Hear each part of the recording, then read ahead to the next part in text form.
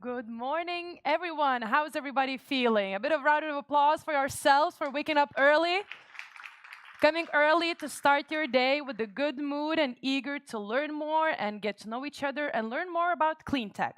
Well, I invite you to today enjoy the DigiGreen 2025, the conference where the powerful intersection of digitalization and green innovation. Well, my name is Rugile, and I'm excited to be your host and moderator for today. I will also be asking any questions if you have from the audience for our speakers and our participants of the discussion. So be active. Feel free to ask any questions if you have during today's conference. Now, if we talk in a more serious note, every news headline seems to remind us of the urgency. We've heard about the droughts, the floods, the wildfires that are out of control, and so on and so forth. And all of these issues might make us feel that there is little stuff that we can do, and we're too small to be part of the change.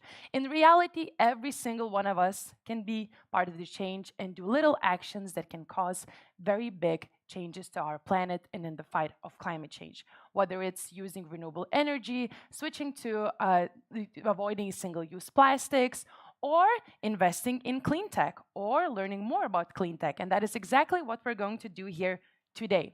Most of us know that greenhouse gases, or specifically CO2, are the main cause of climate change. And the quickest way to cut them are rather simple: switching to renewables, electrify and streamline, and go digital and smart. And that is exactly what clean tech is. It's tech plus stewardship, creating new jobs, new markets, and a resilient zero carbon future. And last year was exceptional for Lithuania's clean tech scene. Homegrown startups secured record investments, scaled their solutions, and exported innovation far beyond our borders. Today, we will hear their stories, proof that bold ideas are born here and can change the world. Now, as we all know, events of this caliber don't appear out of thin air. On behalf of Sunrise Tech Park and its coordinated Clean Tech Lithuania, let me hear a heartfelt thanks to every partner and friend who helped bring this day to life.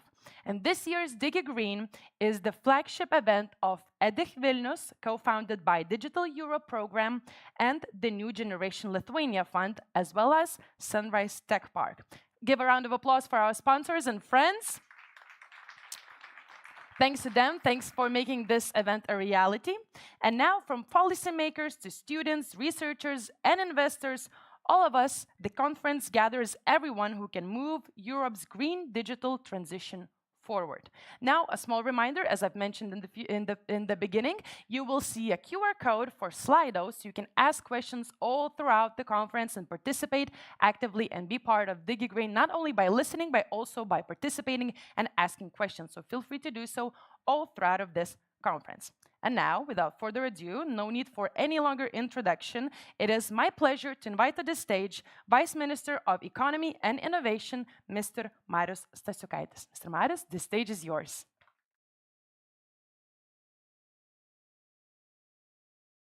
Hello, everyone. I don't know if the microphone is working. Yeah, hello, everyone. Very happy to be here, and it's a great opportunity to discuss how the green revolution is going. What are Lithuanian plans? What are European plans? Are we succeeding or are we falling behind? And if you're following the European discourse, what the European Commission is doing, the question is whether the Green Deal is dead. Like, this is, if you look into the competitiveness compass and if we look at the discussions that are happening, I would not blame you if you would think that the Green Deal is behind and now the new hot topic is the competitiveness or defense industry. But that's not the case. The language is changing, but the underlying idea is not changing. So European Commission right now is talking about clean industrial deals rather than about green industrial deals. But the idea is that the industry still needs to be green. It still needs to be CO2 neutral. It has to apply circularity into its operations. And in addition to that, the European Union is deploying new tools to make this transition happen. actual regulation that allows green industries to thrive in Europe, or at least protect our market. I'm talking about the Net Zero Industry Act, about cross-border adjustment mechanism, about Critical Raw Materials Act, and all the good stuff.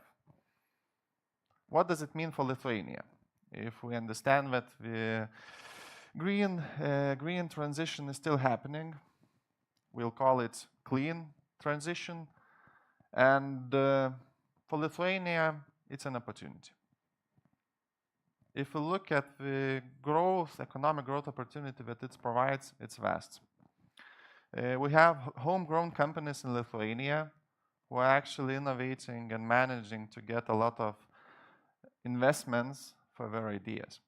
We have PVKs, we have Soltech, we have any different companies innovating and creating their new products and selling them to the world.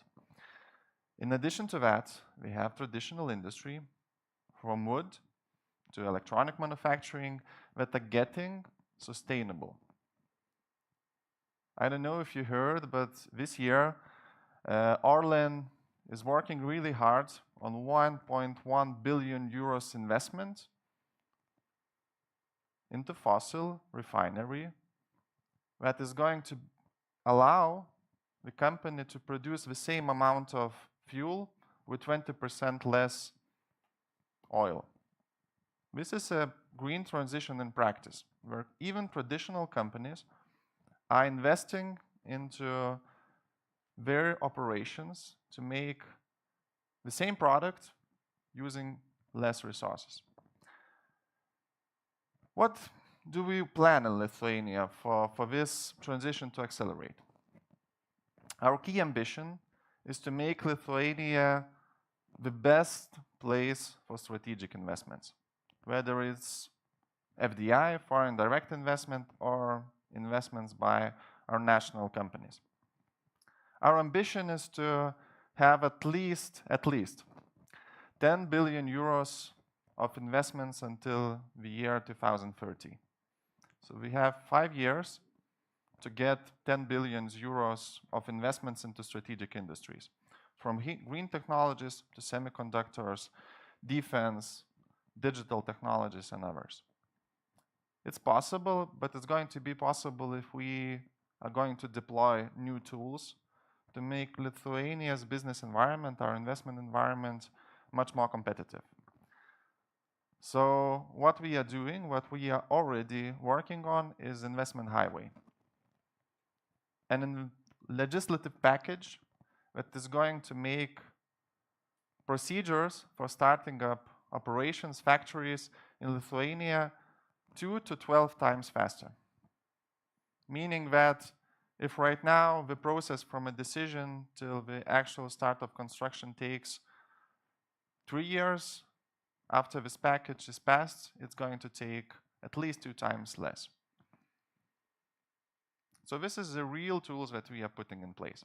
We are also working on at least 1 billion euros financial incentives package that is going to make Lithuania much more competitive for scaling up new innovative industries. It's an ambitious goal, but it's necessary to have actual resources put in place to support strategic industries. In addition to that, we believe that Lithuania has to be the place for innovators, to have the best environment to actually test innovations, to scale these innovations. That's why we're working on a whole set of initiatives, making Lithuania's investment and innovation environment much more attractive. We're working on artificial intelligence sandbox, on artificial intelligence factory, making Lithuania a place to actually deploy artificial intelligence.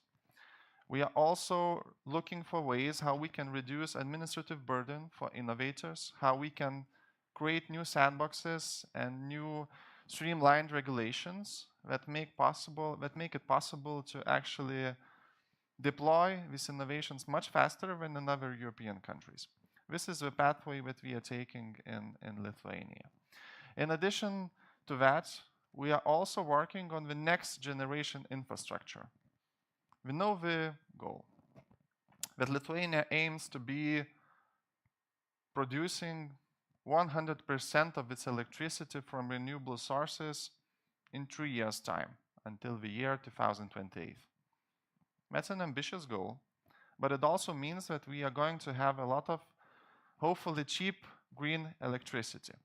It provides us opportunity to be the place where manufacturing companies can come and be green.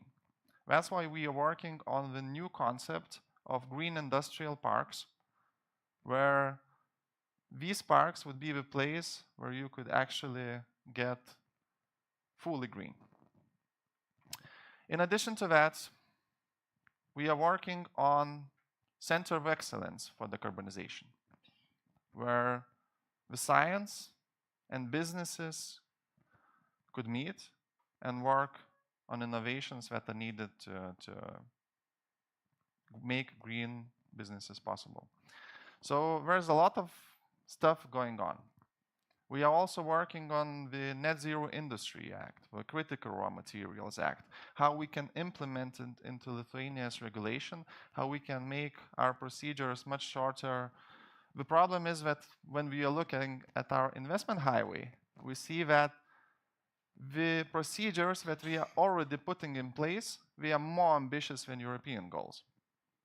Meaning that we are already past what Europe is thinking. We are thinking of new, much more ambitious targets than the European regulation provides.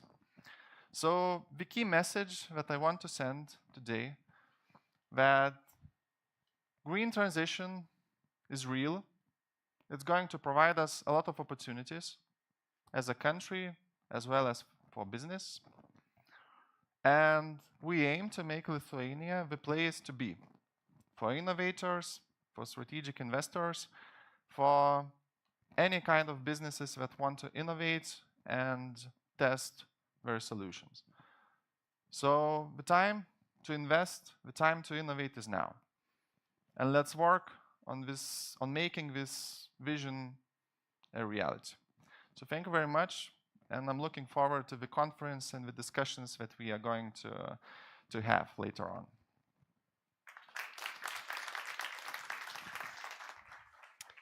Thank you very much, Vice Minister. I know you will be participating in the discussion pretty soon, so if you have any questions regarding the opening speech, feel free to participate and ask questions during the discussion via the Slido program. And now, it is my pleasure to introduce the first section of the DigiGreen conference, titled Lithuanian Cleantech Ecosystem Review, where we will be presenting the key results of Lithuanian cleantech ecosystem players reached during 2024. And for that, to the stage I am inviting CEO of Sunrise Tech Park, Laima Valčiūnė. Laima, the stage is yours.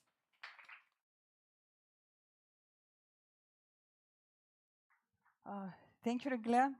Thank you, Vice Minister, for very nice words of welcome, also for a bold vision and clear mission. And we have really big hopes. So thank you for that. And my job here is to tell you, just give you a snapshot of Lithuanian cleantech ecosystem, how it was performing in 2024. Well, it will be pretty brief, and the full review you will be able to see online, because we are launching it as we speak. So stay tuned for our news. And even if it will be purely about cleantech, you have to remember that any clean, green, climate or sustainability innovation, you name it, everything is at the intersection with digital. Digital, whether it is software or hardware, doesn't matter. And for the beginning, well, I wanted to say, let me start with honesty, but actually, Andrew Gille and Vice Minister Marius already revealed that for quite a long time, we were looking at cleantech from mainly one side alone. From that point of view, to cut emissions, saving the planet, which is, of course, very important, tackling climate change. But there is another side of a story, which is also hugely important. And that is jobs, that is competitiveness, which was already mentioned. That is also what is very important nowadays, independence, security, and resilience. And if Europe was focusing on renewables instead of fossil fuels, perhaps we would not be facing the war today. And well, we are starting with dominating sectors of Lithuania. So we have 4 of them, from energy to transportation, from agriculture to resources. And here at the bottom line, you can see numbers from deal room alone only. We did not calculate numbers that are coming from government through ministries and agencies. So those would be way bigger. And those are investments that are, well, I would say confidence and trust from the investors. And in Lithuania, what we have more than 170 companies working in clean tech sector. 74 of them are startups, 22 are scale-ups, and they are scaling not because they are green, they are scaling because it is a good business to do. And of course, we have one unicorn in the mix, which is our beloved Vinted. Well, I guess the whole world knows it already. And the 2 major hubs in Lithuania for clean tech innovations are Vilnius and Kaunas. And of course, we have other cities. And I know that today on the stage, we are going to have a representative from Panevėžys city. And it will be very, very interesting to know what they are cooking, what are the developments there. Speaking of bold numbers, clean tech sector is generating over 3 billion turnover annually, and is responsible for more than 3% of all taxes paid nationwide. So I would say that is pretty huge. And clean tech is a tax-paying, revenue-generating, and value-creating powerhouse. And of course, people. People is the most precious and the most important asset of Lithuania, of a small country. And in the whole sector, we have around 8,000 employees. And what does the number of 44% higher salary average than the national average, what does it tell us? Well, mainly that tells us that jobs in clean tech sector are highly paid and really valuable. So again, it's not only about the planet, it is also about paying rent. It's about attracting talents and keeping the brain drain check. My favorite part, startups. So startups in only three main sectors. We have 83 of them with 3,600 employees. And again, salary average is already higher here. And if we would be looking only at Vilnius city, the average of salaries in clean tech sector is even 62% more than in the rest of Lithuania, of the national average. How does investors are looking at the clean tech sector? It is very nice actually to see that 26% of all investments raised last year into Lithuanian startups went to clean tech startups. And it is really worth mentioning that 2 major investment rounds from last 2 years went to clean tech startups. Those are PVKs and Ovoko, of course. And again, this is not some fashion. This is a trust from investors. Yeah. Top investments, again, we can see familiar companies, and from Green Genius to Ovoko, Biomatter Design, and others. And here we are speaking about billions, from 30 million to, yeah, that's the next slide, from 30 million to 5 billion euros.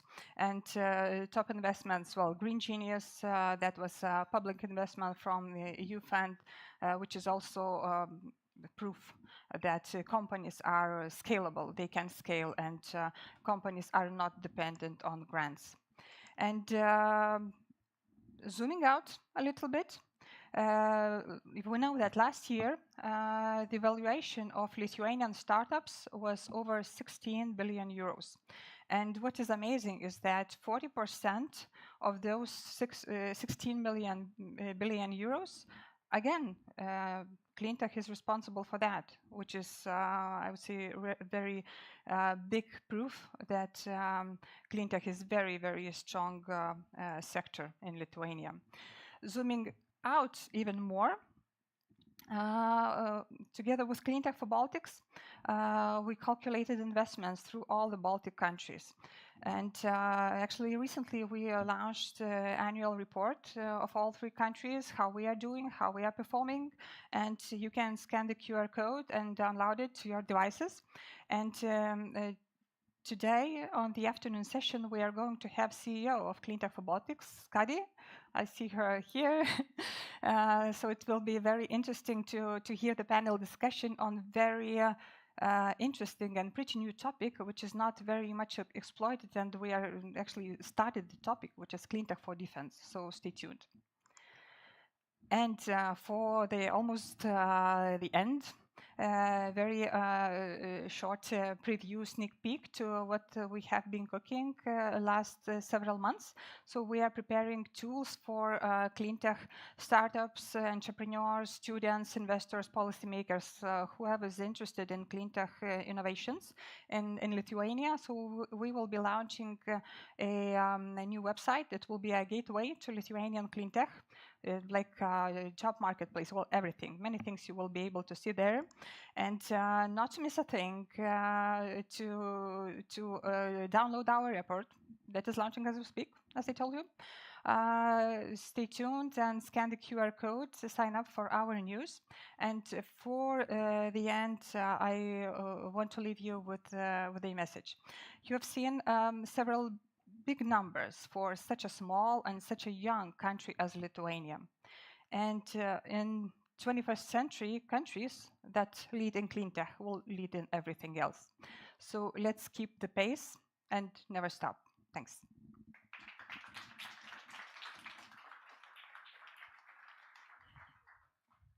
Thank you very much for this insightful presentation, as well as very positive news. I think we've heard some very positive numbers. So keeping up with the conference, we will have our first panel discussion titled EU Clean Tech, Sink or Soar. As we know, EU laws keep us safe, guarding our data and banning harmful materials. Yet at the same time, they pile up paperwork on local clean tech firms while cheap imports pour in. This panel will ask, what next generation EU framework can keep people safe, markets fair, and innovation alive, all at the speed the green transition demands? This panel will explore whether the EU is truly positioned to rise to this challenge or if it risks falling behind. And participating in this discussion, we have Vice Minister of Economy and Innovation, Marius Stasiukaitis, CEO of InnoBioStar, Tatiana Paulauskienė, CEO at Solitech, Julius Sakalauskas, and moderating this discussion, we have Teresa Škutaitė, Head of Green Tech Hub at Innovations Agency. Dear panelists, the stage is yours, and I wish you the best of luck.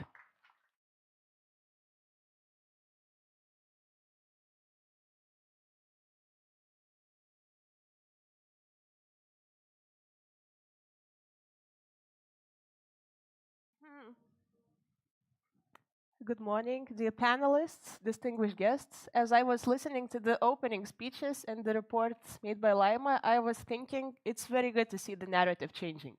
And don't get me wrong, sustainability was always important, but it's truly good to see that we are finally shifting the discourse to competitiveness, and we are starting to see clean tech as the key component of our Europe's resilience and competitiveness. Therefore, I am very happy to have the panelists of both policy professionals and the leaders of the industry to truly dive into the topic and see whether the future of clean tech is safe and sound, or are we truly sinking under the weight of our own bureaucracy. So, I think let's start by discussing policy, and who could be the better person than the Vice Minister of the Economy and Innovation. So, Mr. Vice Minister, do you think that EU is at risk of regulating clean tech into paralysis, especially compared to more agile markets? Why? Europe is trying to, at least European institutions are trying to get this kind of, if the right mix of administrative burden, but still achieving the climate neutrality goals. Where do we see that in action? So, for example, let's take cross-border adjustment mechanism.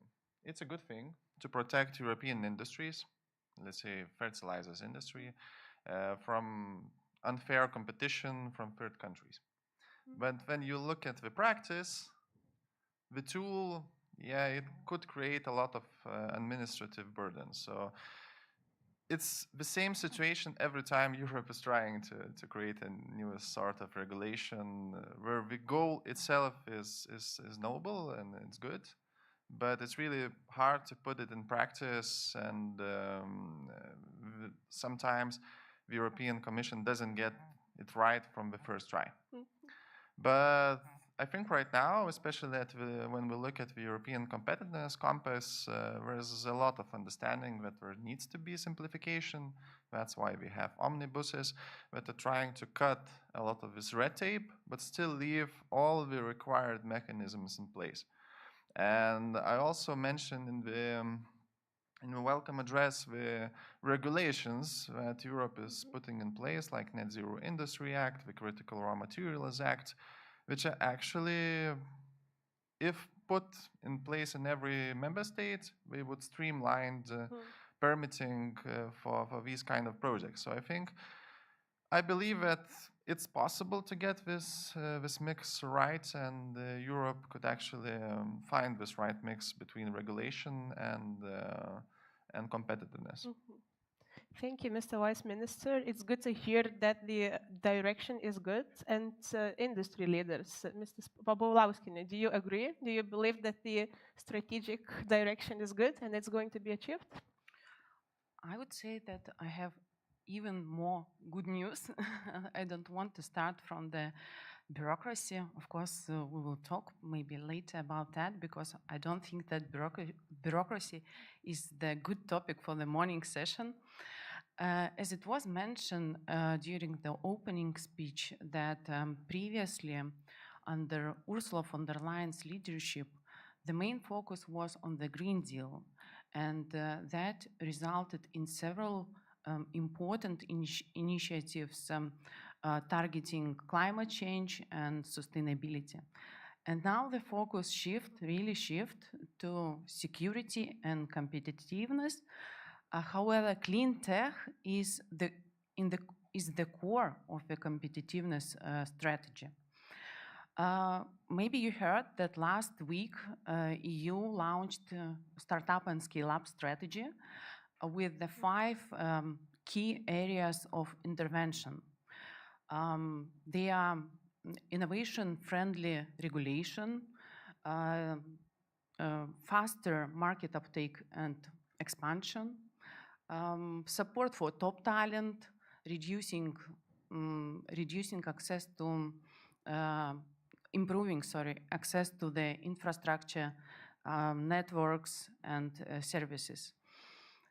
Also, maybe you heard about 28th regime or virtual regime. It's the bold idea, a harmonized legal framework to simplify operations across member states. So I would say that we see the clear commitment to reduce fragmentation and improve conditions for the startups to grow. And what we need actually from the national level is execution, and especially in region and national level. Thank you, Tatiana. We will most definitely discuss on execution a little bit later. And I couldn't agree more that bureaucracy is not maybe the most attractive topic to start the morning. However, funding is. Funding is always interesting to talk about. So that is why I wanted to touch upon the public funding issues. And Mr. Sakalauskas, starting from you. Public funding is often slow, risk-averse, and bureaucratic. Is this killing time-sensitive innovation? What was your experience if you ever received public funding for your company?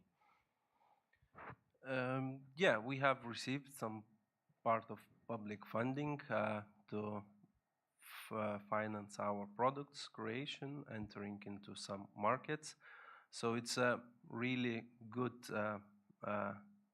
option for European industry, but it's not somehow different to our competitors, let's say in US or Asia, where it's also financed in a similar way. When talking for clean tech industry, I'm representing most of the solar industry. Our technologies are changing very, very fast, and we must innovate each year, and we cannot stop. So, and Europe, throughout last 40 years when solar energy was born, was the leader of innovations in our sector. Unfortunately, throughout 10 last years, all the industry was lost despite our leadership in technology. Still, European universities, by having a lot of funding from EU, they are developing new technologies, but in the end, these technologies are not implemented and not produced in Europe. So we are financing the technological development, which in the end, our competitors use from other regions. So what we lack on European level is the consistency, not only to support the investments, to support the R&D development, but in the end, we must open our eyes and understand that free world trade is over.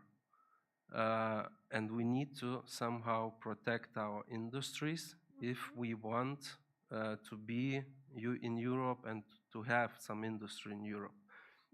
Otherwise, we will be just a nice location for touristing. You know. Today morning, I have heard that Merz is going to US to talk to Trump, and his aim is to agree 0% taxes, import taxes.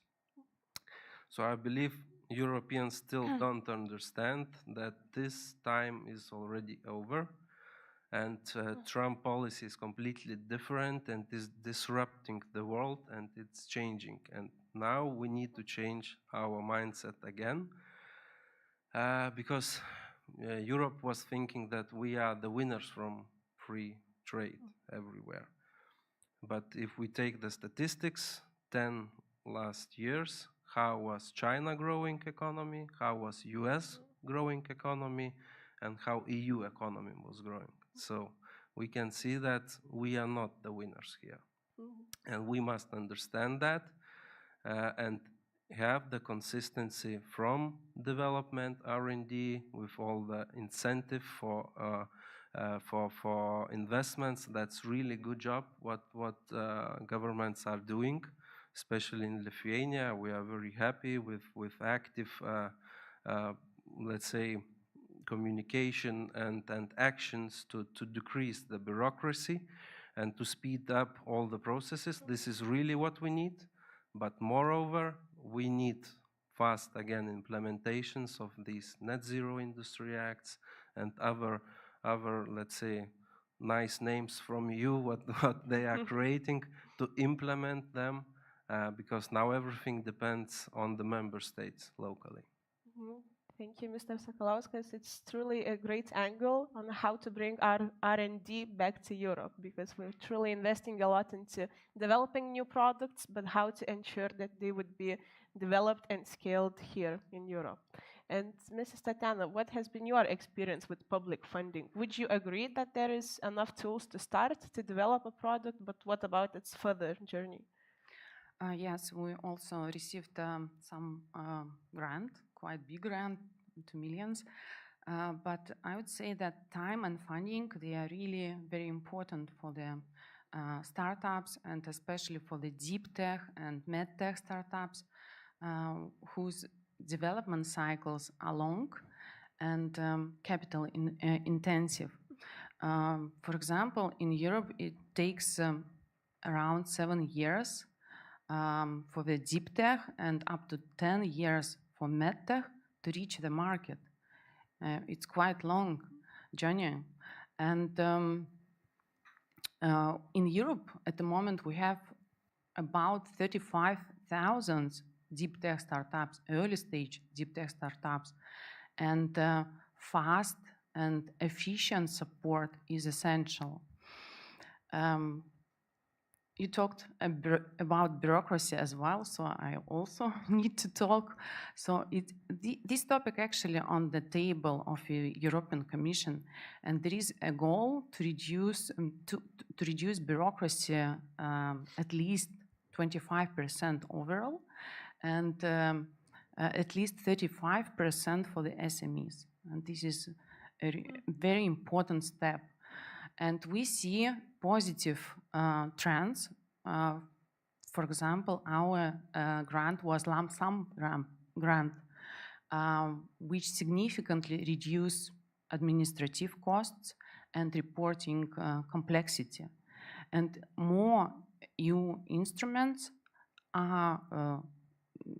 will be using this lump sum grant.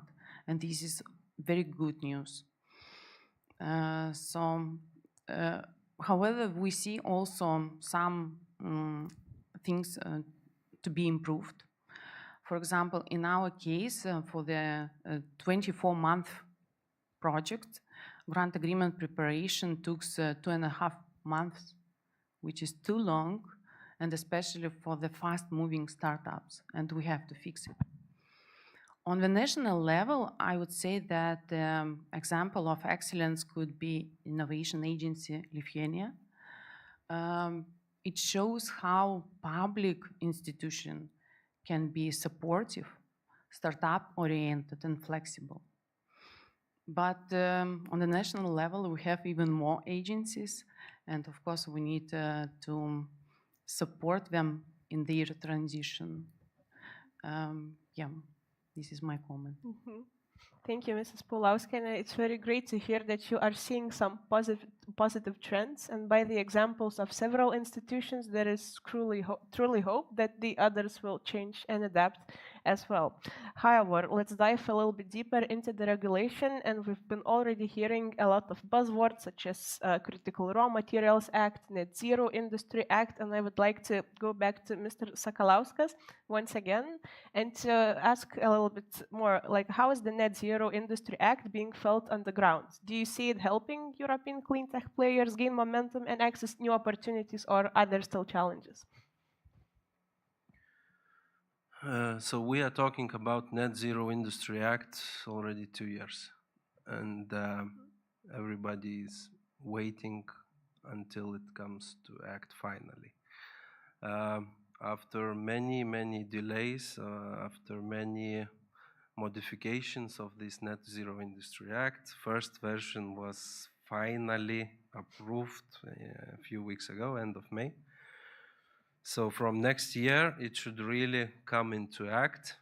And now everything depends on the member states, how they will implement that.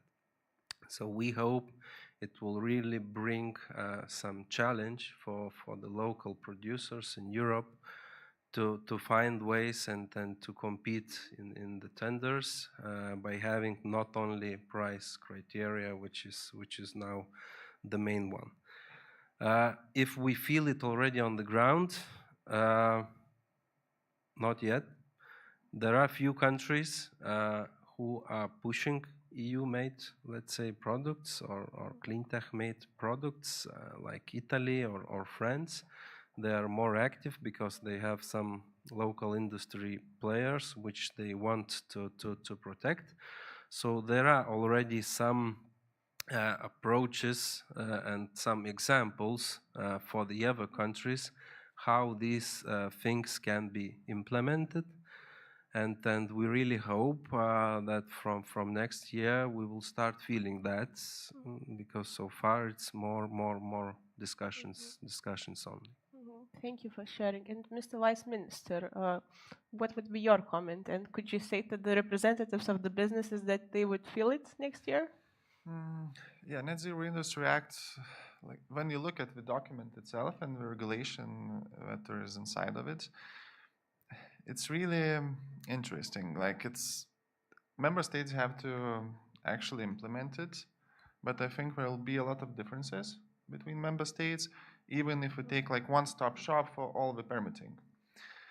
We'll be implementing this concept over the next probably 2 months or so. Hopefully, it's going to pass in the middle of the year. And when we looked at the regulation from the EU, it says like just you need to have one-stop shop. When we look at the Lithuanian situation, we have two agencies, Innovation Agency and Invest Lithuania. Invest Lithuania is working with investment projects. Innovation Agency is working with more like innovation angle and the soft type of activities supporting the innovators. So from our side, when we implementing one-stop shop, it makes more sense to have Invest Lithuania responsible for delivering investment projects and helping companies with all sorts of permittings, while for Innovation Authority, it makes sense to have like this soft consulting approach. And it's the same thing with every type of concept that it's in Net Zero Industry Act. We understand the idea, what European Commission is trying to recommend for member states, but we need to create local solutions that are actually working at every member state level due to our institutional differences, legal differences, and so on. But we are working on implementing Net Zero Industry Act starting this year. And we also have OECD experts helping us to sort out other things starting next year. So it's happening. In addition to that, I would say that our national regulation, especially for reducing administrative burden, for reducing procedures for starting up factories, it's even more relevant in this context because, okay, Net Zero Industry Act is telling us that all the permitting has to take, for example, 18 months. What we are doing in Lithuania, we are saying that, okay, battery factories or like solar factories could start working on construction in Lithuania without construction permit. So it's a different type of approach. We are looking at all the permitting, we are removing these barriers in Lithuania, and then it will take even less time when the EU is asking us. So we are ambitious in that regard, and I would say, especially reflecting on the points that were made regarding European industry competitiveness, I agree with the concept that we need to protect the markets from unfair competition, and that's especially at the EU level. But at the same time, it's important that Europe becomes a place where manufacturing companies can be really competitive. It's important to protect the market, but our companies, they have to be at the same cost level, more or less. Yes, there can be a slight difference, and at the same quality and technological level as their competitors outside of the EU. And that has to be an important priority for EU to get right. We need to reduce energy prices, we need to cut all the red tape, we need to be providing financial support for manufacturing companies to scale their operations, because when you reach economies of scale, you can get the competitive prices. So just a short reflection on that point that was made. Yes, thank you, Mr. Vice Minister. So together as one of the implementing agencies, we will truly do our best that as we're speaking at DigiGreen next year, we could see some tangible results in terms of Net Zero Industry Acts and other regulations. So we'll see about that. Mr. Tatiana Paulauskienė, Vice Minister, touched briefly on the energy prices and energy independence, and we've been seeing trends that currently it's been an important component that's been driving the demand for clean tech solutions in Europe. So what do you think? Is the EU's push for energy independence accelerating clean tech adoption more than climate targets ever could? Yeah, thank you for the question. I think that energy crisis and following the war in Ukraine forced immediate action. It highlighted the economic and political risks to to risks of being depending on the fossil fuel, and made renewable energy, energy efficiency, and decentralized technologies not just environmentally necessary, but strategically essential. And what we are seeing faster permitting for the renewable projects. We see huge funding flows through the mechanisms like Repower EU and increased private-public cooperation across clean tech sectors. So, in short, I think that energy independence reframes clean tech from environmental issue to security and resilience issue, and this is much more powerful for the immediate action. Thank you. And Mr. Stasakaitis, would you agree? And do you see any additional opportunities for the renewable energy innovators in these times of energy independence demand? I agree with the concept that energy security demands we create a sense of urgency that is probably not possible in the ever scenario. Because every time you can push all the mandatory requirements through regulation, to potential fines that the European Commission can apply to member states.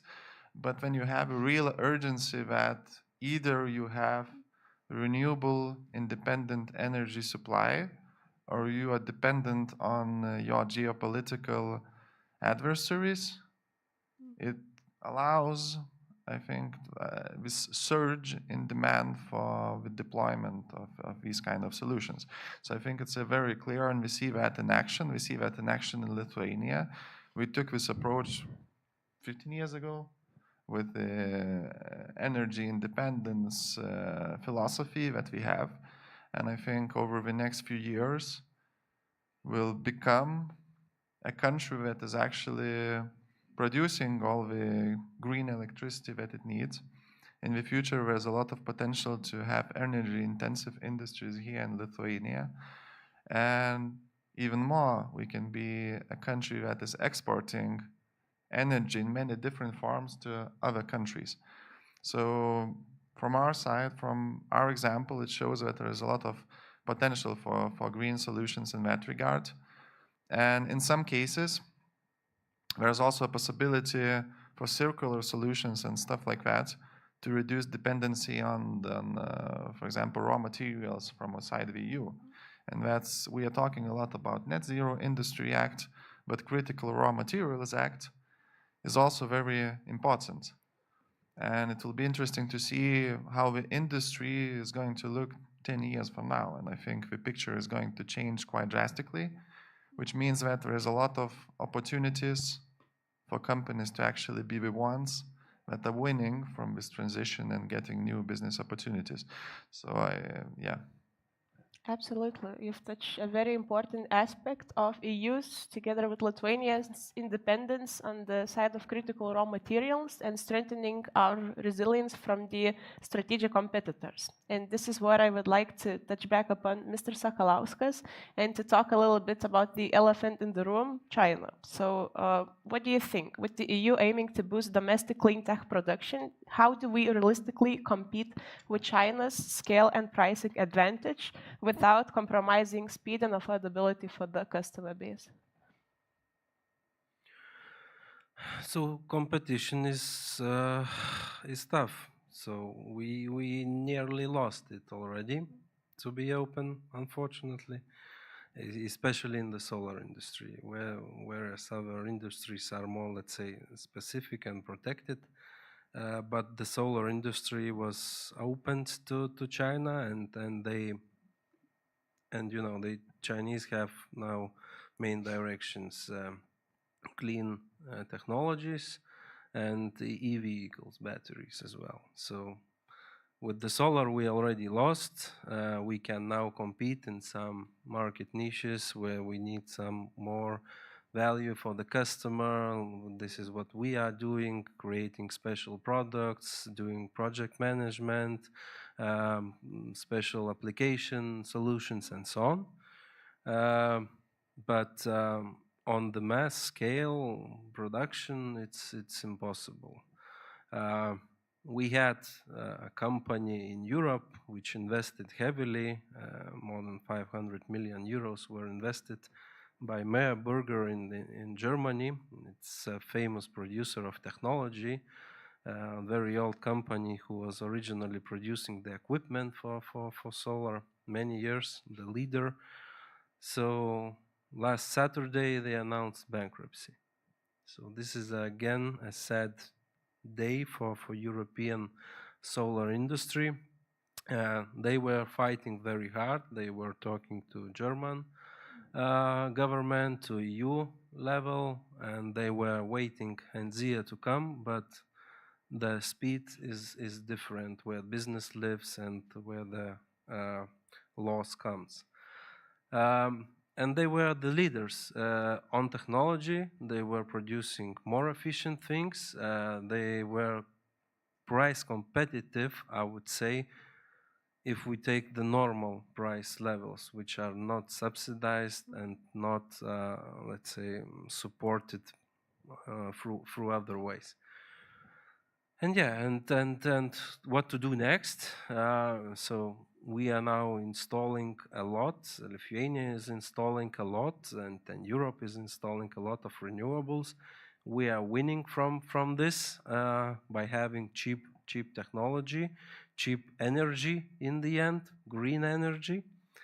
But we need to be aware about the software, about the risks coming with that.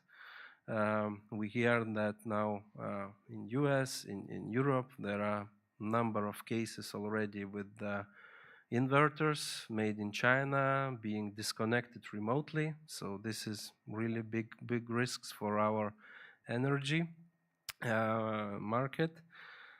And the batteries as well.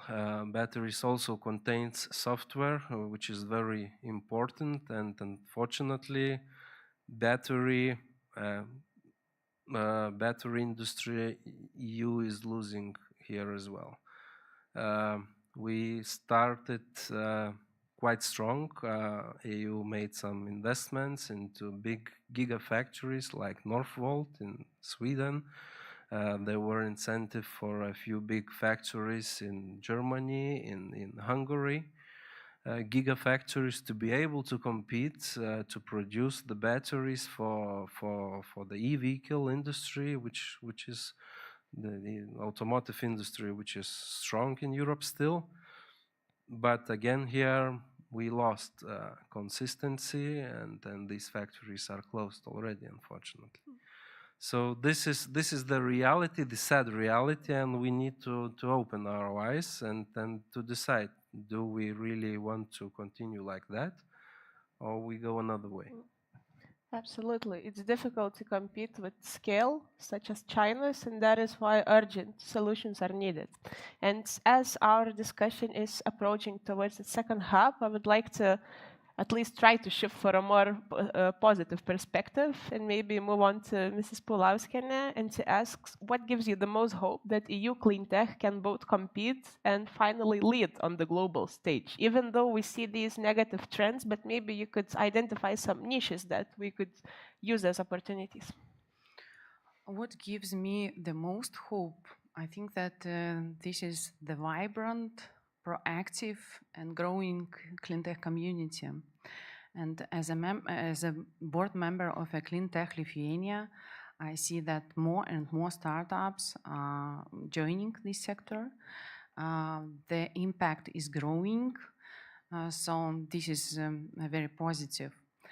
At the same time, I see that European Commission focus on competitiveness and support for the deep tech is growing, and this is equally encouraging.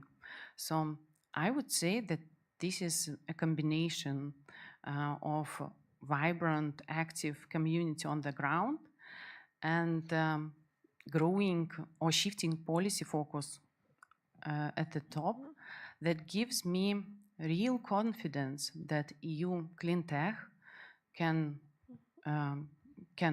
compete yeah, in Europe and lead globally. That's great. And could you maybe expand a little bit on what could be the niches for our leadership? Maybe technologies that we've not been researching enough for now. No, I would say that everything is going well, but we need more good examples from the ground. Yeah, we have a lot of regulations and good initiatives from the top, but we need that Solitech will share a good success story with us, with all of us. And hopefully in a Biostar as well, after 1 year, we'll share our good stories. So be visible and more positive examples, good stories to encourage others to join. Absolutely. Lead by example. Mr. Vice Minister, would you agree? And what would be your take on what could give us hope to truly lead the global clean tech stage? It's kind of complicated. I hear what the companies are saying and what represent them. Some Soltech. The competition is hard, and when you are competing against Chinese companies, it's very difficult to win this race, especially when there is a supply glut. And right now we are seeing that in many different clean tech spheres, it's a very tough competitive environment. For solar, it's super complicated. For wind, Vestas and other European manufacturers are actually losing the position again to China. For batteries, yes, there are a lot of battery factories in Europe. Yes, operational, but they are run by LGS, SK, Cattle, and so basically Chinese, Korean companies that are investing tens of billions of euros into these factories. So that's the reality right now on the ground, what's going on. And where Europe still has the edge, it's the technology itself and the innovation capacity. But innovation, it doesn't really matter if you don't put it in practice and you don't sell the products at a competitive price. Like, that's the thing. And we need to help European companies to actually be competitive in their manufacturing capacity. Northvolt was a bad example. This is probably a cautionary tale how we shouldn't do industrial startups. If someone is telling that we are going to build a huge factory and you give them like 10 billions of euros, it doesn't guarantee a success story. That's the tale that we see from Northvolt. But at the same time, we'll need to resolve this challenge, and we need to help European companies to successfully scale these industries. What gives me the hope is our Lithuanian example, where we see, for example, electronic manufacturing sector, where Lithuanian companies are actually managing to win the race against Asian competitors. Even in terms of like electronic manufacturing services, which was done in Asia for the last couple of decades, Lithuanian companies see the surge in demand for their products because of security risks, because of higher quality, because of sustainability and other things like that. And when we see Lithuanian companies actually planning to build semiconductor factories and so on. So it's possible. Like, it's possible to reverse this trend of deindustrialization and actually build these factories, these industries in Europe. And what we are trying to do in Lithuania, we are trying to be ready to actually be the place to rescale European industry, so that these factories, these innovative manufacturers could come to Lithuania, build their factories in a couple of years' time, start running, have cheap energy, have competitive costs, and have high quality because of sustainability, because of our skilled labor force, because of our universities and so on. So we are putting a lot of hope in this strategy, and there's a lot of potential, because if we will manage to get this right, we could be the place where these manufacturers, these companies are actually building the stuff that Europe is going to need. Thank you. And back to Mr. Sakalauskas, what do you think of the strategy that Vice Minister just presented? Do you think that it's viable and we are able to attract these kind of companies to Lithuania? Yes, you know, we are talking to many investors in whole Europe, let's say, and not only. And Lithuania is really looks a place on the map where everybody pays attention. Of course, during last few years, due to geopolitical situation, this focus was, you know, a bit lost from us, and then we see not so many now direct investments. But I really strongly believe that our people are skilled a lot. Our government now is pushing a lot of incentives for companies to come.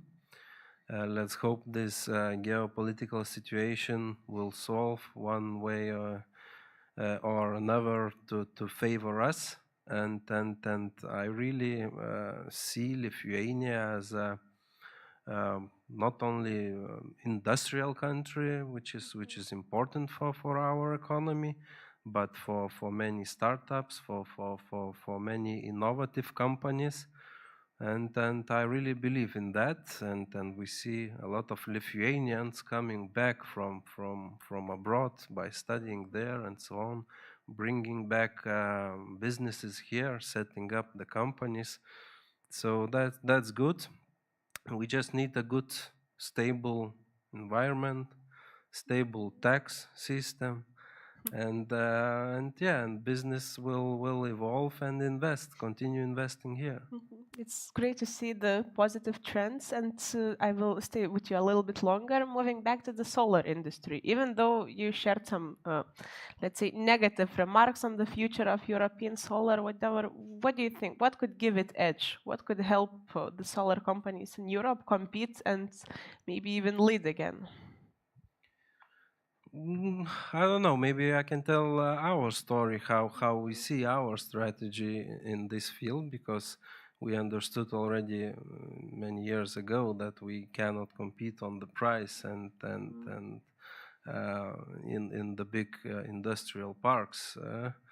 But we can compete with innovative solutions. This is where it helps us also, the projects, the funding, to create new products which can be installed in a different way. So agricultural land becomes very important in Europe, and quite sensitive topic. So big solar field installations are mostly over in many countries. So dual use applications of solar systems are coming into the market. Now what we are producing and selling most is, for example, such product as solar carports. So there are already laws in France, in Austria, in Germany, that all the new car parking places must be installed already with the solar carports and e-vehicle charging. So this, for example, market niche, you need special certifications for let's say, overhead installation. The module must be safe for use. Special glass must be used in these kind of applications. And you know, in these market niches, Chinese they cannot come. For them, it's too small. They are not able to make these certifications with European certification bodies, which are quite complicated and took us 2 years to certify product for that. And yeah, so this is such things as dual use application solar modules. This is our future, how we are going to compete. In the battery sector, where we are present as well. Now we see in last few years also sharp decrease of the batteries prices, which gives a possibility to use as a battery as a balancing device, which is very good for the industry in general. But to compete on just a battery, it's impossible. So we are going to compete with the software, with the management of the battery, because just a dumb battery is just a raw material, you know. So the edge of competitiveness, and here I see a lot of possibilities for the EU companies, also what relates cybersecurity, to compete on this edge in the battery sector. So these are the things where I believe Europe is strong and we can lead on that. Thank you, Mr. Sakalauskas. And I believe that a lot of clean tech innovators could learn from this example. And circling back to what Vice Minister has also distinguished, that we can repeat the success of our advanced manufacturing industries by identifying the right niches and finding the edge of competitiveness. And as our conversation is moving towards the end, I just like to recap that we've touched plenty of topics, from regulation, public funding, success stories, and the prospects of future possibilities in regaining back the leadership in clean tech. And as we are moving to the end, I'd like to end with a simple yet a very intriguing question, I would say, starting from Mrs. Paulauskienė. So what do you think? Is EU clean tech sinking or soaring? And what makes you sure? In one sentence, yeah. Yeah, you can use the time. I think that we are soaring. We are soaring, but just above the clouds. And it's a strong clean tech community and growing political support that keep us from being pulled down by bureaucracy. So I will end with bureaucracy shortly. Thank you, Ms. Paulauskienė. And Mr. Stasakaitis, what do you think? It's very difficult to choose one of these two options. I think the picture is really mixed, as we discussed. Some industries are facing challenges. Some industries are doing quite well. I think European clean tech industry has a lot of potential to soar, but we still need to do a lot of work to actually make it possible. But I think we have no other options. Energy and green transition is important to us. We don't want to be dependent on our adversaries or any other country, meaning that Europe has to be able to provide the solutions that it needs. So sinking or soaring? Somewhere in between. A true politician, we see. And Mr. Sakalauskas, what is your stance? I believe in general, clean tech is soaring in Europe. But the industry, the manufacturing industry is sinking, unfortunately. And it could be with the right regulation that we would have both of these things soaring and then moving ahead. We could leave this money in our EU community and not pay this money to the Asians. So thank you for your great remarks. And I've been hearing that we also have a couple of questions from the audience. So please, Rugile. Thank you for the discussion, and I'm very happy that the participants of the conference are participating very actively. So we have quite a few questions, 8 to be exact, so I'm not sure if we'll be able to answer all of them, but I will start with the most voted ones, as I believe they're the ones people are eager to hear answers to. So one of the questions is, what functions are planned for Decarbonization Center? Innovations Agency has Green Tech Hub, and ILTA has Green Finance Institute, who are both active in this field. So perhaps, Mr. Marius, maybe you can answer. Yeah, so the way we imagine it is still in early phases of developing the concept. The way we imagine it, it has to be a clear link between business and academia, meaning that we connect our R&D capacity that is actually existing in our all science institutes and so on with the challenges of particular companies. So it's not about duplicating the functions that exist, but having a clear niche We see other countries such as Germany that have similar structure, actually utilizing this to the industry's advantage. And our industry, as well as our academic community, it has a lot of potential for this to work. So this is the kind of concept that we are working on. Okay, the second question we have is, are there plans to merge Invest Lithuania and Innovations Agency to create a true one-stop shop? So there are different models in different countries. In some countries, such as Finland, we have one agency that is responsible for innovation and for investment. Lithuania has chosen the path that Ireland took, where we have a dedicated agency for investment promotion and a dedicated agency for innovation. It works in our case, but what we did is we actually made Invest Lithuania work not only with foreign investors, but also with local companies that have a green corridor status. And it will also be the same story for green technology companies, meaning that this whole institutional support that Invest Lithuania provides for any kind of foreign investor, now it will be providing the same kind of assistance to local companies. Okay, one more question we have for Mr. Sakalauskas. You mentioned Italy, France, that already embed their preference for local in public procurement. Is Lithuania already behind, or can we catch up? So far we do not have such measures, so we need to catch up. And then this Net Zero Industry Act, which has to be implemented for next year, is a really good chance now to do that. So we hope we could also be invited into consultancy how to do this better, because we work in this field many years. And then Net Zero Industry Act was born from the associations where we are members many years, and then this document was really pushed from there. So we hope it will be implemented in the right way. And I think there's one more question for you as well. You say we lost the fight for solar to China. How about the fight for recycling used PVs and extracting critical materials from them? Does Europe have a shot here? So I think it's a question for you, but as well others may comment.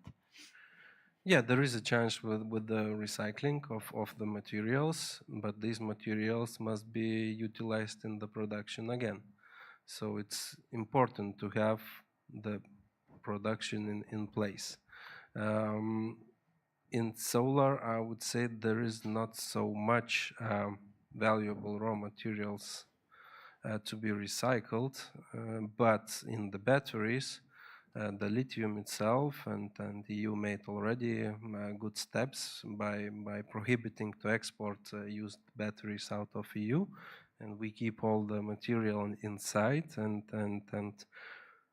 we know already some refinery factories are already built up.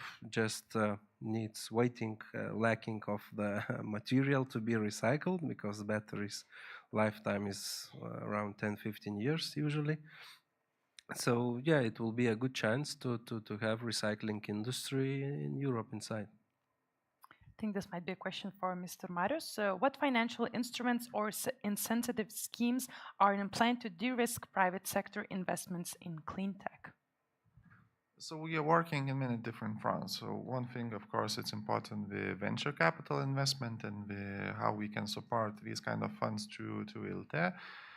The other thing is, of course, when it comes to scaling up huge manufacturing capacity, it means we need to have instruments in terms of access to capital. So that's why the ILTE capacity to actually provide this kind of funding is important. But in addition to that, to do risk, we need to look at the equity side, meaning that we need to have cashback or different type of incentives for that. So that's why we are working on these kind of incentives that would be worth at least 1 billion euros, meaning that we could leverage it to actually get the 10 billion euros of investments that we want. And also the R&D funding, that we are mostly using European funds, it has to be more focused, and we are also working on making it more targeted. Yes. Yeah, I just wanted to add that on the European level, I would recommend European Innovation Council programs like EAC Accelerator, Transition, and Pathfinder. These programs are for the startups, high-risk startups. Just look for these funds as well. Okay, we have quite a few questions, but I'll stay with the last one. What is the key to clean tech success? And perhaps, Mr. Tian, we can stay with you. Laxer regulation, more and quicker to receive funding, or support and expertise via some centers of excellence? I would say that all of this, this is the good recipe. And of course, the speed in adaptation and implementation of EU strategies, initiatives on the national and regional level, because we see a lot of good initiatives on the EU level, but we need the speed on the national level in implementing, because otherwise even the best EU initiatives, frameworks will lose the impact on the ground, where actually the innovation happens. Okay, thank you very much, panelists, for a very insightful discussion. A round of applause for the participants. And if we were unable to answer your question, feel free to use the coffee break to talk with the panelists and discuss in more detail if you have any questions regarding this topic. And now I want to move with the next discussion of today's conference. As you may have heard, just days after one leader ignited the rallying cry, "Drill, baby, drill," during his inaugural address, not naming names, but we already know who that is, another proclaimed that a sovereign Europe must rise on clean power. The global energy conversation finds itself at a high voltage crossroads. So I welcome you to our next panel discussion titled Renewables, Plug, Baby, Plug, where we will dive into both the big picture strategies and on-the-ground realities shaping the future of renewables. And participating in this discussion, we have economist Marius Dubnikovas, also CEO at Stewart Energy Austė Pranskutė, President of Lithuanian Renewable Energy Confederation Martynas Nagevičius, and moderating this discussion, we have Karolis Mirinavičius, Head of Innovation at Ignitis Group. Dear panelists, the stage is yours, and I wish you the best of luck.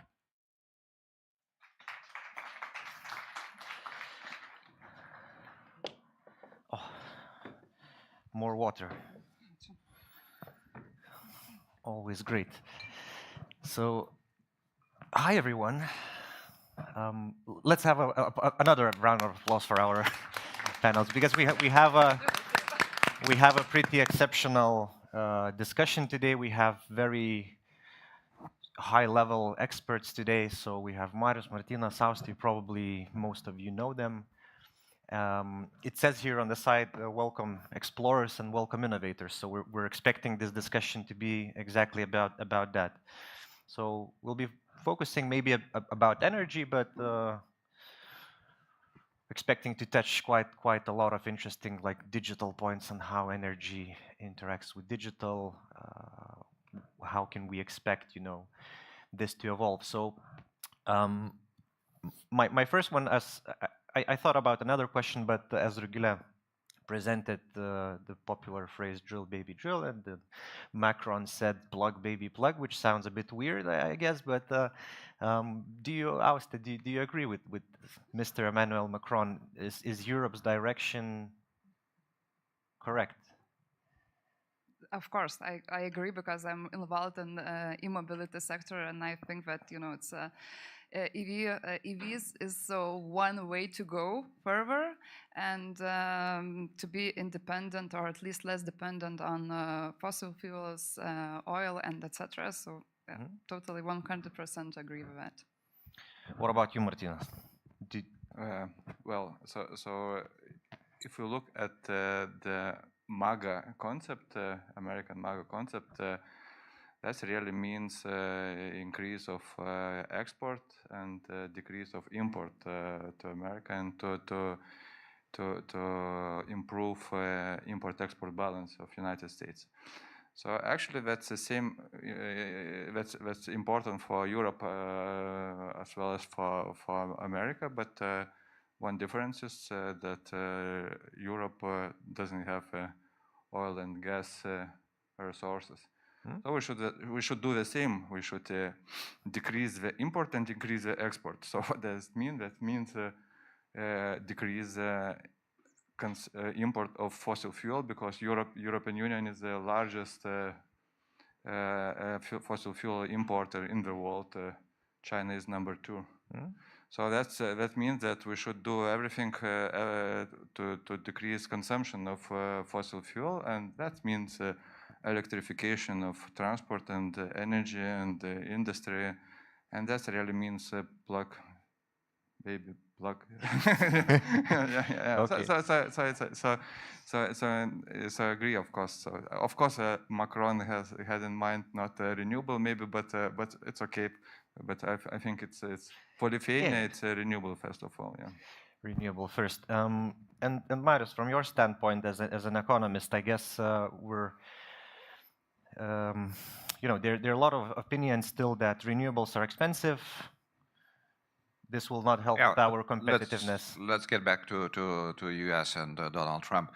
So one thing, I'm working in financial sector like for the last 25 years, and I can say that this year is probably one of the most interesting years that I haven't seen, because when you get up, you have one basis of information, and during the afternoon you can have a total another opinion about the world and where we are going. So this is something with a huge change. But if we look at the economy and financial sector, usually the huge changes are being done when there is a lot of buzz around. So this means a lot of noise. A lot of noise means something is changing. So this noise comes from the past and the future, and these two layers are being laid over each other. And there's a huge fight on, as you said, drill baby drill and plug baby plug. So the main difference is that there's a huge change in that a decade ago, for example, or 2 decades ago, the energy was very concentrated geographically. So this means the exact geographical locations that are related with the concrete countries, they have an exceptional power to control even the processes in the world, to concentrate money, to finance economical development, finance very interesting projects like Reach the Sky with a skyscraper, etc. So that's like because you have, and what is happening right now? So it's happening that these things are being changed with the renewables. So this means the energy is being decentralized, and the sun is shining everywhere around the world, and this means the wind is blowing all around the world, and all other things, the waves are moving all around the world. So this means the decentralization of energy is a huge noise that is going on, and this means that US, despite that this is the center of biggest minds, of biggest science centers, etc., but still it is involved in a very with these fossil fuels, with the energy that is from the past, and Europe has no other decision just to participate in this change and to decentralize the power and the energy. This means this might be an outcome for Europe to review its future, because Europe, after the Second World War, I would say it was lacking of initiative, because it had no energy. So this means whatever she produces or it produces, it has to exchange in money or additional value into the energy, and this means we were lacking of the increasement of pace. The last decade, U.S. economy increased 50%, China economy increased 70%. Guess Europe, over 10 years, 7%. So this is a problem. So where is the problem? The problem is the regulation, of course, where we know everything about the bottle cap that is a cap to the bottle, and this is a very good initiative that will save the whales in the ocean. But on the other side, we do not have enough energy, or we do not have enough people like China does. China does not have energy, but it has a lot of people, a lot of hands and development. So energy is one of the big breakthrough or game changer that might change the trend of Europe in near future. Do you agree that? So from what I've heard, I'm gonna rephrase a bit, and you know, that was my view for some time as well. That you know, Europe may have been too much like fixed or fixated itself on sustainability and saving the planet narrative, while in fact the transformation of energy, it's more importantly about competitiveness. Yeah. It's more about our I would say advantage, basically. So, you know, renewables are going to do much more from this narrative than changing the cap on the bottle, I guess, yeah? Again, two narratives. One narrative is that Europe has a future and a chance, a ticket for a chance. You know, at least they bought a lottery ticket. They have a chance to win something. But I am not very so optimistic about that, because we are also very good in the regulatory side. So this means the over-regulation in the renewables will also be the brake that will be pushed to the limit. And Europe still having a chance, it might do its best job with the bureaucrats and somehow to over-regulate it. So in this case, probably we'll have different discussions about Europe and Lithuania itself. So in this case, despite that Europe has a chance, we have also a chance. So we should very be focused what is related with Lithuania in order to have bigger chances rather than Europe. And this is another topic, because despite at what good position we are, but Europe we should be very clear. Europe, what it is doing right now, so it is very romantic, very nice. She. Well, Europe is always on pictures of women, so Exactly. no problem with that. But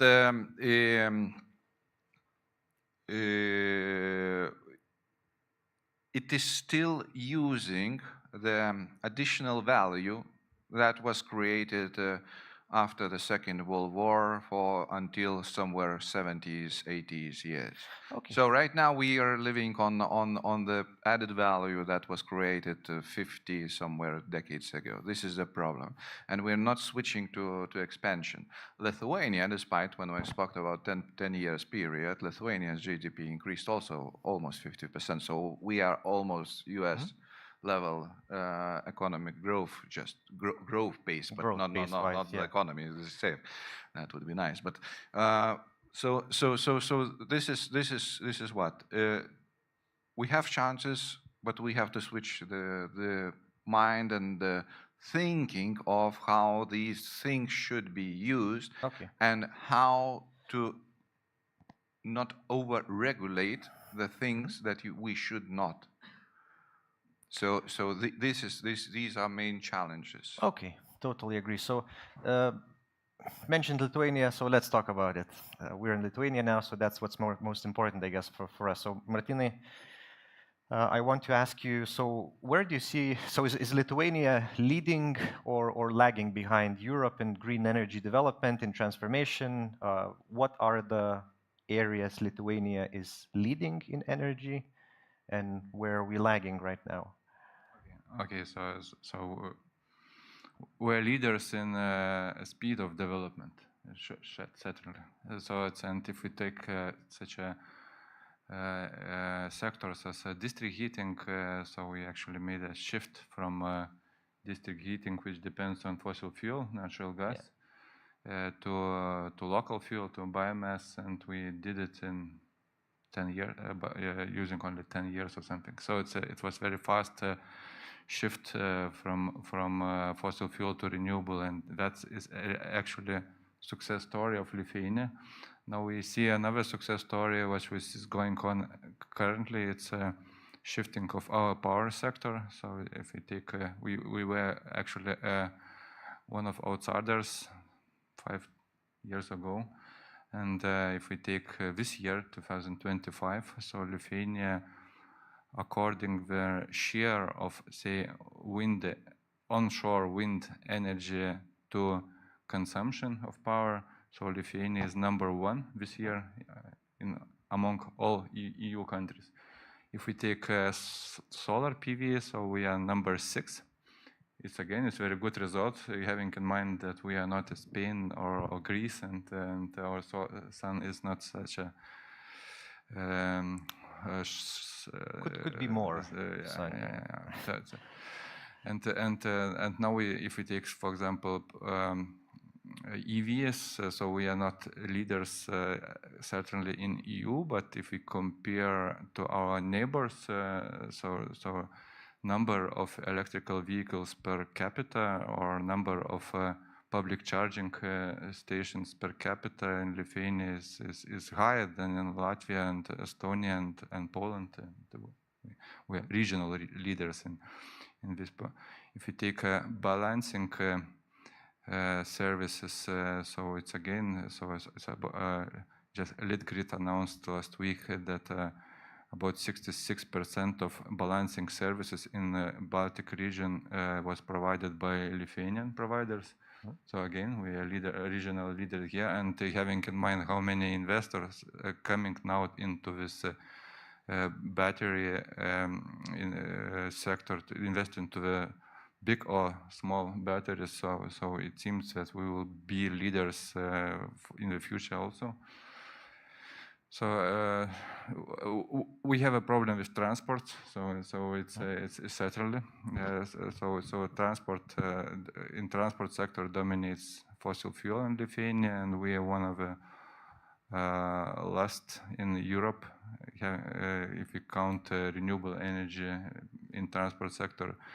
We sell a lot of fossil fuel per capita in Lithuania. So Lithuanians likes diesel cars, big diesel cars, and that's a problem.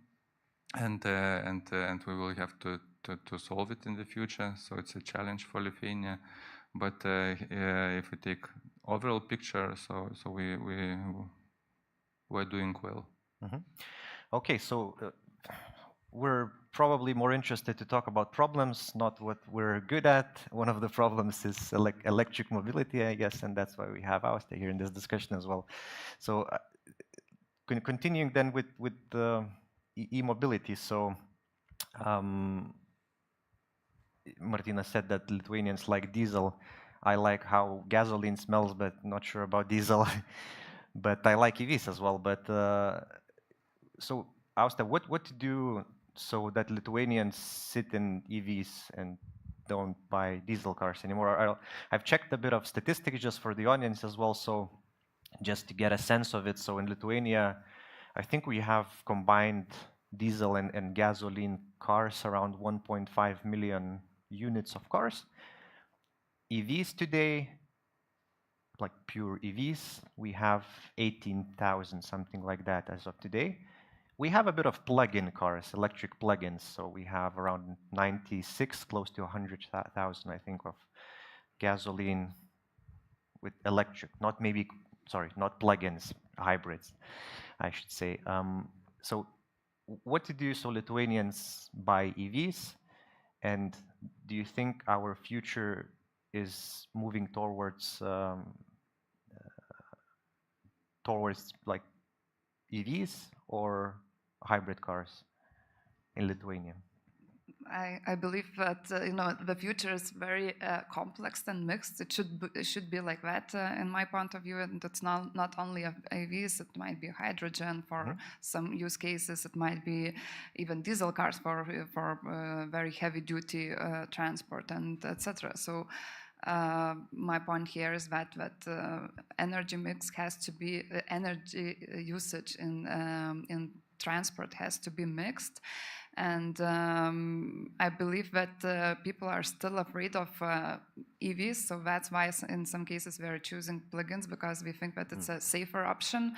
And But what are they afraid of? Is it like the technical development? Is it like the battery will break, or people are afraid of changes, and going 100% EV, it's a bit challenging, to be honest. It doesn't matter that we do have quite rapidly increasing public EV charging infrastructure, but to be dependent only on public EV charging infrastructure is a bit pricey, I would say. So people who are choosing EVs, we want to have a charging point at their work or at their home, and there are some kind of limitations regarding the infrastructure currently, but these things are changing quite fast. I'm very optimistic in this field, and I believe that we have 3-5 years to see the massive change.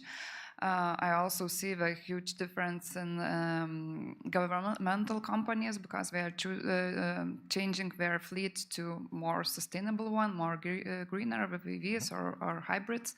like Ignitis Group, for Like example? Ignitis Group, it's yes, very good example actually. One of I don't know the numbers, but maybe you can add if it be the biggest buyer this year of EV cars or not.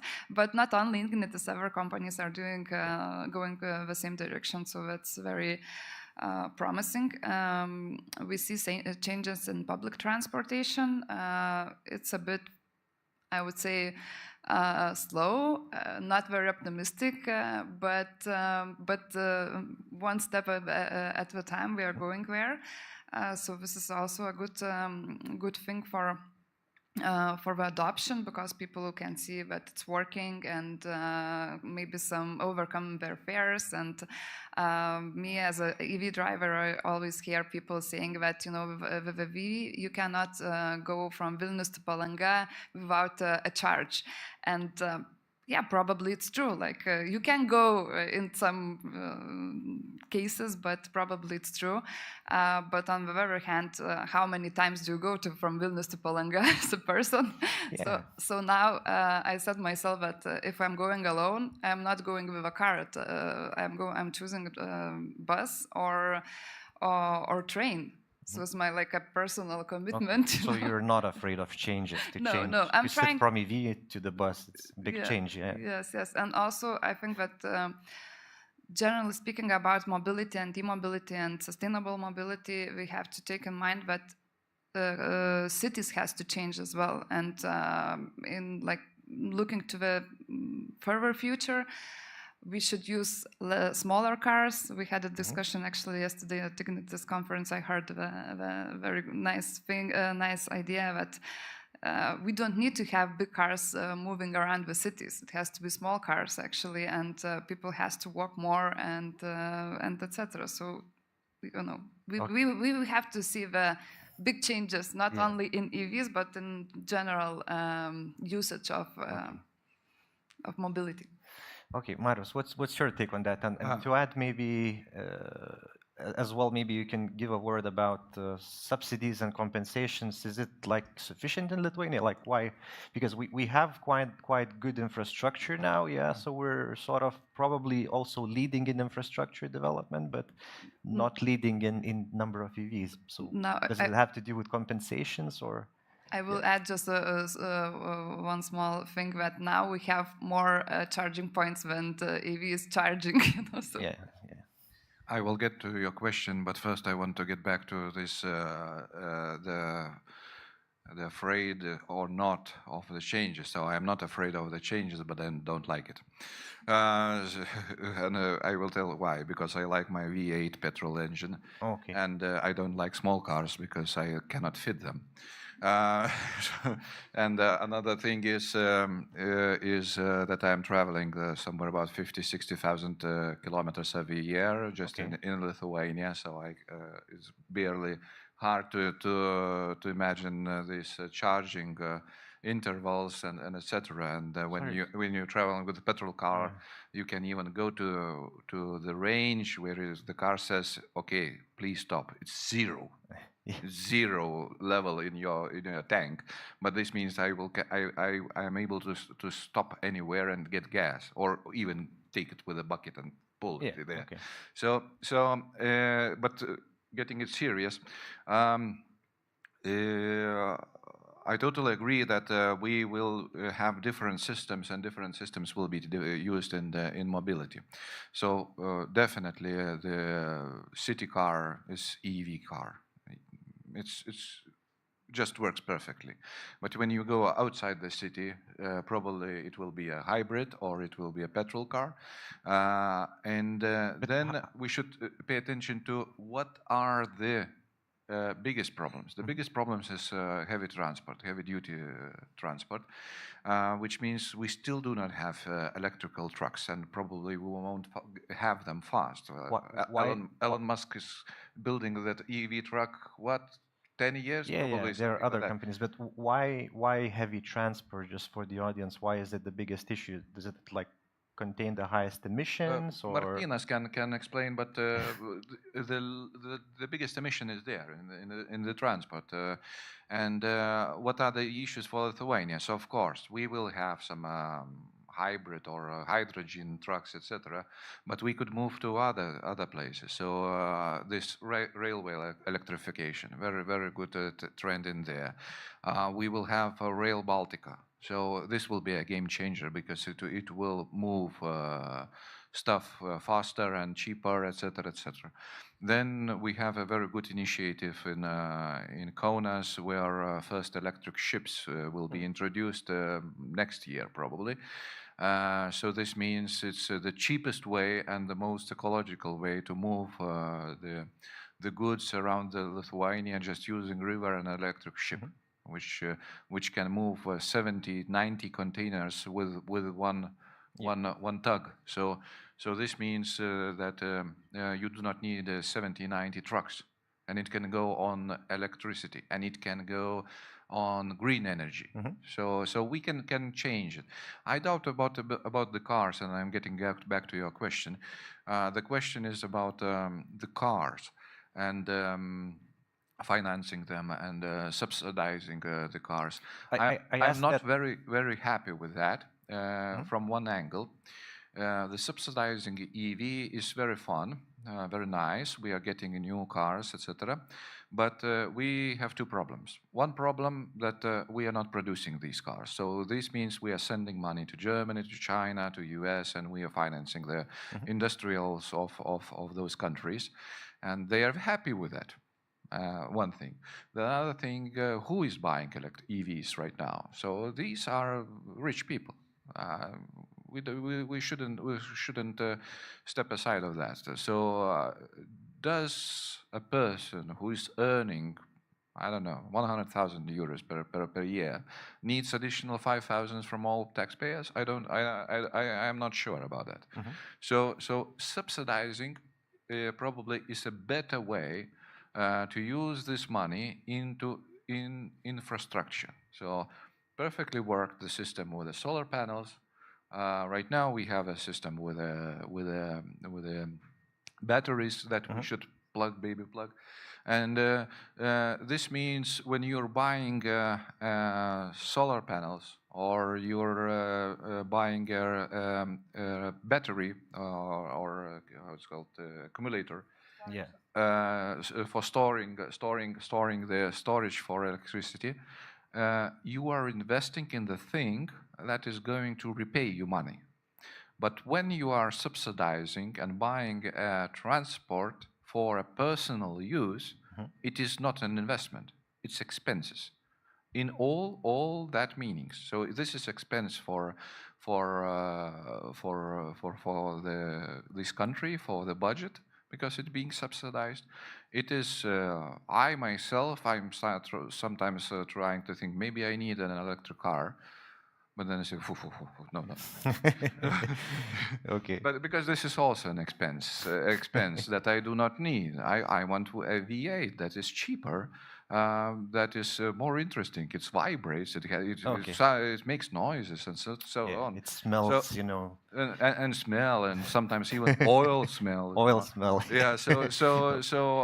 Or oil on your backyard as well. I can There's give you a when someone napkin leaks. with an oil, you know, just to put close to your nose. Okay. Yeah. So we should. How would say again? We have the chance in Lithuania. We are number one, as always. Right now, it's a trend. We are most happy people in the world. We have the biggest increase in salaries in the world over the last 5 years, etc., etc. So we have this chance, but we have to be creative, more creative than the rest of the Europe, because they will fail. I'm sure, with their regulation and bottle caps. And we can be just more active, faster, or the fastest, and do not lose money on the things that don't work. Okay. So we have to make lots of analysis, what works and what doesn't. And we have to choose the things that work and use the maximum capabilities to use those investments that we're doing. Okay, so Martina, what works and what doesn't for baby plug, and especially in Lithuania, and but before that, one remark, just out of interest, you drive an electric vehicle, yeah? Yes. Was it a big change as it would be for Marius?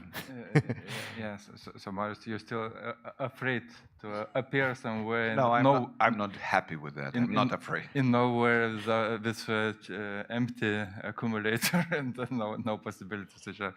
Okay, so some remarks about heavy vehicles. So it's one logical mistake when we don't have a solution for the last car to exchange. We use that as an argument not to start to make a transition. So it's a bad logic. So for heavy trucks, we have other technologies like, for example, biomethane consumption usage for Lithuanian biomethane produced from local sources, renewable energy source, and we have almost cost parity between diesel trucks and biomethane trucks. Do we have enough of source or like feedstock to produce? We have a lot. Now we have already producers of biomethane which produce biomethane using remainings from agriculture. And Lithuania is exporter of biomethane, and the problem is consumption of biomethane. And I'm working as a lobbyist in Parliament, and we are trying to construct system which actually push a little bit logistic companies to use more biomethane trucks instead of diesel. So it's quite easy to do because, as I mentioned, we have a cost parity, and we need a very small motivation to make them to use biomethane trucks. Like, for example, free road taxes. So now Parliament is going to implement road taxes for trucks, for which will be calculated per every kilometer which trucks goes by main roads in Lithuania. It's so-called air tolling system. So idea is to make some levies for clean cars, electrical cars, and biomethane cars, and that's reduce costs by 5 or 10 cents per kilometer, and that's enough for companies to be interested into investment into biomethane car. Talking about electrical vehicles, so we don't have to start with persuading of Marius to change his V8. So let's try. No. So I would better to try to persuade people who get average income and they consider to buying a new diesel car. and which could get a bank loan for that and to do. And for them, it's the electrical vehicle cars, especially if they use it in the city. It's really it's beneficial, even without state support. For example, for me, you mentioned that I use electrical vehicle, so the most where I save is free parking. For example, now my car is staying here in the old city, and I don't pay anything for parking, and you do, and you do. Small interruption. He does not support Lithuanian economy. No, he's not paying for parking. He's not paying exile taxes for the fuel. This is a waste of economy, you know. Also, I don't smoke, and Of course and I don't drink alcohol, so it's a disaster. Oh my God, you're a disaster taxpayer, I guess. And probably he will live long, so the pension system will have to pay quite for a long period, you know. That's yeah, yeah. So I think that again we are. Of course, this state support system should be smart. For example, this night I could charge my car using only paying by 5 cents per kilowatt hour. Because at night it's cheap, because this night was very cheap electricity because of strong wind in Baltics and power price in the market was 1 cent per kilowatt hour. Also I had distribution prices, what was plus 5, so I get 6 cents per kilowatt hours payment per. I use about my car is small, so it's about 13 kilowatt hours per 100 kilometers. So it means that it's about 70 cents per 100 kilometer. And if you compare that to a diesel car, so we have about 6 euros per 100 kilometers. So it's my car pays back and reduce expenses of my family, not increase. So yes, I agree that we should think about if it's the best way to push electrical vehicles, the increase of electrical vehicles just by distribution of subsidies, by money to cash money to who pays big Teslas. There can be many other benefits that you can you can expect. Marius wanted to add something, and I also wanted to ask you. Go ahead.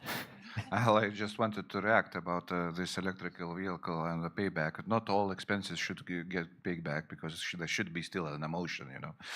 But still, speaking about taxes, I totally support Martina's idea, and then this sentence that he said about tolling, e-tolling. It's very good because.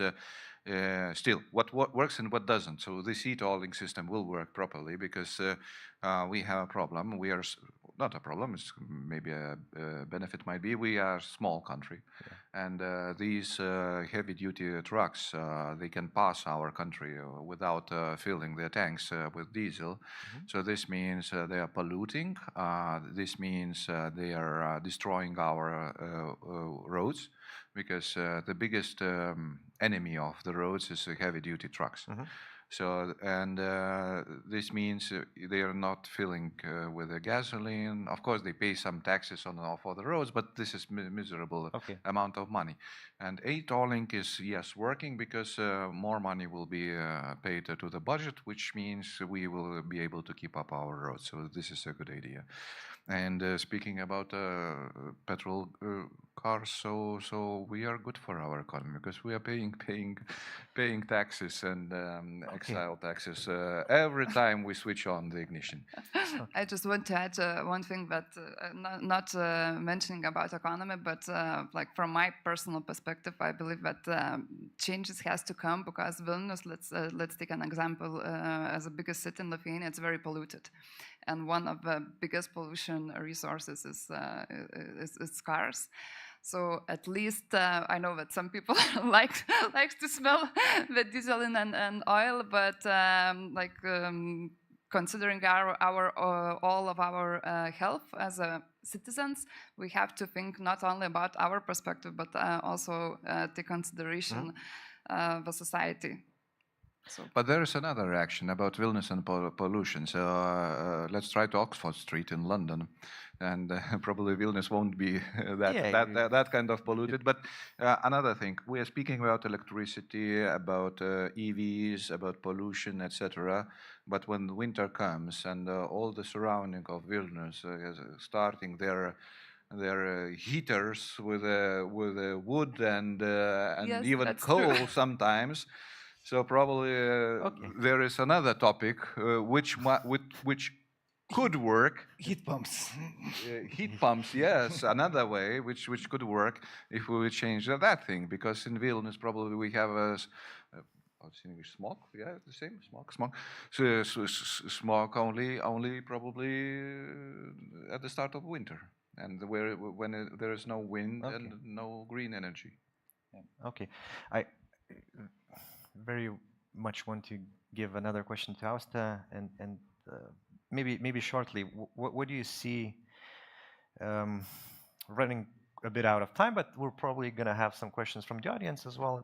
Okay, so from your perspective, so what then digital solutions, talking about digital solutions, what would help bring electromobility then to us, like Martina's cheap charging. So exactly, Martina has mentioned smart charging or cheap charging. So it's like very related names or topics. So I think that first of all, economical influence to make a decision for end user is very important. So I believe as smart and as cheap charging one can get, it has a huge influence into the decision making and going EV or choosing greener solutions, not only for EVs but also for solar panels, battery systems, and heat pumps, etc. So economical layer here. Marius was shaking his head. Yes, because this is the same. We have a shift in economy on how we are thinking. We're thinking that cheap things are good. So don't like cheap things. They're cheap because they are useless.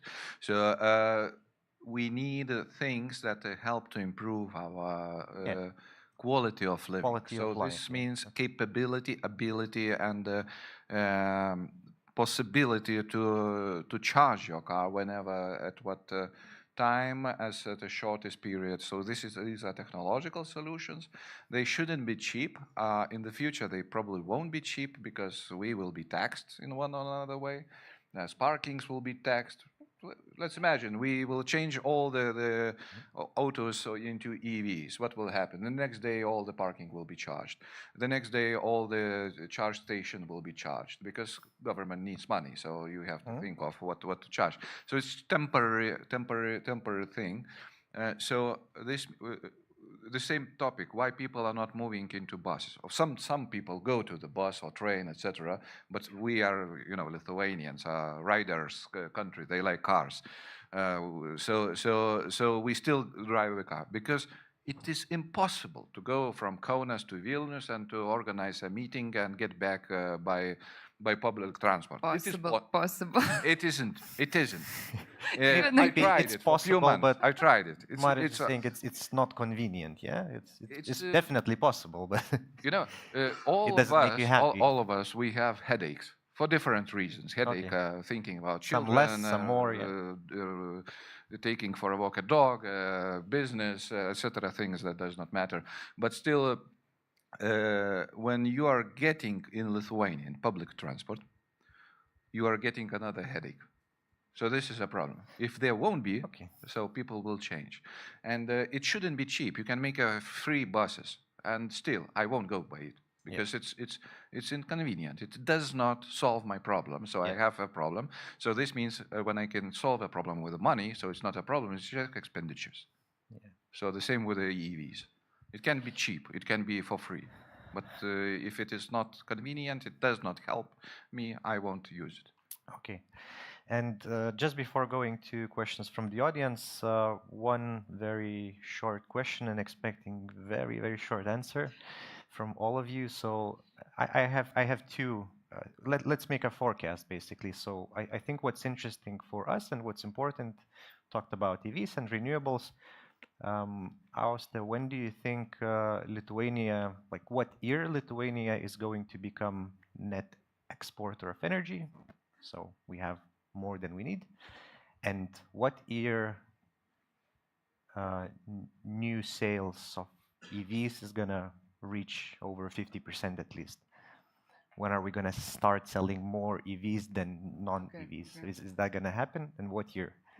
Okay, so I heard that Vice Minister said that in 2028 we are going to have 100% of energy or electricity produced locally. So for export, my assumption would be the 2030, something like that. And I think that we are going to the right direction. And EVs? Maybe NDVs. It's a tough question, actually. Maybe 2028 as well. Okay. Very optimistic. Optimistic, Martinas. New ones. New ones, yeah. Well, it depends a little bit on regulation and what will be. No, very short. Regulation, but okay. Okay, power exported 2028. Okay. EV 50% is it's when second-hand cars will come from Germany into Lithuania 2032. Okay. Okay, so for the export, we had already days when we are Yeah, but like over the year, the whole year. Over the year. Yeah, so 2030, maybe something like that, just a guess. We don't know. And for the EVs, I hope that it won't come until 2040, because such brands like BMW, Porsche, Mercedes, Audi, Volkswagen, they all have shifted from EVs strategy because they saw that people are not buying that. So there's a shift in manufacturer's side. I just make a little correction. They didn't shift from EV strategy. They meant that they will keep producing internal engine cars, but the main investments will go to electrical vehicles still. Yeah. Yes, Okay, so and new models are coming. okay, so they see future in that, but looking who's gonna blink first, basically. Okay, and now we have a few minutes then for questions. I hope we have a lot of them. Thank you very much for a very intriguing, very interesting discussion. We have quite a few questions, not a lot of time, so I'll ask a few, but then we will have a coffee break, so make sure to use that time to maybe get answers to the questions that we might have not answered. One of the questions was, and perhaps we can start with Mr. Martinas, when expanding renewables, we are facing a not in my backyard phenomenon. How are we planning to engage communities to gain their support? Oh, okay, so that's I mean by telling that it depends on regulation. So it's and there is some good example of regulation in Lithuania, like for example, paying of some compensation for people living around wind power plants, and it works now. And it's just implemented just 1 year ago, and we don't still have success stories to show to other peoples, but after we start paying money to people, so it will improve the situation, I guess. So it will not solve it completely, but it still improve. Now government talks about some how to say acceleration zones for wind and solar power plants. So that again could decrease this problem of neighboring people. So because main investors goes to those acceleration zones, not some will still go to others, but still it will be clear what people could expect out of that. So I think so we will. That will be a problem, but we will solve it somehow. Okay, we have a question specifically designed to Mr. Marius. Dear Marius, should Europe not care anymore about saving the planet? Let it burn and burn with it on our big piles of competitiveness gains. No, as always, there should be a balance. So this means you can be very green, but you can be dead by this at the same time. And you can be dead without being green as well. So there is a huge change in the Europe and in policy, and we have good examples how it was changed. It was changed. For example, just 7 decades ago, not far away, 1956 probably, if I correct me if I'm wrong, in London there was a smog of coal because they were using coal quite for long. 10,000 people died over one night because there was a smog of coal. Just 70 years, 1956. So people are changing their mind, and we are changing. So this is a must to change, but there should be a balance. When you over invest somewhere, you are not getting the results. So it's normal. You can be and green and balanced, etc. But we should keep that in mind. Okay, one more question. Perhaps we can aim it to Auste, but you can, colleagues, also add if you have any more ideas. You are advocating for more EVs. In the perfect world, we would all have it. But can we support it? Is our electric grid in Vilnius sufficient for this demand? Here comes smart charging. I believe that actually in Lithuania we have quite stable and good connectivity, and yeah, with some exceptions, but generally it's we have a good situation, and the country size is perfect for electrical cars, not only in the cities but in the country itself. And smart charging and all the things that we at Stuart are working at actually are helping to balance the grid and connectivity and to make everyone happy in charging. Probably the question was about net, if it can hold it all. Yeah. So the answer is no. Probably. Do you agree? Because I like to go for holiday to Latvia, just go through the border and just make a left side turn from your side to the sea. So there are some very nice villages and city sites near the sea, but the net is that quality that you can even not boil water in the electric way. So let's imagine what would happen if I would go there with an electric car. That's Latvia. No, but we're talking about Vilnius, so it's yes, I agree with Auste that we should talk about smart charging. And what does it mean? That means that you don't charge your car when your net is overloaded, but you charge your car when nobody else uses electricity at that time. And the car do that automatically by just getting information, digital information from the network. And if you leave your car for half of a day, so car will find the perfect time to charge without overloading of network. That's smart charging, and that means you can charge cars in the places where you see using the dumb technologies you couldn't. Yeah, and also just a very short thing to mention that we hopefully will go to V2G or V2X vehicle to everything. So cars or EV cars can be considered as batteries with wheels. So we can also support the grid connected grid as a and as then a supporter. Marius could boil his water then in Latvia, yeah? So you connect it to a car, you don't need a grid And anymore. have a breakfast. And have breakfast, so that's great. Okay, I thank you very much because we're running out of time, unfortunately. I see there's a lot of still questions coming in, so make sure to stay for the coffee break and discuss with the participants. Thank you for the panelists. Round of applause for the discussion panelists. And as I've mentioned, we will now have a 20-minute coffee break, so make sure to network, ask any questions if you have for these panelists or other presenters we have previously, and we will be back here at 11:30. Thank you very much.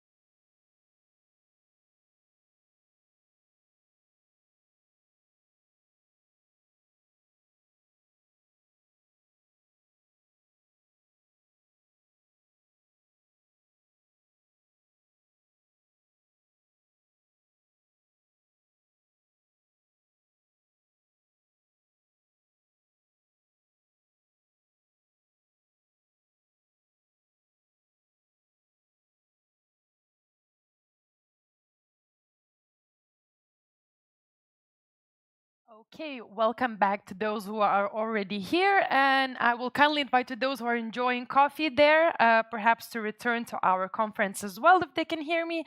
Well, without further ado, I want to move with our today's conferences program because we have a very exciting and very interesting presentation titled Green Transformation of Vilnius, the European Green Capital 2025. As you may know, Vilnius has become the European Green Capital for 2025 this year. Big celebration, big honor to have this title for our capital. And presenting this topic, we have Vejūna Kaktavičienė. She will tell us more about the transition of Vilnius, how we achieved this title, and many, many more. So Vejūna, the stage is yours.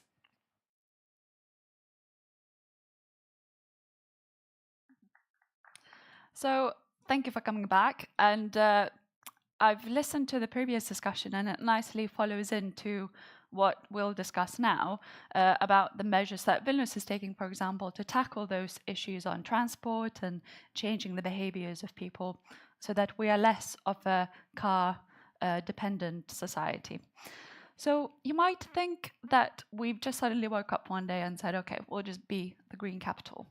But it would be nice to declare ourselves for our efforts. However, we had to submit an application to the European Commission, and our data as a city over the past 10 years was evaluated on water quality, air quality, energy, how we're doing with the housing renovations, climate mitigation strategies, and biodiversity. So all of those key areas of environmental aspects were evaluated of the efforts that we've done over the past 10 years, and also what we are planning for the next 10 years. And based on that, Vilnius was selected as the Green Capital of Europe this year. Vilnius really stood out. If you go, oh, where's my slider? So it's a network of green capitals across Europe. So these are all of the cities that had the title previously. And next year we have a beautiful city in Portugal, Guimarães, who will take over the European Green Capital. So you're a green capital for a year, and it's up to you to decide what you want to do with that.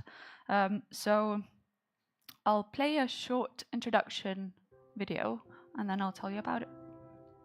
This is Vilnius, our capital city, nestled among lush Lithuanian forests.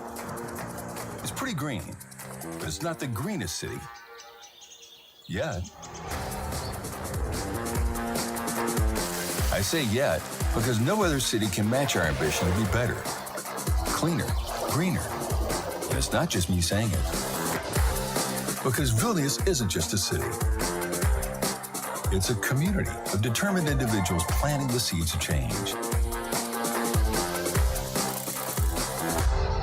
So let us tell you more about Vilnius, the greenest city in the making. So what we decided that the year for Vilnius will be about is becoming the greener city. So we've realized that we're not quite there yet, and Lithuanians are known for being quite humble. So that made us stand out from the other cities, and that's the motto that we went with, that we do know that there's still quite a lot to do, and we can't do that alone. So we're focusing a lot on engaging citizens. It's about changing the everyday behaviors, very small things that then lead up to the big change, and also about raising awareness about what Vilnius is already doing or has done, and for example, our massive transformation over the past 10 years. So I'll tell you a little bit about those initiatives. So first focus area is this leading transformative change. That's how we become the green capital. And the biggest area that we are focusing on is transport, as was mentioned previously in the session before. I would disagree that Lithuanians are genetically a car-dependent nation.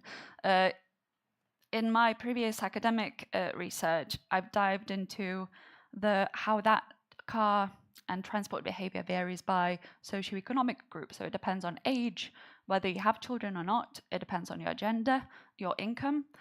So we see promising results for the millennials that they actively choose against car ownership, and that's promising. So people are waiting out as long as they can while they don't need to depend on the car. Perhaps families with children are more likely to have a car. Then there's the issue of car as a status symbol, so that's more appealing to as a symbol of your wealth.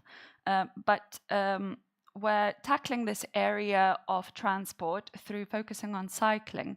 So cycling is, good for health and zero emissions. We've dramatically increased the cycling infrastructure, and that has been a strategic priority for the city over the past 5-10 years, and we see that's resulted in more people cycling. And we want to change this perception that cycling is only a leisure activity, which is the habit in Lithuania. We want people to cycle to work in replacement of their car, to commute to work with bicycles. So we've done a lot on campaigning for launched the cycling season as the Green Capital and trying to encourage that more. So aside from these infrastructure changes, this year is about the social soft changes and behavior changes. Apart from cycling, we are making it easier to walk in the city, so we're reducing the time you have to wait at the traffic light for pedestrians. We are greening the streets so that it's more comfortable during the hot days, and also upgrading the public transport fleet. So perhaps if you haven't been on a bus for 20 years, they have changed a lot. And if you've been if you've had the habit of driving your car the past 10-15 years, you would think that buses are not the most comfortable, but we are purchasing new public transport fleet in record numbers, so 460 new vehicles. We're electrifying public transport, and we'll even have hydrogen-powered buses. So it is quite exciting, a lot of change. And we're even involving, for example, private companies where 600 companies each year purchase public transport tickets for their employees as an incentive. So that's very promising. What's changing in energy? So we are focusing on the transition away from carbon to away from fossil fuels to biomass, and we are transforming the central heating system so that it's carbon neutral by 2030. It's correct that, say, charcoal is still being used during the very cold winter months, and in the private houses that's quite difficult to control, but even it's only 20% or so, and we are moving away from that. So most of the other part of the year is heated by renewables already, and we are moving to that neutrality by 2030. What else? The way we light the city is changing. So it's we have 100% renewable street lights now, and you can even plug in your electric vehicle to get charged by the lamppost, which is a novelty compared to other cities, and other cities are coming to Vilnius to learn of how they could copy us. And solar energy. So we are prioritizing solar energy, and under the municipality's influence is the public buildings. So the municipality building is powered by 50% solar energy already, and half of our schools and hospitals in the city are also running on solar, and that's we're getting more schools on board. Right.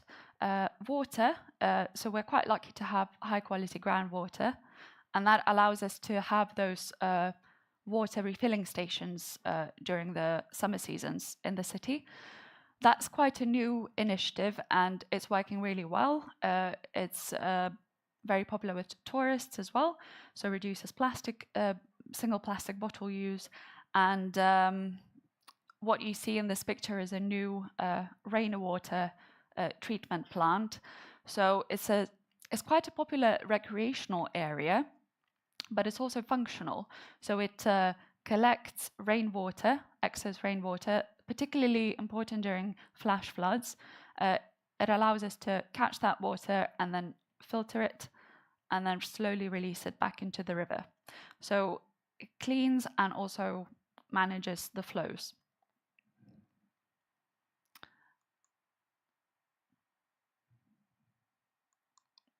And becoming the green city quite literally means planting thousands of trees sometimes. So every spring and autumn, the municipality has got this Green Wave initiative where various neighborhoods get together and we organize mass plantings of bushes. And just this spring, we planted a new forest even, so that's quite new, on the occasion of being the Green Capital.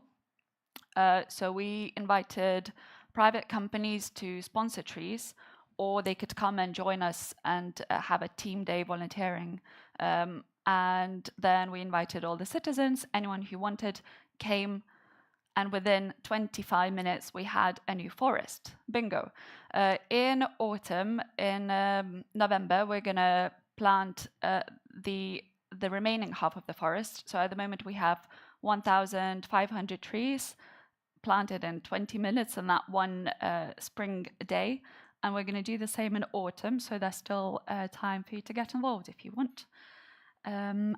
We also have the Green Index, which is a tool for developers.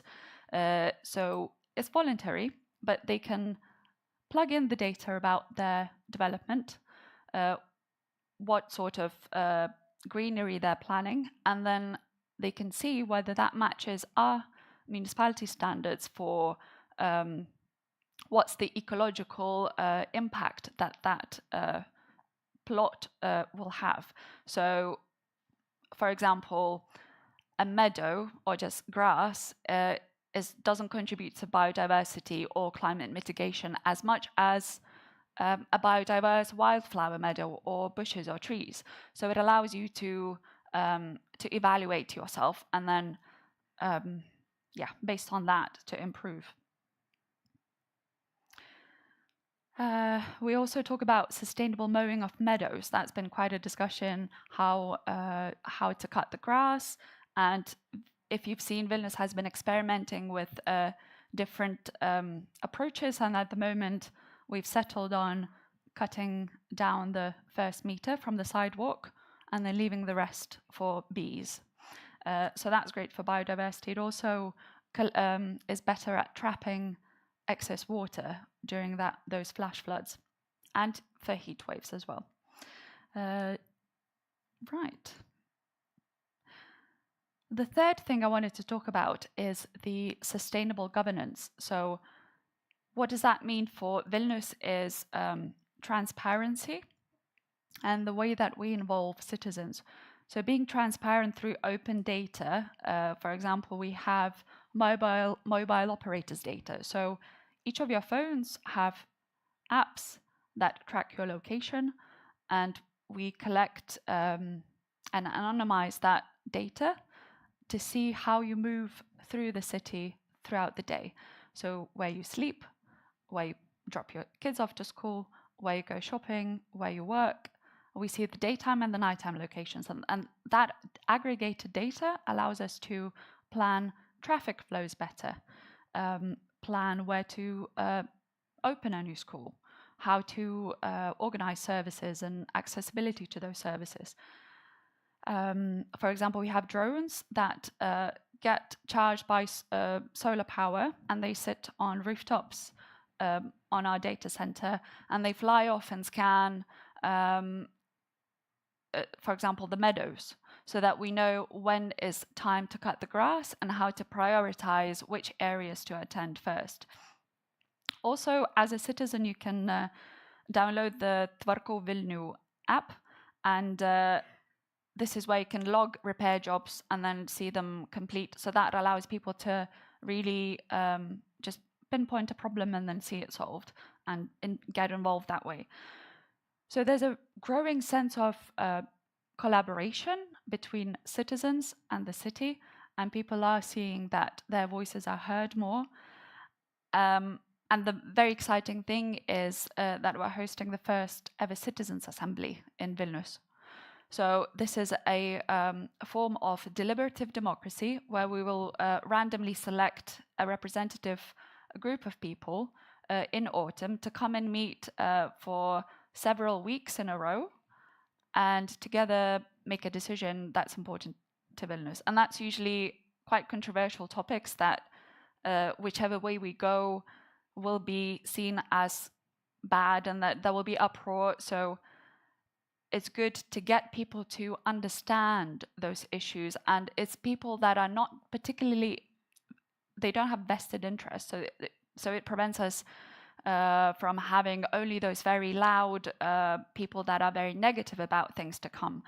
So this is a randomly selected group of people who then have, equal amounts of women and men representing the total population of Vilnius. So we have all groups represented by gender, employment status, education status, and we're very excited to host this in autumn. And we're working with international consultancies to really fine-tune the methodology and to make sure that it's a high-quality engagement. You can also, if you live in Vilnius, for example, take part in participatory budgets. So you suggest, for example, this spring, you could select whether you would like a new barbecue area or a hammock or a bench in your neighborhood.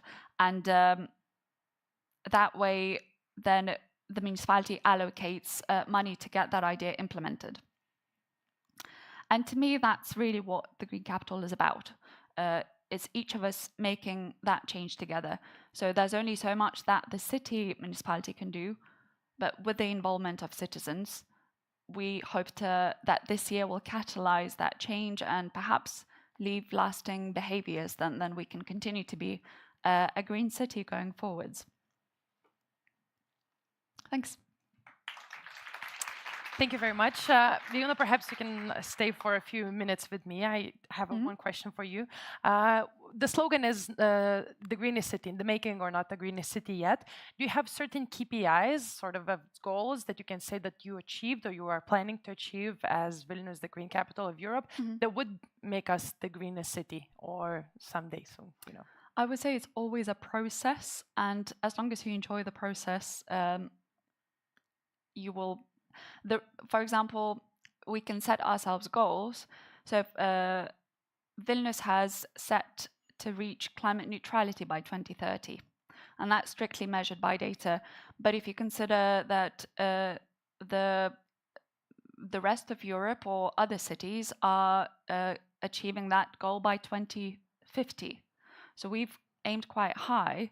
Perhaps we'll not get there, but I think as long as change is in progress and that standard can be raised and raised, so perhaps you aim here, and then once you get there, you aim higher.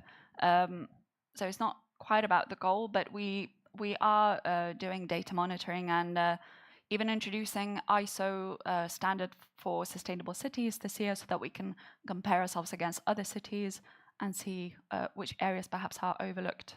Okay, thank you very much. Thank you for your work with the municipality, and thank you for winning this beautiful title for us. A round of applause for Viola.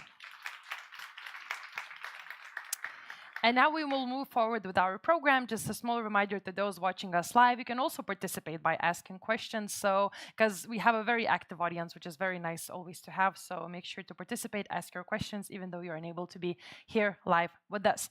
And now moving forward, we have a discussion titled Hydrogen, Ready or Not? Across Europe, hydrogen initiatives are gaining serious momentum. Projects are multiplying and investments are flowing. Meanwhile, in the Baltics, it feels like we're only just beginning to sketch the blueprint. So the big question is, will we catch the moving train or miss the ride?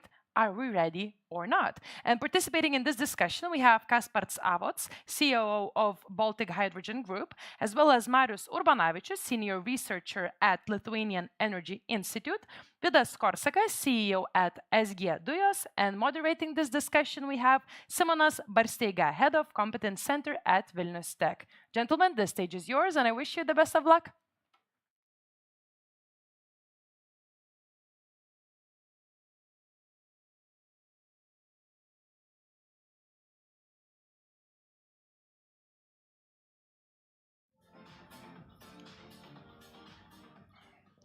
So thank you, Rugile, for warm introduction, and welcome to our discussion.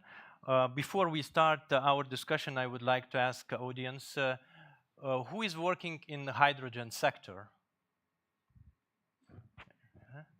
Yeah, so not a lot, at all not. So hydrogen is one of the key elements in our energy transition, but it's hard to believe potential of hydrogen today.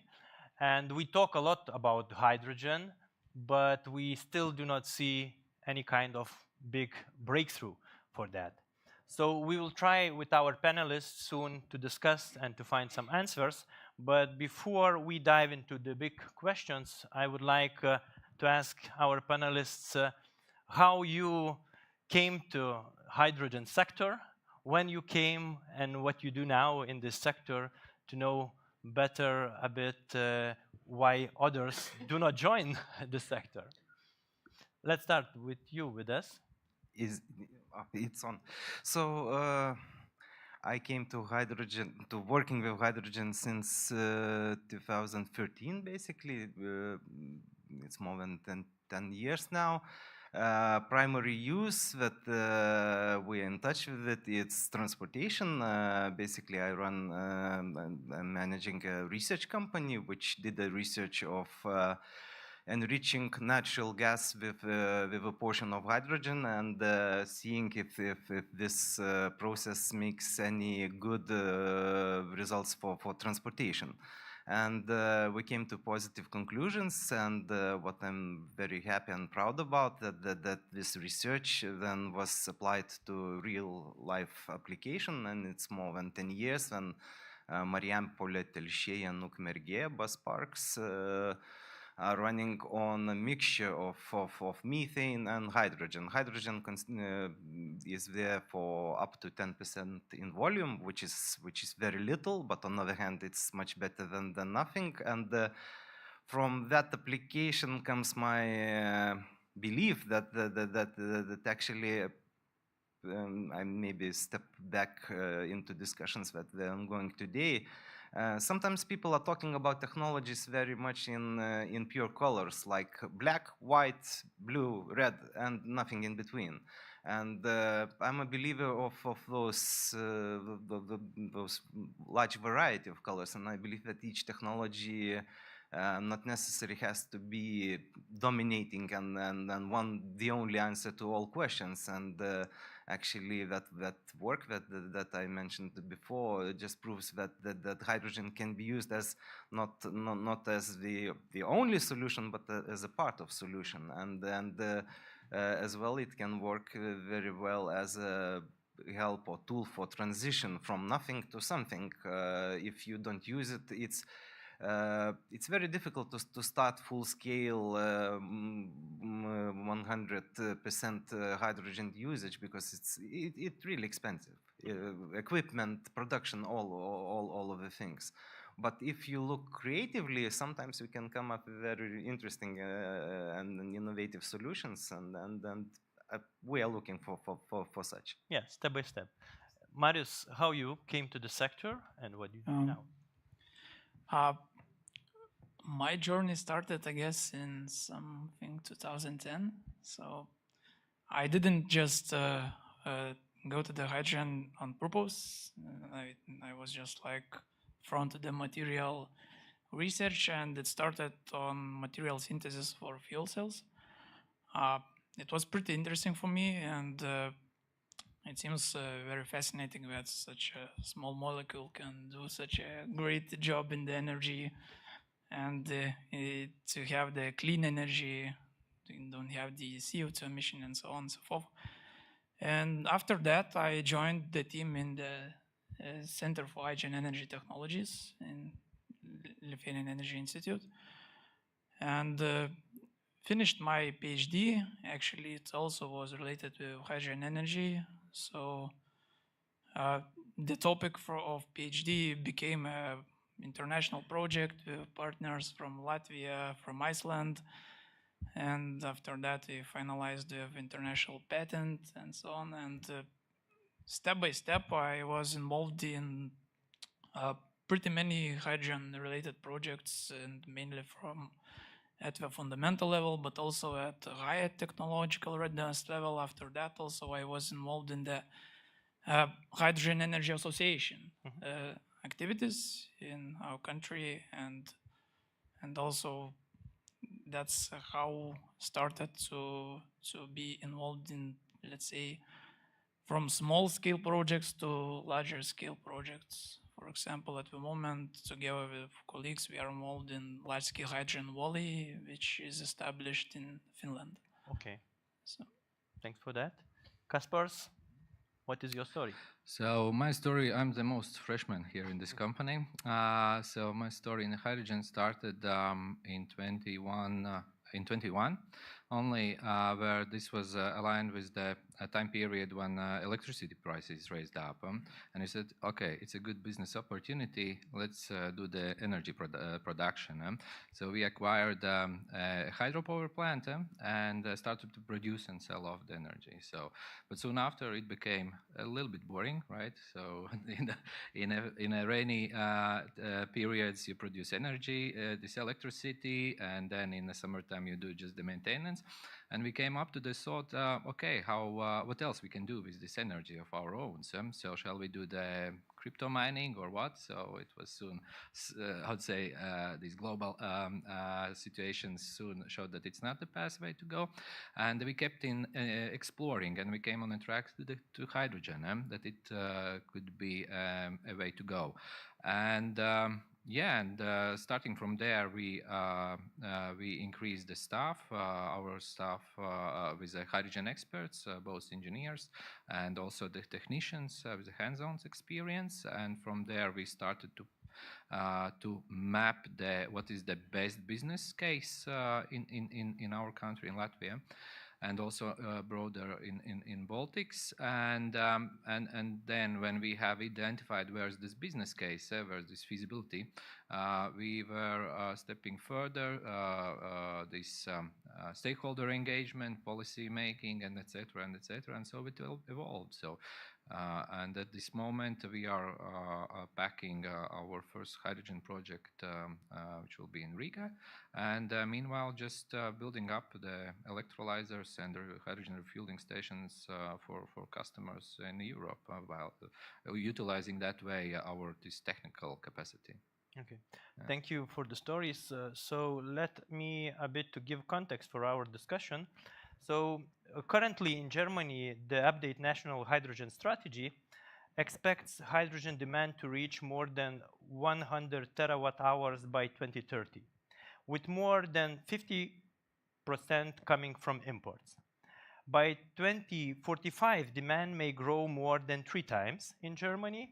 And in contrast, Finland aims to be a top green hydrogen producer with the potential to deliver at least 10% of the EU's green hydrogen supply by 2030. Finland already has hydrogen-intensive sector like steel and chemicals, so the Baltic region sits at a key intersection between supply and demand, and with growing wind and solar capacity of its own. In the future, potential of hydrogen in the Baltic region likely to rest on 2 strategic pillars: Finland as a green hydrogen producer, Germany as consumer. Do you agree with this framing? And what role can be for the Baltic state play in this ecosystem where we could find the greatest strategic advantage and economical benefit in this context? Who would like to be starter in this difficult question. I can start a little. Let's say one thing. Okay, Finland is producing. Germany is in need. About Germany's plans, there's ongoing discussion for a number of years already in Lithuania, and actually, both. At least Ministry of Energy was and is thinking and talking that well, there will be a big demand. We should prepare for that, and then the various initiatives and discussions were ongoing, and I believe still are ongoing.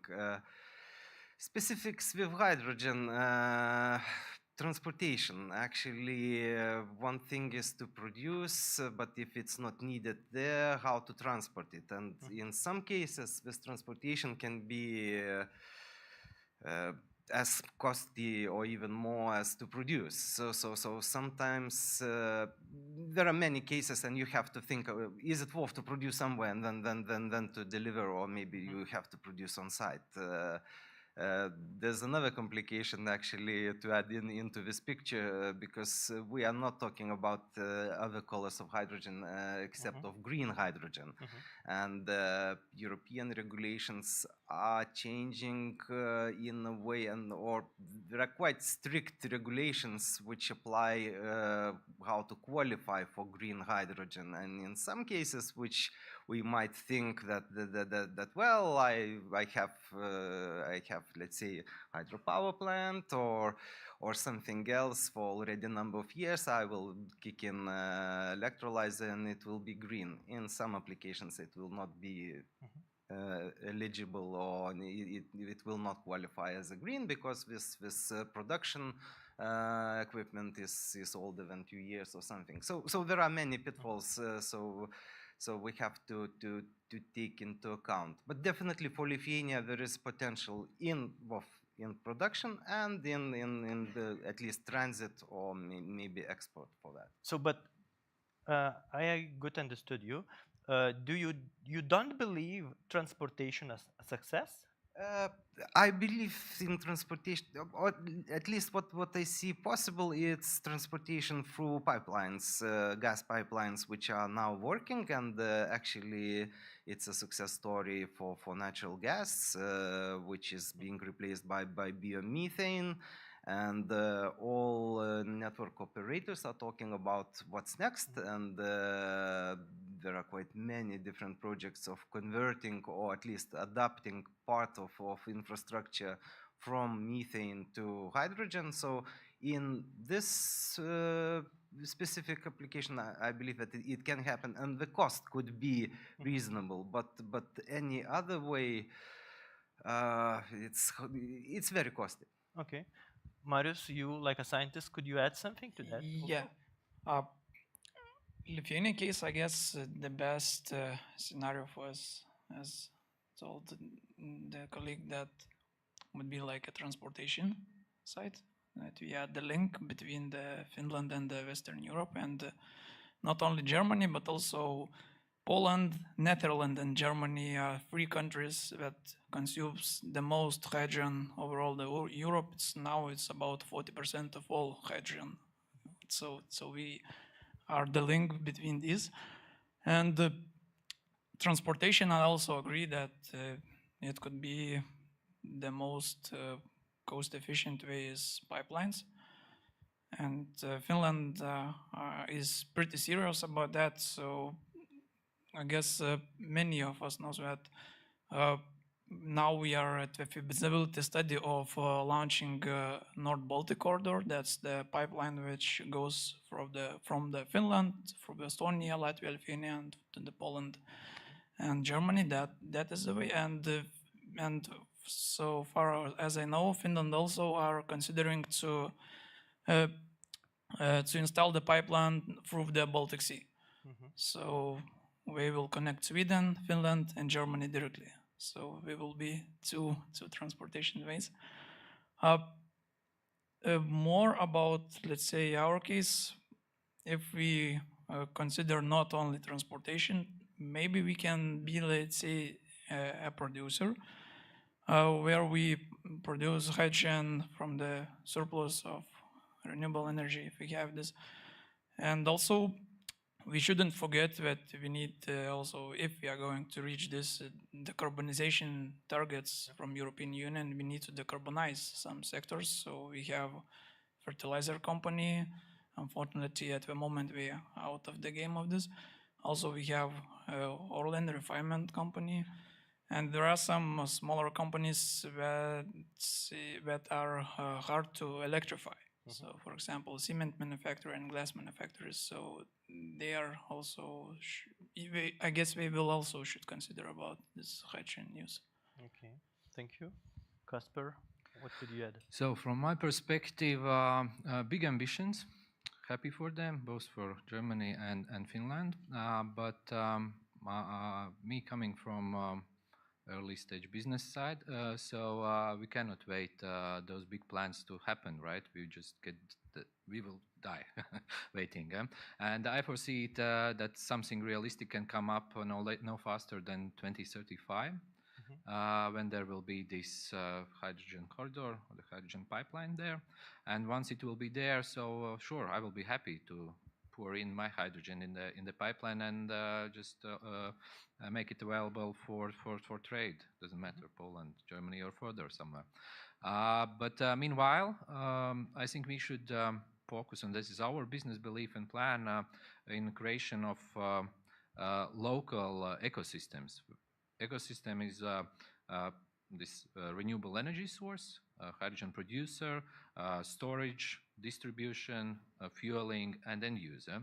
And this ecosystem should concentrate on full this value chain within the radius, radius diameter of 100 kilometers. So we cannot expect that Lithuania will be one big hydrogen producer and export to Latvia, so it will not work. There will be no economic feasibility there. So therefore, let's focus on something that is doable, that will still play a very significant impact on decarbonization, which is a higher goal. And about that, this Green Deal is there. Europe mandates are there. We just need to meet them. So let's start from something. Okay, but for this ecosystem, the problem probably is the expensive. It's expensive. That is the problem. You plan it smart. That's the business. Yeah. So case, yeah. let's touch a bit how to make it happen, to create this ecosystem. We have this peaks of energy from solar and wind when it's not profitable anymore. Then we can produce hydrogen and to use it for as a buffer storage or as a fuel. Yeah. Also, we can have the hydrogen in different form. Do we need to concentrate on methane, ammonia, a fuel, for example? And how connected all with expensive investment to produce it? And what kind of ecosystem, because you mentioned it, maybe you have some good ideas how to merge all that and to get this, I don't know, most valuable profit from that. Yeah. Okay. Yeah. So these derivatives like ammonia, methanol, and other synthetic fuels. This is a very good way to go, but with a condition that these big renewable energy projects are there. Without them, with current capacities, with current current grid capacities, we cannot plan something like that. And that we see also in the rest of the Europe, where these big projects are suspended. People like 100 megawatts, tens of megawatts, they are put on a shelf. And people are going on an executions level with more doable projects. And we're talking about 5, 10, maximum 30 megawatts of electrolyzer capacity. And with such volume of electrolyzers and capacity, such volume of hydrogen produced from such size electrolyzers, it's not really feasible to go for these derivatives to produce. So, but it's what it is. So to make something bigger, we need renewable. Yeah, Marius, you sometimes join strategical projects of Lithuania. What do you think? How it could happen, or it will happen? It's actually very hard to say because at the moment, if you are evaluating the hydrogen market, so green hydrogen is pretty expensive. So let's be honest, it's twice expensive as gray hydrogen. Now it's around 7 euros per kilo. Comparing gray hydrogen is from 2 to 3 euros per kilo.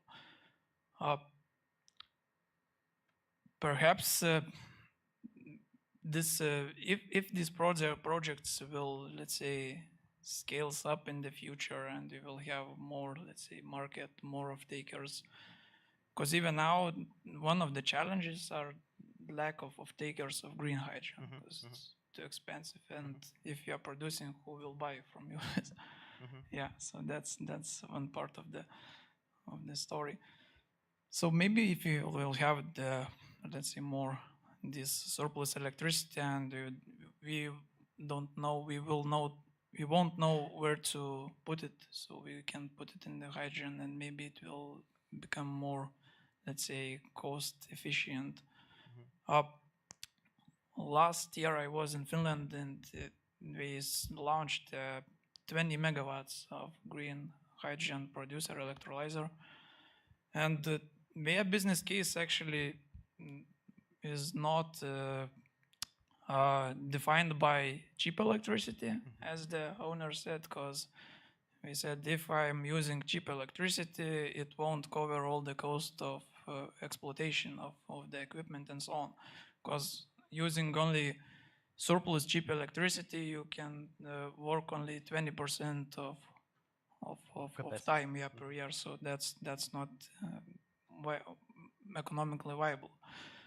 So we are taking the electricity from grid. It's let's say more expensive hydrogen, but Finland has a lot of wind energy, and the good thing for them that about 5-10 kilometers from them is Yara Manufacturing, the company who is manufacturing fertilizers and producing ammonia. So we are providing this green hydrogen directly to this company, and even in the, let's say, higher cost, the company buys it. So if we would like to develop hydrogen, I don't know, ecosystem, so with politicians, we probably need to think about bringing in Lithuania or creating in Lithuania some special type of industry, or it's biochemical industry, or it's chemical industry. Otherwise, we trust just, I don't know, possible demand in Germany and possible pipeline. Otherwise, it's a bit risky, or I am right or not? There are already some industries that I need of hydrogen. You mentioned fertilizers as well, the oil refinery, and could be some others. Actually, the thought that came back to my mind again and again is that there are examples of trying to apply hydrogen. I'm sorry, my perspective is a little bit from transport sector as I'm involved from there, but number of companies in Europe tried to attract hydrogen to transportation sector, and not that successfully so far. Like Norway had a number of hydrogen stations, but most of them they're closed, and I don't know if any of them are still in operation. Quite similar was with Germany, at least once or even 2 times they tried to implement it in transportation. It didn't die completely, but it did not pick up as it was expected. And currently, they have a new plan or new strategy, and this time some German lands are focusing on using more hydrogen or introducing hydrogen into industry, and from there, as a part of it, to take it to transport. So that's I like the idea, and I believe that's the right way to go, because to go from a small scale, it's very costly. If you want to do small scale projects, usually they are too expensive in many ways. So we need some kind of symbiosis between industry transfer and municipalities or government sector. Otherwise, it's really difficult, like for private sector or anything else alone to implement it. Yeah, and yeah, it's difficult for our Baltic region currently. I don't know, maybe a lot of big projects, but maybe still you have some good use cases which could be recommended to follow in Baltic countries, or if it's not, maybe some small scale projects in Finland or Germany or the Netherlands where we could copy or look and repeat some good examples. Do you have something in mind? Yeah, too difficult question, maybe. Actually, if I may, I think we are already showing some good good examples here. I can refer back to that first hydrogen production and refueling site, which was created in Riga back in 2016. Although it's steam methane, but still hydrogen, and evolving from there, so we could showcase what the hydrogen is about. So okay, it's great, doesn't matter, but still has the same functionalities as a green hydrogen. And what could be the use cases? And so by these, that the Riga station is owned by municipal transport companies, same like here, this one in Vilnius to come. And I think this political government or state-owned organizations showing the example is a right approach to the commercials. So the government or politician understanding about the system, about ecosystem, it's also important to drive it in the right form. So what about your experience? Do we have enough understanding, not just in government level, but at all in education, also in different sector? Because we speak a lot. I hear everywhere from Klaipėda, from Vilnius, that we do something, but I hear also that everyone is struggling. So maybe it's missing some understanding. As Vidas, you told, hydrogen is just gas, nothing special. But someone maybe do not know exactly what it is. What do you think? Well, that's my favorite subject, but we don't have enough time for even to start with. If I may jump back a little bit to previous question, and there are some things positive ongoing, and I believe that there will be some changes in a couple of years.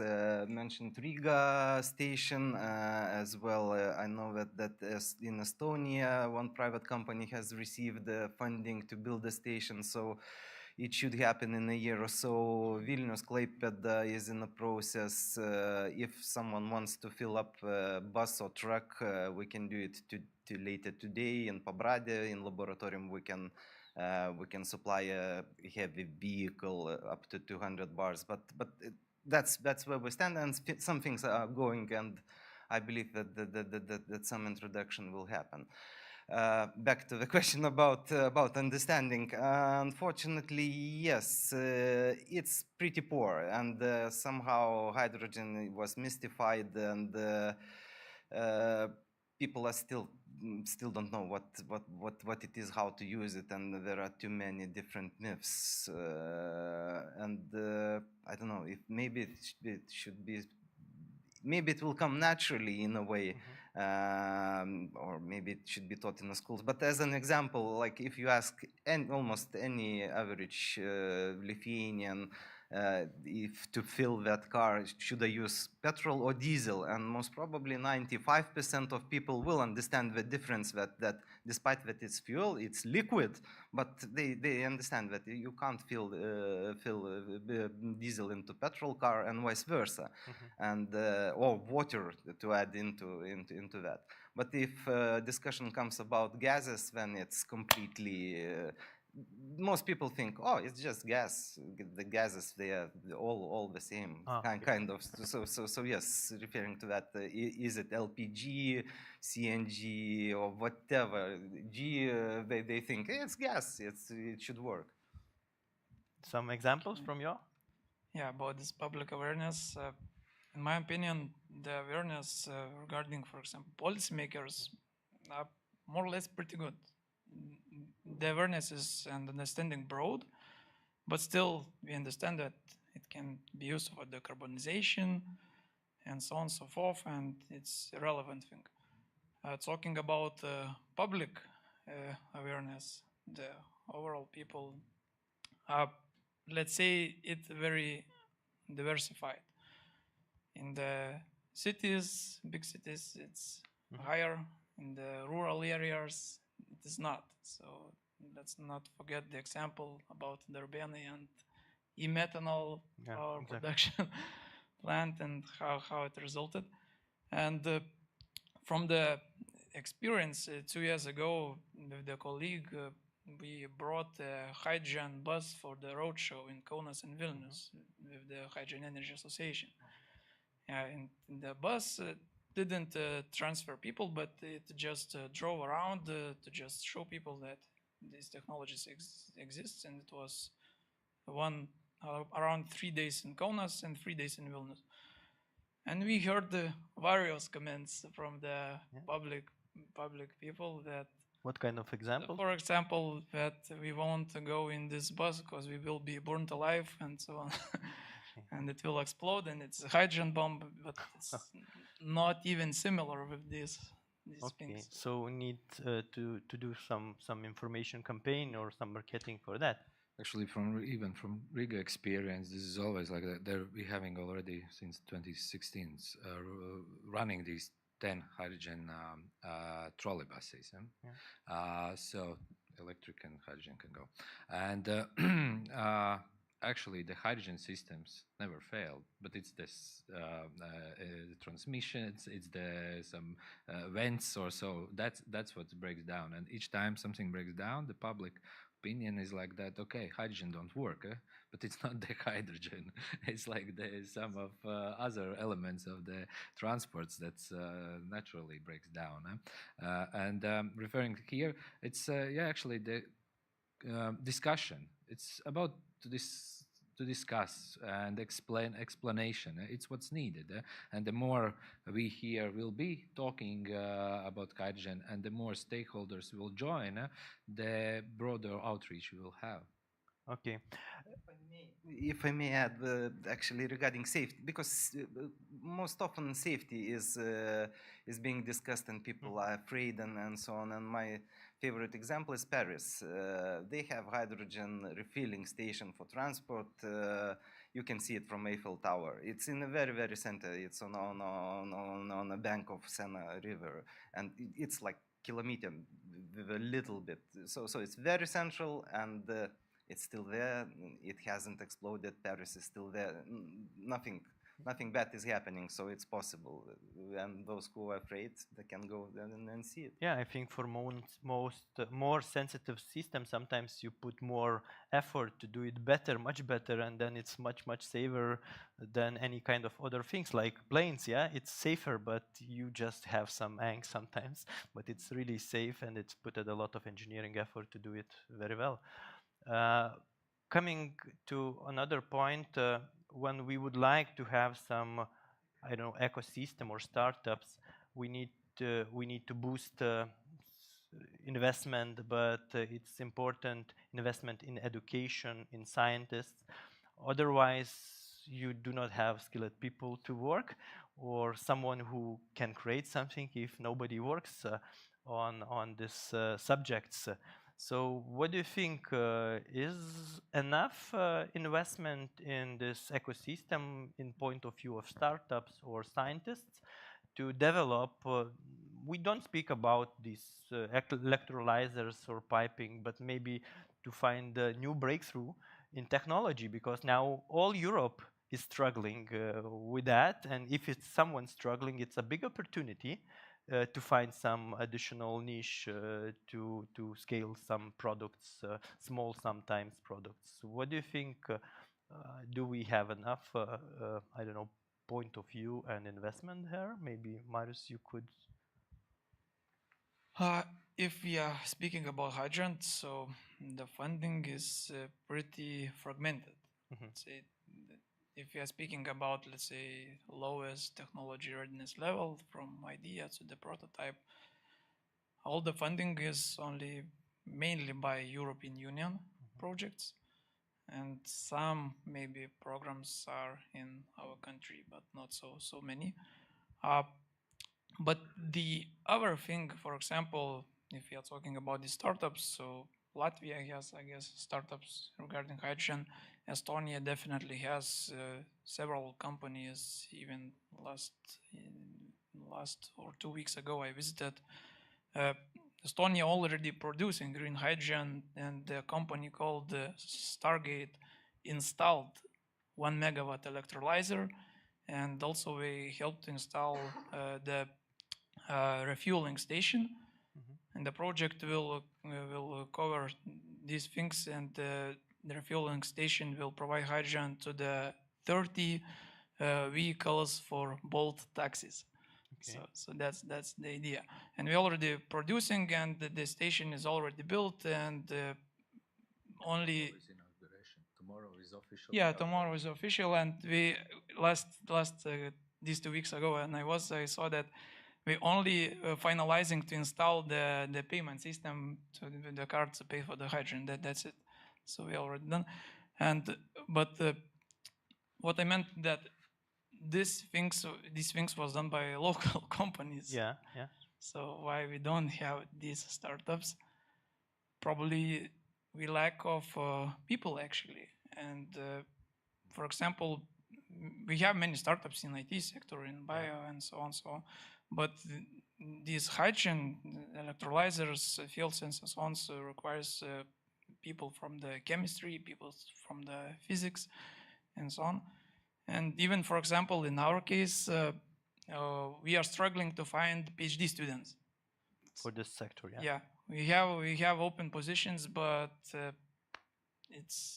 we are struggling. And who is responding to our PhD positions advertisements? So mainly people from India, Pakistan, and so on.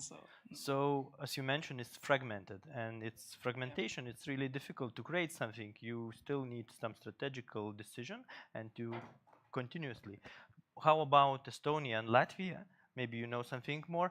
Did they have some, I don't know, longer period of continuously investment to have the success, or just you mean the educations? Yeah, in scientists, in education, in that sector. No, all Baltics same there. However, a little bit, let's say, just a toe ahead is Taltech, Tallinn Technical University, but actually still no programs available, no curriculums. I mean, and this is a big shout out to universities. It's a business opportunity because these numbers announced and projected from Erasmus and other industry organizations, the numbers, how many hydrogen experts throughout various levels will be needed. It's millions, and it's a problem or bottleneck throughout all the Europe. And if we can, as a Baltics, outcompete the Western Europe, why not? It's opportunity.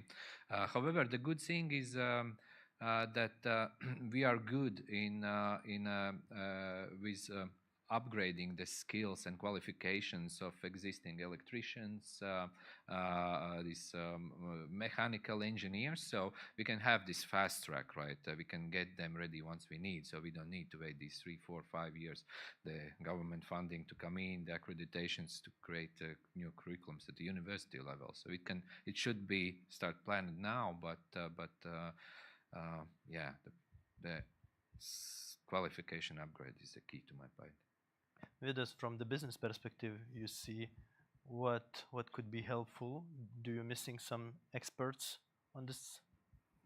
Actually, maybe not the experts, but and as I said, long-term vision. What any project needs. You can't start. Well, usually, it's impossible to do a project if it has like 1 year or 2 year perspective, and projects like this they have to function like decade or even more to pay, and at least to have a theoretical calculation of some possible payback. So if general strategy or ideas are changing and you are not sure what will happen in 5 years, then it's even, I would say, too brave to invest in that direction. So that would be a message to municipalities and to governmental institutions that to have a long-term plan, long-term vision, and stick to it. Don't change it every 2 years here and there. That would help. Okay, we have just a few minutes left. I would like to touch also cooperation point between Baltic states and other countries, Germany or Finland, but mostly for the Baltic states. Do we cooperate enough together for this ecosystem, for development of startups or politicians also? Do you have some experience of good or bad practice on that? Here from my company perspective, yes, we are starting to talk each other and we are starting to cooperate to each other and looking forward even to broaden the network of hydrogen people here within the Baltic countries, because Baltic countries as a whole is a very doable geography, I mean territory-wise, to create this ecosystem, a functional one, right? And further than that, we don't see any competition in the market with anyone.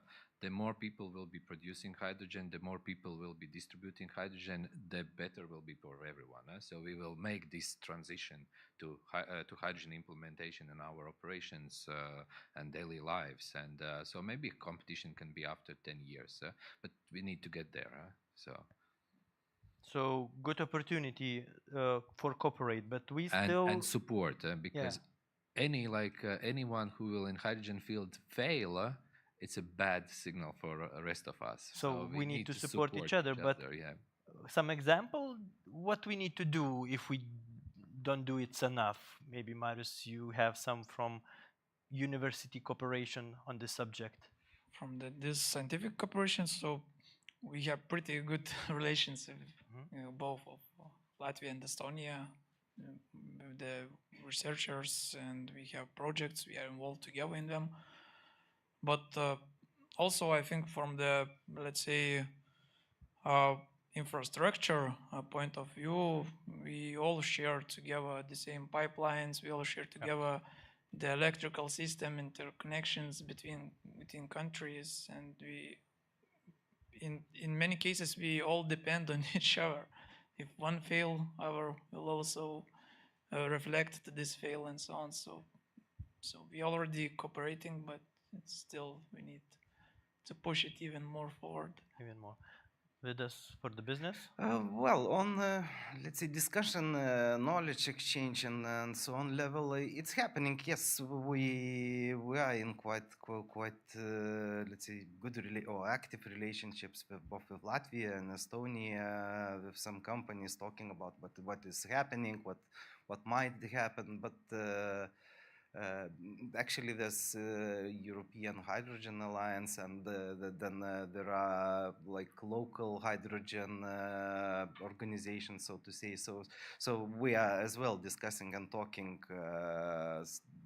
The group of guests were visiting us, and so discussions are ongoing. But over discussion, further than discussions, unfortunately, it's not that much happening, and I can see why. And even those unsuccessful projects, or those who do not have continuation, usually is a good lesson to learn how not to do it and what should be done differently.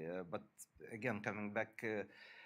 As in many sectors, what I see here, it's chicken and egg situation, and you have many components for system to start functioning, and building just one of it is very costly, and if there are others missing, then that component will not survive. So somehow we have to lift up entire ecosystem at once to start working. So probably it's a good opportunity for clean tech associations like Lithuanian and Baltic Association to boost it, to find some network on that, because I know personally that in Klaipėda people are struggling, in Vilnius do not have some answers sometimes, any kind of, and I don't know, maybe they cooperate, but still any kind of additional support or additional cooperation could bring how to say, more success stories, more startups, more cooperation on business.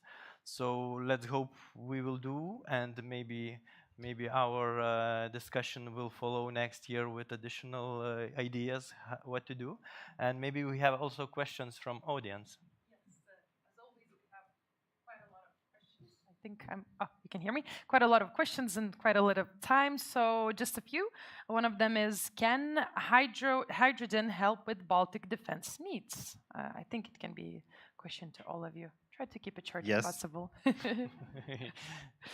I guess so, yes. But yeah, in a way, please elaborate, at least a sentence.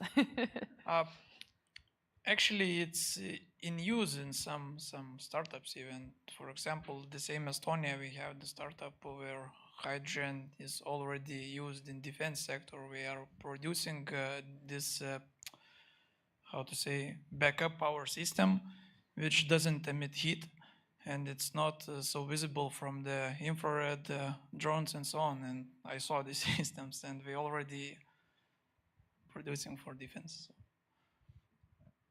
Yes, it's already happening. Actually, I saw like a few months ago in Bundeswehr doing a tank on hydrogen, so silent, emissions-free, green from inside and outside. So it's going there. Yes, for sure.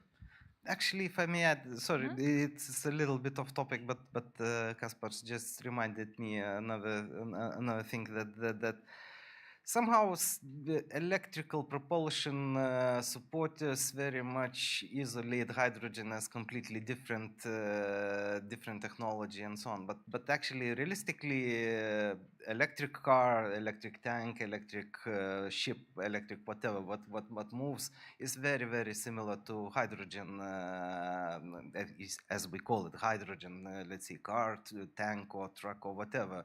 Because in the final end, if you use hydrogen, usually it is converted to electricity, and then the rest of the moving thing is the same as electrical car, tank, or ship. So there should not be that confrontation as sometimes people are trying to create. It's in the worst case, brother-sister situation. One more question is hydrogen in fact needed for short distance, not heavy transportation? For example, public transport, which can be decarbonized by going electric. I think it's related to Vilnius trying to also have buses fueled by hydrogen. So. I can talk on that subject for half an hour at least. Again, yes and no. Yes, if you go with hydrogen technology, what electrical technology promoters are usually trying to hide or keep silent about is possibility to charge the vehicles at one location. It is possible to organize charging station for 2 buses, maybe 5 buses. Okay, in the best case scenario, 10 buses. But then they are out of electrical grid capacity. And to upgrade that electrical grid is cost of millions. And well, in a city like Vilnius, we are talking about 400, 500 buses. So it's impossible to charge those buses at one location as fast as it's needed. So it has to be somehow distributed and so on and so forth. So there is complication. Of course, it's solvable in a way, but on the other hand, hydrogen can be a way to solve it, to offset it, to support that idea of electrification. I would not put electrification versus hydrogen. It comes together. Okay, as always, as I've mentioned, so many questions, so little time. So I want to thank the panelists for participating in the discussion. As always, if you have any questions, feel free to talk to the panelists during the coffee break. I thank you very much. And now we will move forward with the next discussion of our today's conference, which is titled Industrial Symbiosis, From Trash to Treasure. And in this panel, we will discuss on how industrial symbiosis can become a catalyst for regional sustainability, resource efficiency, and innovation. So give a big round of applause for our panelists: Edita Gimžauskienė, Vice Rector at Kaunas University of Technology, Indrė Beinoravičienė, Sustainability Manager at IKI, and Monika Miniotaitė, Director at Panevėžys Now. And moderating this discussion is none other than myself, Rugilė Motsevičiūtė. So round of applause for my panelists.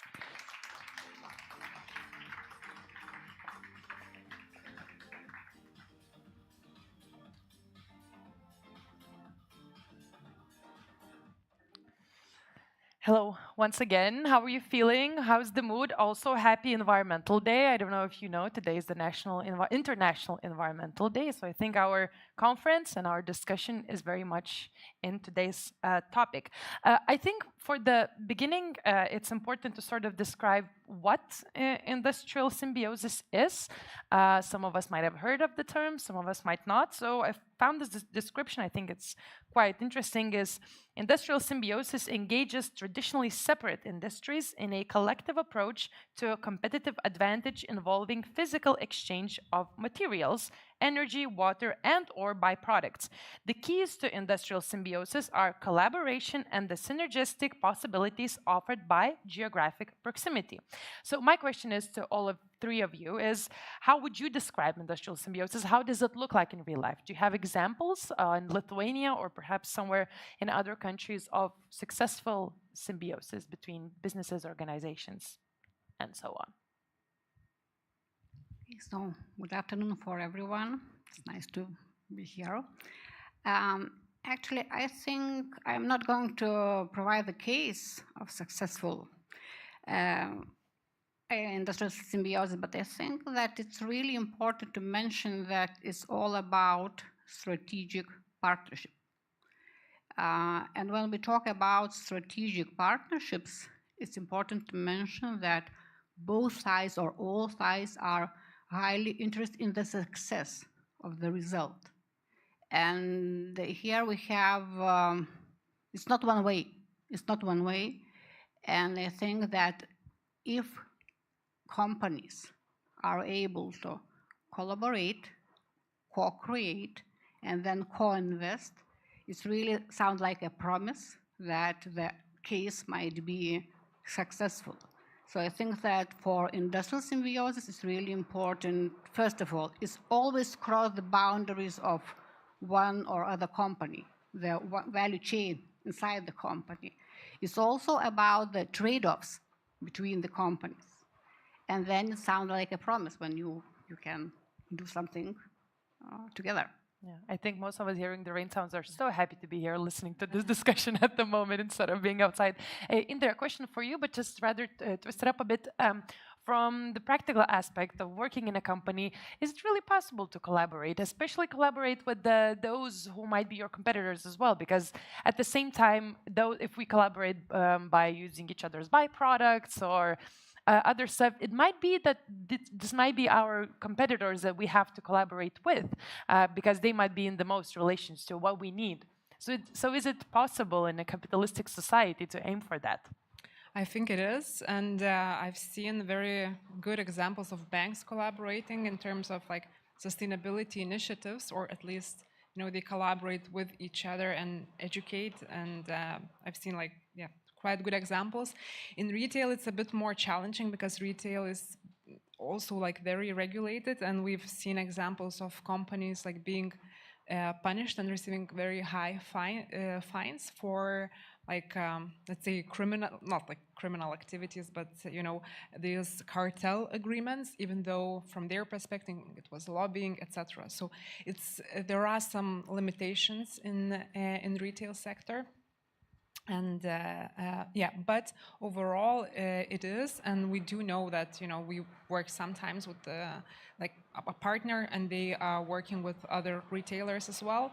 Food bank is a great example because they are collecting the food from us and from other retailers, and we know that if it was only us in that region, maybe it would not be worth for the food bank to come and collect the food, but because there is also Maxima, Lidl, and other retailers, it's worth for them to come. Does it ever work the other way around? Because in your example, IKEA is donating the food to a food bank, but is there a way for your organization to receive a certain byproduct, some energy, water, whatever it is, that could be used for the development, the sustainable development of the company?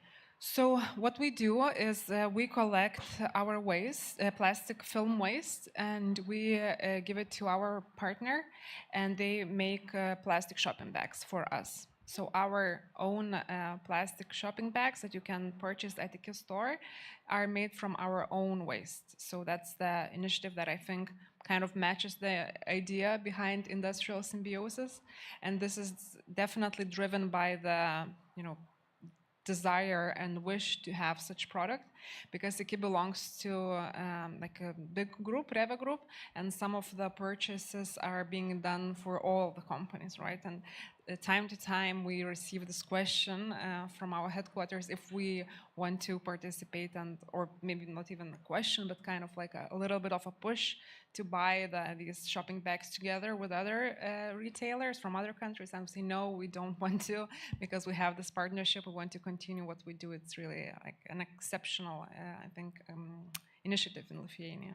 Yeah, I will want to get back to that, because there's also the question of the financial gate and the profit, and whether we can continue this, or is it just a nice idea to have these small collaborations, because it's not always very economically valuable. But we will get back to that. I want to talk to Monica a bit, because I think when we talk about collaboration or this industrial symbiosis, whatever term we use, it is most clear when we come to regional areas or towns, because there you have to have collaborations between organizations, businesses, citizens, and so on. And Panevėžys now is basically doing that. I've looked at your website and I see there's tourism, but also help for businesses, but for, so you sort of have to collect all these different initiatives and organizations and make them work together for the same goal, which is the benefit of Panevėžys. So can you talk more about that, and what challenges do you face by trying to put these, different sort of fields to work together for the same goal? Yeah, that's exactly what we do. We try to create connections, more connections in Panevėžys, highlight successful connections and cooperations, and inspire others to form new cooperations that would benefit all sides.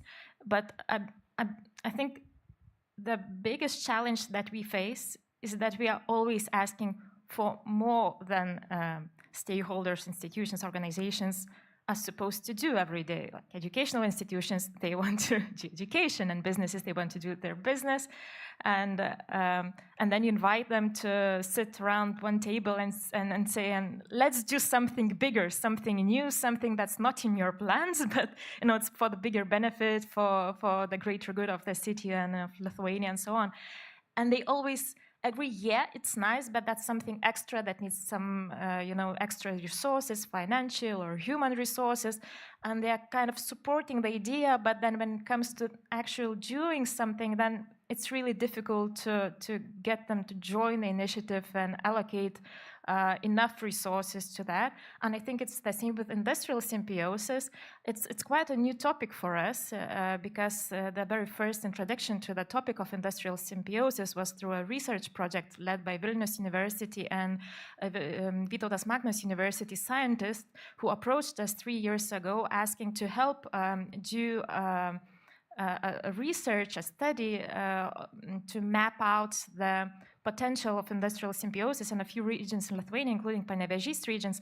And so we helped them to collect data on waste streams in our region and map out potential, the potential of industrial symbiosis. And then we started calling the companies, mostly small companies, local farmers, and asked them about, is that something that you would be interested in? Have you ever heard of this term?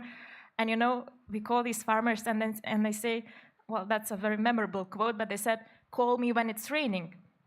Because I might be interested in talking about the topic, but I have my own things to do now that we can call them now, I think. Well, yeah, we could actually. And that really shows the difficulties. They have their own things to do, and that's something extra. And if you don't show the real value and the real economic benefit, then it's really difficult to kind of get them into these corporations and even talking about these corporations. I think that's a beautiful phrase, like call me when it's raining. I think it can be applied in many ways in sustainability, that people want to talk about it only when they have some time remaining for themselves, when they see the gain of it, but when they're busy with their daily lives, it's not something of the first importance. So let's stay on that idea, call me when it's raining. In reality, does this industrial symbiosis, is it only just a nice to have thing? From time to time we implement some sort of collaborations because it's good for PR, or we see just some perhaps a small or even bigger financial gain for the organization, or can it be something that our economy stands on? And I think this applies to many terms: industrial symbiosis, circular economy, and degrowth economy, and many more. Is it something just, again, a nice to have? Call me when it's raining, or can it be the base? And perhaps, Sidita, we can continue with you. I think that all purposeful and big ideas have to have the business model behind. And if we talked a lot this morning about decarbonization, about European competitiveness, and in the Compass, the document that was issued recently, and there is one priority which is mentioned as joint decarbonization and competitiveness roadmap, which means that we have to get the balance. And that is the question. European Union set a really ambitious goal, but then we are losing the competitiveness. So I think that it's not one decision for all industries. We have to find the strategies how we reorganize our industries, which industries really demand the symbiosis, and which industries might go as it is. And that is the question: what kind of decisions and what kind of strategies do we apply? Then, when it comes to the symbiosis, it's about investments. It's about the changes in processes. It's about changes in assets. And for that, we also need the business case. So it means that we have to find the right ways how we organize and what kind of priorities do we have in each. And in that, European Competitiveness Compass is based on the Draghi report, which was issued last year in fall.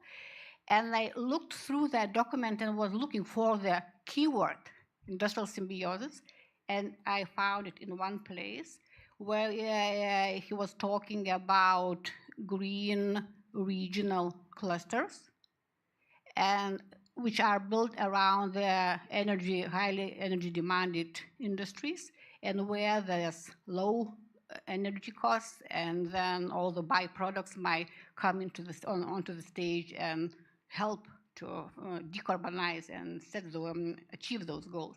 So that's from my side. It's about business case, it's about business model, how we organize our strategies around the business model.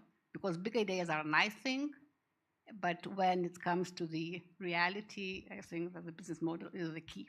Yeah, so let's talk about that reality first, perhaps from the business perspective, then from a regional perspective and down. So when trying to create a sustainability agenda for a big corporation as IKE is, it's a huge company, a lot of KPIs related to growing the company, making it even more stronger and bigger.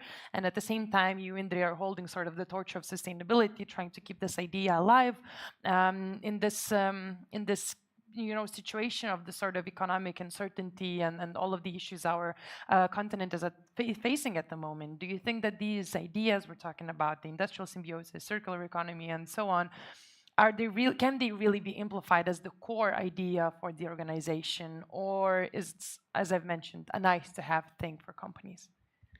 Maybe not a core, but definitely something that is important. And overall, I believe that businesses in Lithuania do already understand that their waste could be someone else's treasure, or maybe it already is. And we as a company look for ways that we can, let's say, recycle waste better and sort it better, so we could sell it then to someone. And well, we have this one case with the plastic bags that then we use the product ourselves, but in other cases we sell it and the new products are being made, but let's say we do not necessarily buy it ourselves. But other companies that, let's say, kind of like sell or give away their textile waste and then receive some cloths, for example, for cleaning from the clothes that their employees were wearing. So I think that, yeah, definitely there is this understanding, and it's not even just like a nice to have, because it could be additional revenue or maybe money saved. So it adds value for the business. But what is the conversation with the board members or the CEOs of organizations? Do they see the vision, or it's all money talks and it's rather difficult to prove the importance of it? in our case, we have very different board members, so they level each other out. But it's, I don't know, it's a bit of both, and I think that then there is always this, breaking point, or like, let's say if the decision that we choose is more expensive or non-financially smart one, we have to look at, okay, how much, let's say, I don't know, loss, or how much more expensive the solution is in comparison to maybe a less sustainable one. And if this, let's say, difference is still quite okay, then we keep our vision. But if it's a really big difference, then we may choose the more financially better option. What would make you choose the more expensive but more sustainable option? What are the non-financial benefits for an organization as big as IKEA that would make it worth it, choosing the more sustainable option, whatever it is? So as I said, if it's if the difference is reasonable, then we may still choose it. What if it's unreasonable? But if it's unreasonable, yeah, I don't know, emotions, I believe, and it can come from personal wishes or personal belief in some change. And because we have had in this company and the other companies that I worked, some maybe financially not profitable changes implemented, but yeah, that was because there was belief that this change will lead to something better in the long term. Not necessarily, no. Yeah, or maybe I don't know, wanting to be the first one in the market to do something, or you believe that the reputational gains will be worth it. Yeah, so there are many reasons. How does that look like when we're not talking only about corporations, but also about people in society and the communities you have to involve? So you've talked briefly, Monica, about, I really love the thought, call me when it's raining, but can you elaborate on that, how the importance of the benefits in any way is the key in order to create this industrial symbiosis? Or is it not necessarily like that when it comes to communities? Because Monica mentioned, Indra mentioned communities, feelings. Perhaps that works more when you're not talking about business only. Well, when we tried to do that data collection for the research I was talking about, we knew there are more than 500 companies in bioeconomic sector that we would like to ask about industrial symbiosis, but we only managed to talk to like 30 of them because that was a very sensitive question. Asking them about their waste or the leftover materials, that was a very sensitive topic. They got very defensive every time we asked something about that. Their initial reaction was always, we know all the regulations, we follow them. We manage our waste properly, and we don't want to talk about that. So waste is a very sensitive topic, I would say, and they always associate it with some sort of threat and regulations and some paperwork that they have to, fill in properly, and there might be some inspections and there is risks in general. So there was very little talk about something extra, some extra purpose of cooperation and working with your leftover materials, and there was very little discussion about the potential, about the opportunities, about the value that could be created, because there is this instant defensive reaction to this, and I think that's something that we should work on, because that's the reaction of the community, of the business community. Of course, these are not big corporations, these are small companies, but they make up the biggest part of all the businesses that operate in the region, and we believe there is so much potential in that if we cannot even initiate a discussion because of the fears, then there's something wrong with the regulation, I guess, because then regulations don't help us develop industrial symbiosis or other forms of cooperation among businesses. So that's something that needs to be changed, and that was the sentiment that we somehow found when trying to talk to businesses and the communities. Would you agree that it is perhaps sometimes simpler to engage and promote these collaborations in smaller towns and smaller regions because there's closer connection, people know each other better. There's just this basic thing of I know the guy, I know the organization, I know the people, I know the director of the school, and perhaps we can do some sort of a collaboration. Then if we compare it to like Vilnius, a huge town. But at the same time, I will add to the question, regions and regional towns are known for their sort of lack of involvement when it comes to sustainability and lack of cooperation or perhaps even knowledge of those topics. So is it easier or is it harder? Because we can look at Tauragė, a town that is rather small but leading the way when it comes to neutral cities and fighting for the green status of the city. So what's the case with Panevėžys? Is it easier because it's smaller or harder because people are sort of behind it in this topic? I would say, well, both actually. I'm not even sure how to answer because yes, you would say it should be easier because of the proximity. People know each other. Everyone is just a couple of phone calls away. And that's what I love about Panevėžys, and that really makes it interesting working there because you know everyone. But at the same time, you know everyone, but you don't cooperate with everyone. We are the ones, the municipality, we as an institution established by Panevėžys city and district municipalities, we know everyone. We make these calls, we invite organizations, institutions, education, cultural businesses to come together and cooperate on one topic or another. But businesses themselves, they are very reluctant to cooperate. When they see that the neighbor did something and that was profitable or then they are, okay, let's find out more about that. But that's the motivation. But that's something that we really want to work on to encourage this cooperation, but that's not an easy topic to talk about. And especially, I think being small is helpful, but at the same time, not helpful because these small businesses, they don't have the resources to make these phone calls. They are doing everything like a small team of people.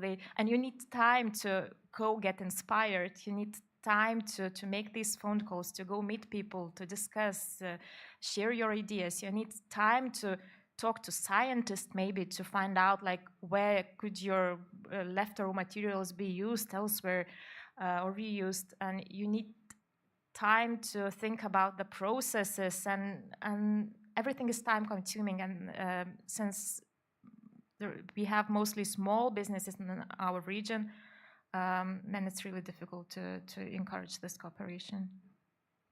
Yeah, I see we have some questions from the audience, so let's take some time to answer those. Should Lithuania consider introducing or increasing waste taxes to incentivize companies to engage in industrial symbiosis? So perhaps, Edita, we can start here. What's your opinion? Do taxes help or, I think yes, but on the other hand, it's also, there is a lot of against that decision. So I think that yes, it might be, but for that we have to do really good homeworks, because there is a lot of, when we are talking about different initiatives, there are a lot of fragmentation. We have plenty of projects, plenty of initiatives, we have different ministries talking the different languages, we have plenty of roadmaps, and then we have a roadmap how to integrate all the roadmaps. So which means that we have to find the way how to connect the dots and how to define the big picture. And taxes is one small piece, but without the big picture, it will never work, because there will be a lot of resistance and a lot of noise around. So I think that if we are not able to define the big picture and to define the clear strategy and to involve all the stakeholders, small piece of decision like taxes won't work. So would you agree that the solution already exists? It's just scattered sporadically, and it's instead of looking for a new solution, a new tax, a new law, we have to look at what's already done and sort of create a more unified approach to this? Exactly, because taxes.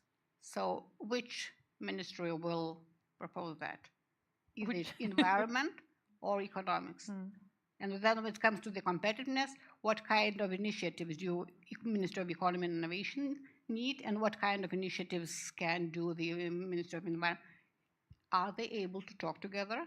Are they able to share their budgets for their purposeful initiative or projects? So I think that, first of all, we have to find the way how we structure all the initiatives, define the big picture, and then we can come to small solutions or taxes. Yes, but the question. Another question, I think, for all three of you, because it touches upon all the three aspects you work on. What role should municipalities, industrial parks, or business clusters play in facilitating industrial symbiosis locally? So perhaps you can stay with you for a moment and then continue. What can be done? Okay, I will give you a couple of examples coming from KTU, because at KTU we have Institute of Environmental Engineering, and they will have a plenty of different R&D projects with Vilnius Vandenys, Jonavos Vandenys, and there are plenty of companies.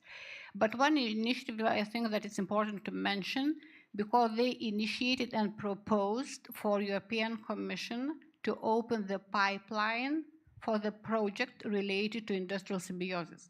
And now, based on that schemes, the municipalities, businesses, enterprises are encouraged to work together for the industrial symbiosis decisions. So instead of taxes, perhaps look for more funding. Yes. And there's another example which is related also to small towns and small municipalities. We have in School of Economics and Business, we have a Circular Economy Research Group, and they are doing the project which is called Eclectic. And they are working on the toolkit for the municipalities to develop the action plans, to develop the strategies, to create the platform, and to moderate the discussion. So that is kind of... Yeah. Indra, from business perspective, what can be done to encourage these? Just speaking practically, what should happen to get to be engaged more in industrial symbiosis? We do still have quite a lot of products that we would like to give away and find partners to take it from us. I think that maybe it could be facilitation of making connections, or maybe even identifying the problem or the source. I don't know. For example, we have quite a lot of food waste, and part of it is because we are basically, getting half of the pig, and then we cut it, and we have the leftovers, the bones and the skin and everything, which we do not sell. And I was thinking myself, okay, maybe there is some pet food manufacturer in Lithuania that would be interested in, taking these kind of meat leftovers from us, and I didn't find one. But maybe if this problem is big enough, because we have other retailers and in general, many food manufacturers, I don't know, maybe some startup or some company would decide to, okay, maybe we should become pet food manufacturer, because there is this lots of resources on the market and no one is using it. So either facilitation of the partnerships, or I don't know, maybe studies identifying the problems that could be solved. And I would like to comment very briefly on the taxes, that the previous question. As I mentioned, I think that everyone wants, or okay, not maybe everyone, but a lot of business understand that the waste could be an additional source of income, and in general, we have to pay it to get our waste, let's say, sorted or managed. So definitely, we could give everything, all the waste that now we treat as waste, to someone else, food waste, textile waste, or all other type. For sure, there is no question, and this is not a question of taxes, at least in our case. Yes, in general, I do support increasing or decreasing taxes to encourage business and people do something, but it's a problem for us maybe of logistics, because we are scattered all over the country, or bureaucracy, because, for example, if a business wants to, let's say they have 5 facilities and they have some sort of, I don't know, waste in those facilities, they could put it together, bring it to their logistics center or whatever, and sell it to someone or give away to someone. But if they gather it, then they already have to be receive the permit to become waste manager, basically. So a business that in general has nothing to do with waste, but just has some sort of waste, and with their own transport, they want to gather it and give it away to someone, they have to get this permit. So it's additional bureaucracy. If they don't do that, then they have to find a partner that would go to those 5 locations and collect the waste separately. So yeah, I think there are other incentives that could improve the situation. So Monica, same question to you. What could be done to facilitate it? Well, I completely agree with Indra that facilitation is one key thing that is needed. Kind of, I don't know, regional coordinators or matchmakers that could identify the potential for industrial symbiosis, that would reach out to these companies, help them identify the leftover materials and the amount of it, and then, you know, go and look in the market and find other companies that could make use of it. And then also someone who would take these business leaders maybe abroad to have a look at how industrial symbiosis work there and get inspired, because that's what happened to my team. We were involved in that project. We were taken abroad to Sweden. We saw how a tiny town of 10,000 people have this whole industrial symbiosis hub, and we really got inspired, and we got an understanding of how it works, what's needed for it to work. But it's just us. We need also businesses to get inspired to see the potential in that. And then we need people who would help them, explain them, take them to science institutions, maybe offer some technical help or understanding all this, you know, how this could be turned into that and used for that and so on. So that's something that's really needed, the support system, but not necessarily and not only financial support, but this human interaction, you know, someone who would moderate the discussion and encourage and help find ways to go forward with this. But also, at least at the level of municipalities, planning and having the vision for, I don't know, even urban planning that would allow proximity and cooperation in the future. It's planning of how the city would look like and where would the industrial territories would be in the future. That's something that we are trying to do in Panevėžys.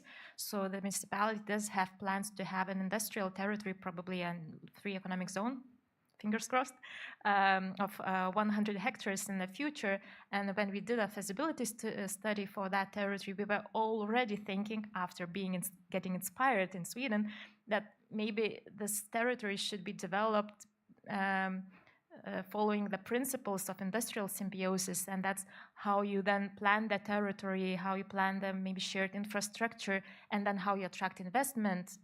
And then you're not happy with any investor coming, but you are proactively looking for someone who would get there and get another factory next to it, and then the smaller ones could, you know, plug into that ecosystem, and then we do have this ecosystem in place, but that's you know, 10 years ahead, and then you need to plan these things, both the infrastructure but the support system and all the incentives now. Beautiful answers, and unfortunately we're running out of time, but I would be talking and more on this topic, so if we still have time, we'll use probably the coffee break to talk more. I encourage to do the same. So I thank my panelists for the discussion. I once again remind that we had a discussion about industrial symbiosis, and now we will move forward with our program and our presentation titled Unplugged, Stay Productive and Well in Digital World. So let's give a very warm welcome to the head of Rocket, Lina Žemaitytė-Kirkman. The stage is yours, and panelists, thank you very much once again. Okay.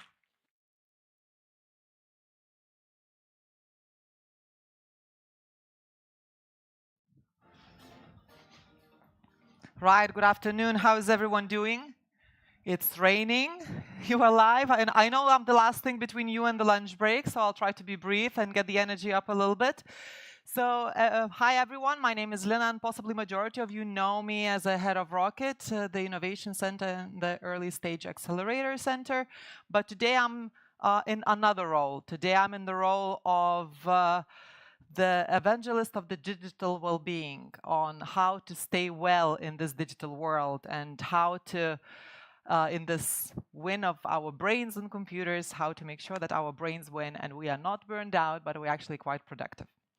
So to best tell you the story of what is digital well-being and what is it about, let's tell a story of a usual working day in the office of the usual knowledge worker, which is you and I, who come to office or in front of the computer and plonk their brain in front of the computer, and that's knowledge work. That's what we do. Right, so to tell a story, I need a name for this character. What is it going to be called? Monica. Okay, thank you. It's always Peter, actually. Petrukas, Monica. Thank you. Right, so Monica, she wakes up in the morning on the working day. What does she do the first thing she wakes up?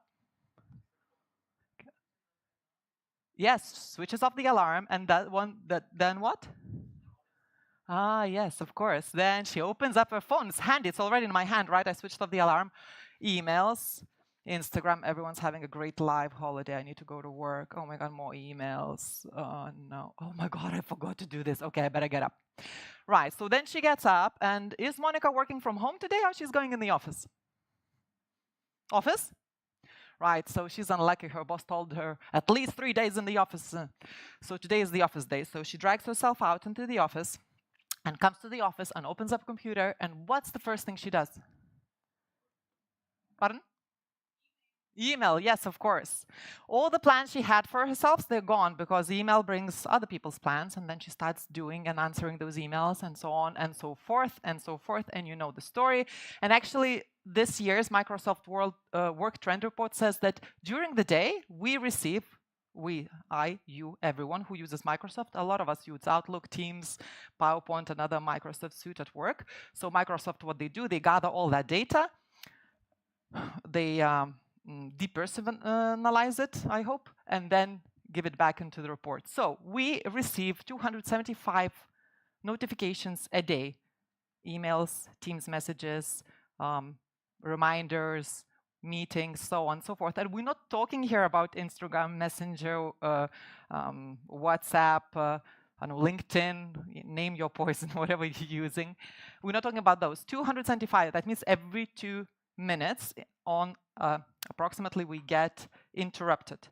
So technology is this double-edged sword, really. It comes into our life saying that technology is going to make us work easier, work smarter, not harder. It's going to be more flexible. We're going to do more. We're going to automate things. And then technology will free us, and we can do what we as humans do best. We can create ideas, solve big problems, strategize, be creative, let the technology do all the hard work. But in reality, we actually have constant interruptions that harm our focus, and we can't strategize. We actually have shrinking attention spans, and we can't hold our attention on one thing for too long.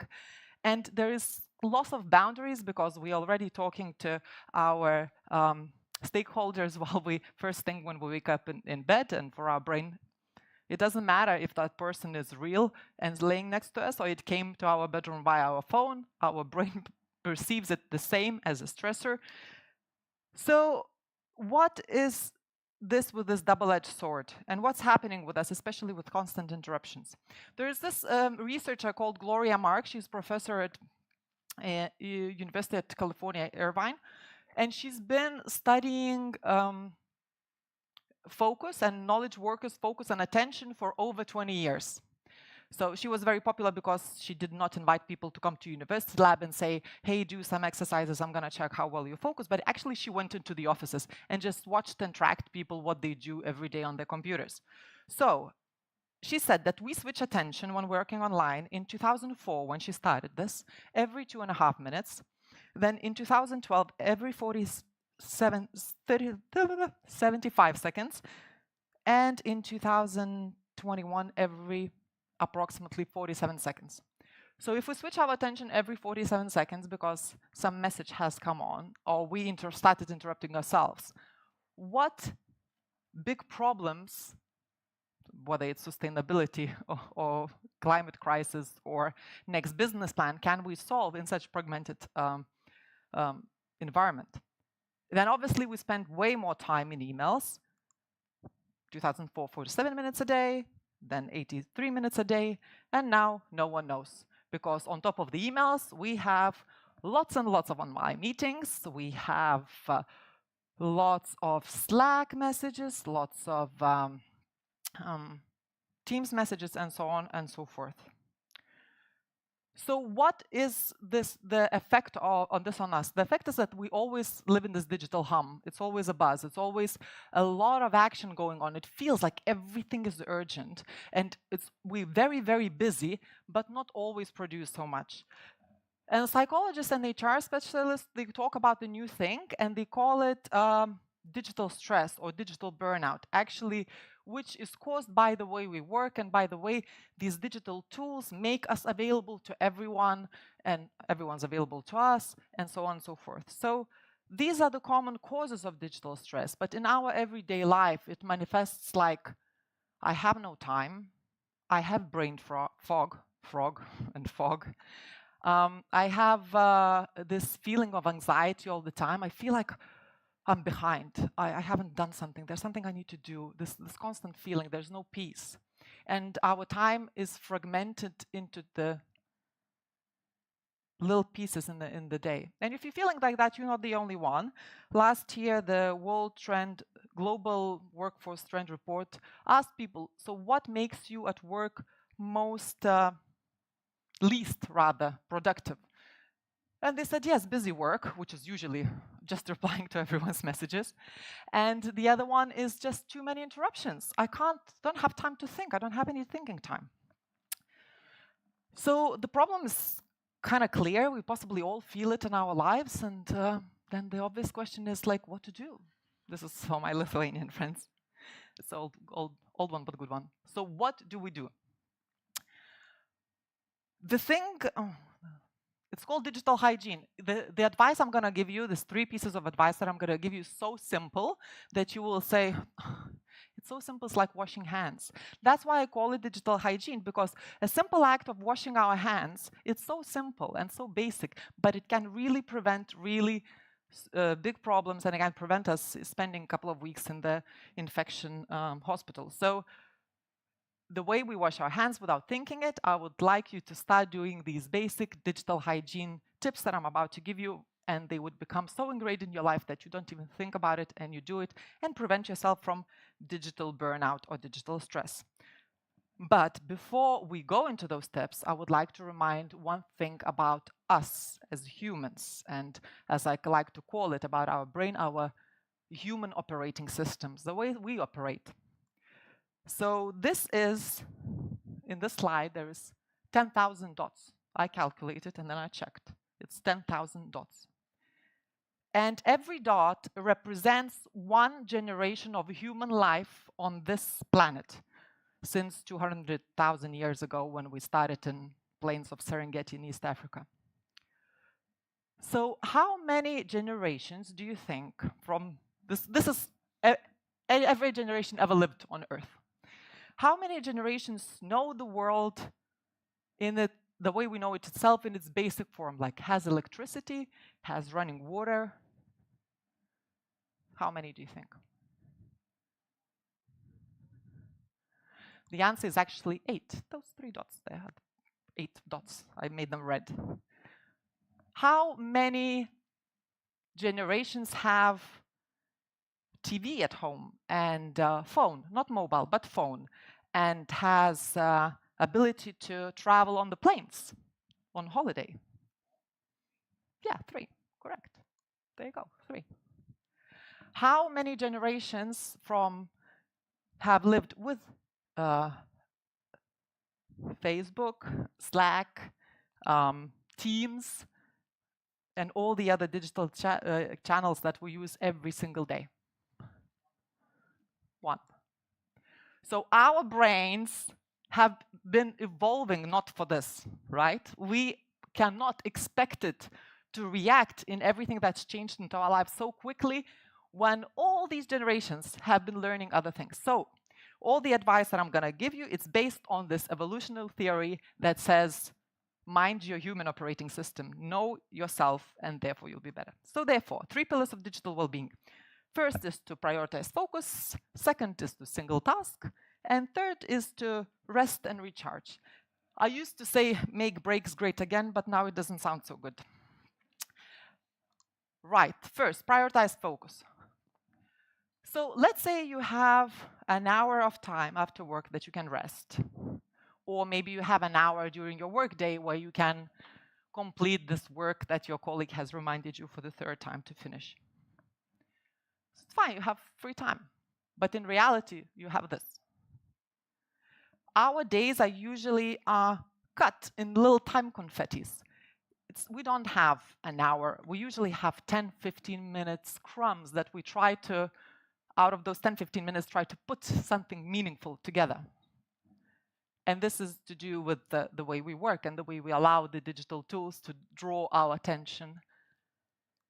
So this is also instant reply culture. We expect to be replied instantly, and we expect from ourselves that we will reply instantly. That red dot that says unanswered message really triggers us. We have to get rid of it right now and just reply. And these cultures are quite common at work, and people don't even realize. I was at one company and I said, do you think you and your team have at work a right to focus? Do you have a right to focus? Of course we have a right to focus. Everyone has a right to focus. Okay, how much time do you expect a person will reply to your email? During a day. Fine. And how long do you think a colleague should answer to your Teams message? 3 minutes tops. And then people when say that, I was like, oh, okay, maybe he does not have a right to focus. The thing is, with this instant reply culture is that if we think of our brain, like if all the notifications interrupt us and we end up switching them off, it's not necessarily that we're not going to interrupt ourselves, because this behavior has become automated, because our brain likes to automate things, because it's very talking about energy inefficient, 2% of the human body mass, 20% of the energy used, quite inefficient. But being quite smart always tries to automate things, because automation allows not to use so much energy. And you all must have experienced that, for example, when you learn to drive. If you could remember yourself the first time you went out on the street after getting your driving license, how much you had to think, and it was a really hard work to think about everything that's going on. Whereas now you possibly go to work and you go on such an autopilot that sometimes you don't even know. Like you come home and how did I get here? Because it's such an autopilot. So it's exactly the same with interruptions. We are so, like Pavlov dogs, trained to interrupt ourselves, that we start interrupting ourselves even though no one is interrupting us. And you possibly feel that people say, oh, I can't read books anymore. I read a couple of pages and I become fidgety. I go and look for something else to do. I grab my phone, I check something, because I just cannot, I don't feel good. I cannot stay. So that's how it manifests, that we start looking where to interrupt ourselves because we've been primed to do so. But the good news is that, brain's plastic has been trained this way. We can retrain it back. It can be done. And one of the ways to do it is just, as I say, it's prioritized focus. We all know when we are most productive. The owls and the late birds is our genetic truth, and you all know when is the best time for you to work. Actually, majority of us, about 80%, is this third bird without a name. It's not an owl and not a early bird. But it's, for us, has been created the 9-to-5 working day, because our focus usually is best in the morning before lunch, and then there is a little peak in the afternoon, and then after 3 o'clock it's all downhill. So if you know when you are most productive, why wouldn't you protect that time and have at least an hour and a half of uninterrupted time? Put it in your calendar, a meeting with yourself. Don't allow anyone else in there. Silence all notifications, switch off your email, and tell your colleagues they're allowed to call you only if you're on fire and you don't notice. But of course, you have to talk to your colleagues about the right to disconnect, because they might think that you are not working and doing Pilates or walking a dog if you're not replying straight away. So I was supposed to ask you in the beginning to switch off your phones. And now I was supposed to ask to check in, how does it feel to know that you're not available to anyone? But I forgot about it. But you can do it at home and try a little experiment, like go silent for an hour and see how does it feel not to receive anything, any input from the outside world. One of the best advice that I heard was from Tristan Harris. The first step into the managing notifications that only allow people to contact you, don't allow businesses to contact you. You really don't need that 15-minute or Delphi or LinkedIn or Instagram notification saying that someone else got a new job and you didn't, haha, or someone liked your heart, liked your picture, quickly, go have a look who that was. Because it's just a smart ways of those businesses to draw attention in, because we really live in the attention economy. So switch that off.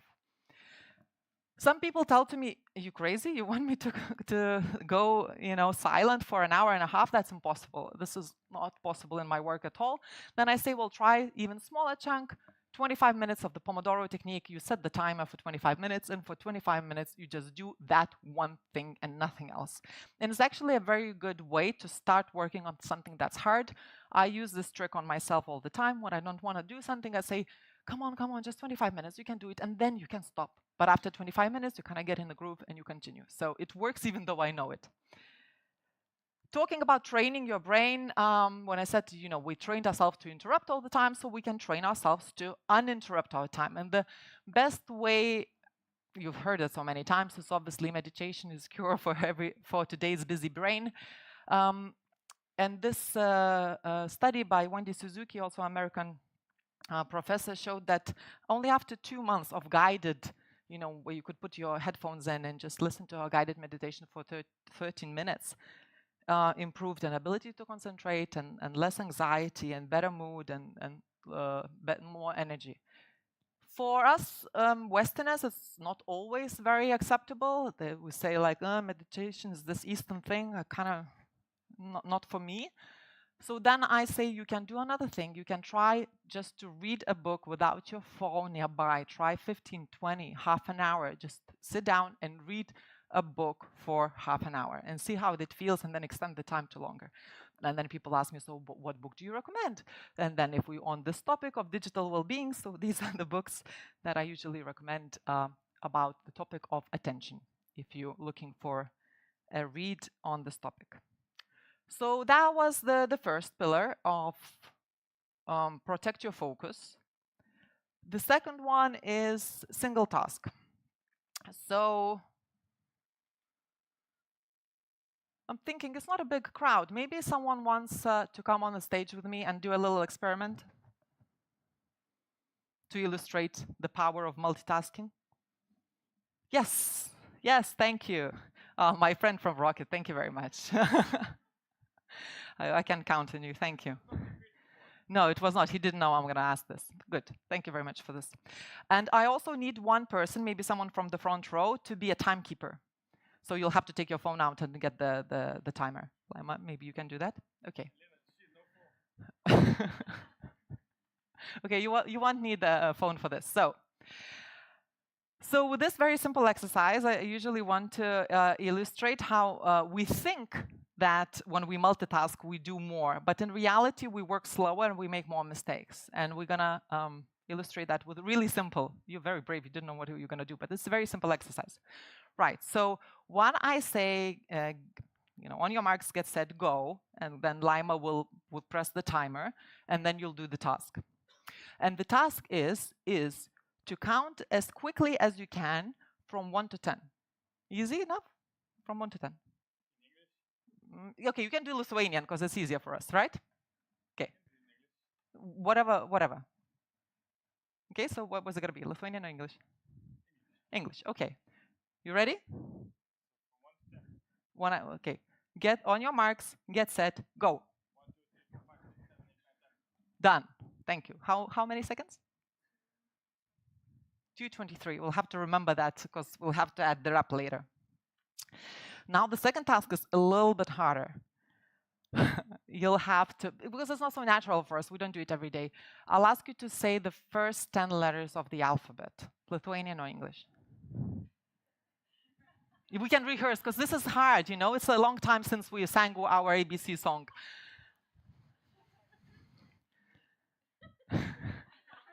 You can sing A, B, C, D, E, F, G, H, I, J. Yeah.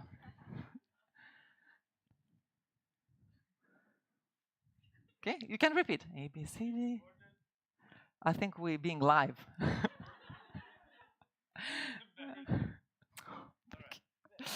Okay, so ready?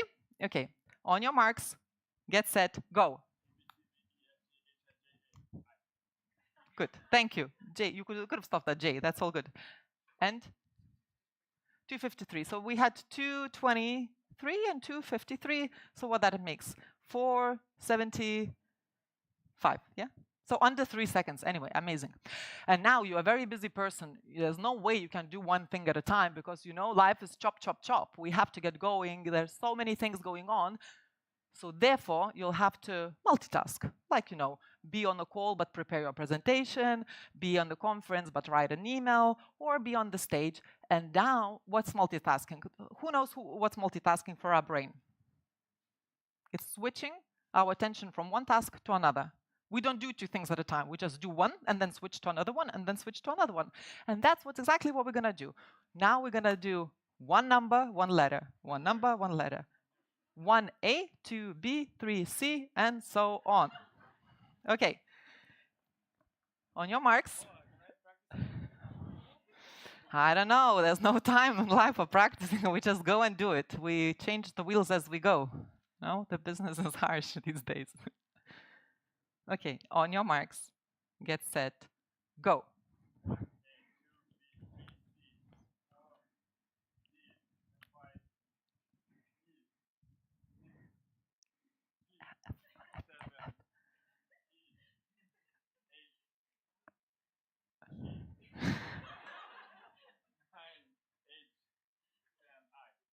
A round of applause for Donatas for being so brave. Yes, thank you so much. Give me a high five.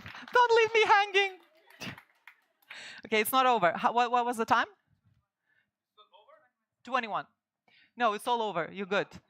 Thank you for illustrating to everyone. Again, thank you. Big round of applause for Donatas. Thank you so much. So with this, I just wanted to demonstrate that when we multitask, we make more mistakes and we take longer, like 7 times longer. So do not be tempted to do too many things at once because you just switch your attention and it's really demanding for our brain. We get confused because our brain needs to make new neural pathways for each task and then it has to go and then reconnect and then go back and reconnect. It's really tiring and makes mistakes as we've just seen and it takes longer. So do not do it single task when you can. And when single tasking, have your phone away from you. And I'll tell you why. So this is a very popular, by the way, by education, I'm a psychologist. So I love reading psychology reports for fun. Sad life that I lead.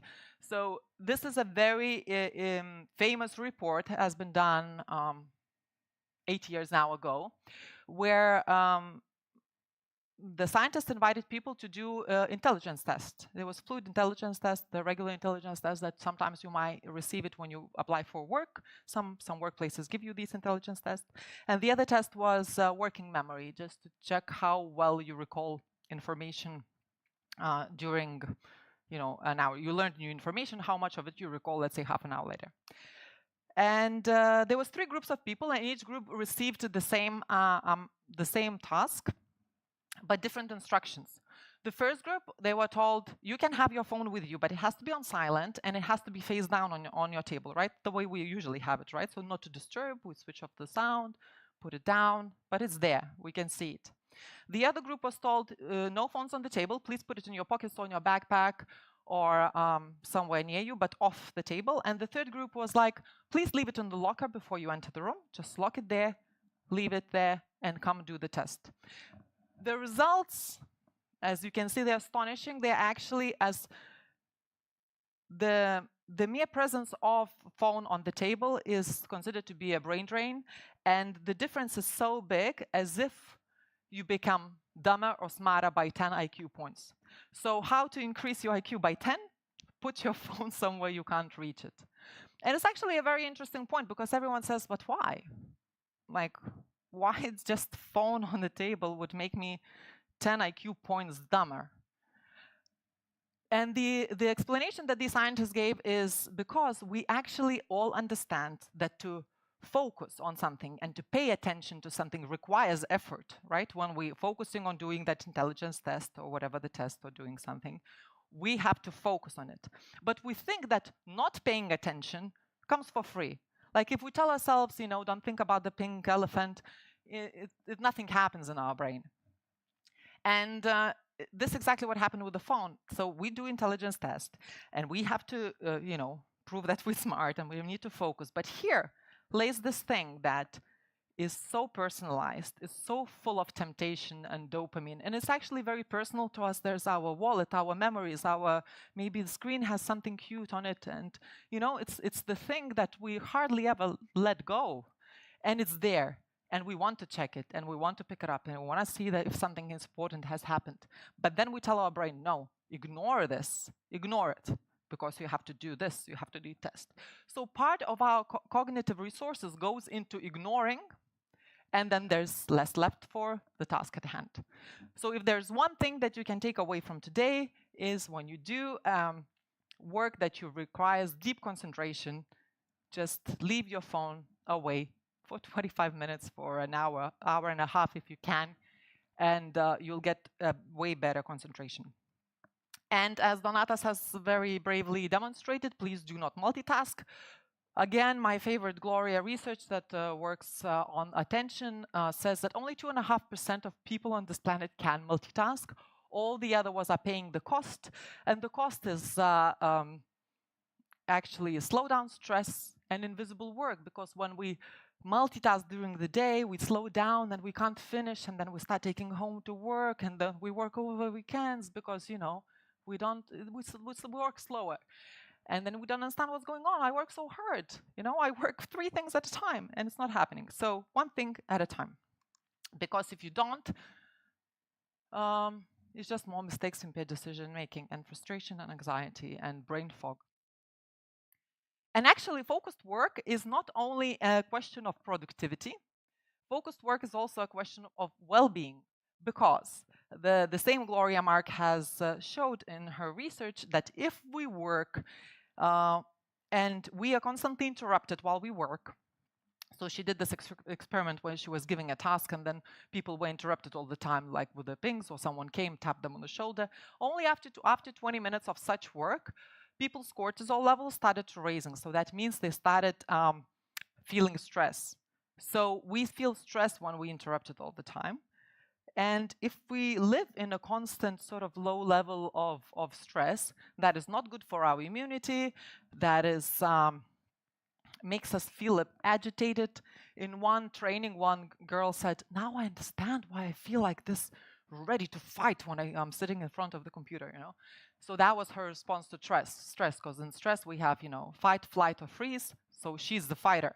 Some are freezers, and they say, oh, I'm gonna quietly quit here and just do whatever is required, and maybe someone will notice. And some just quit.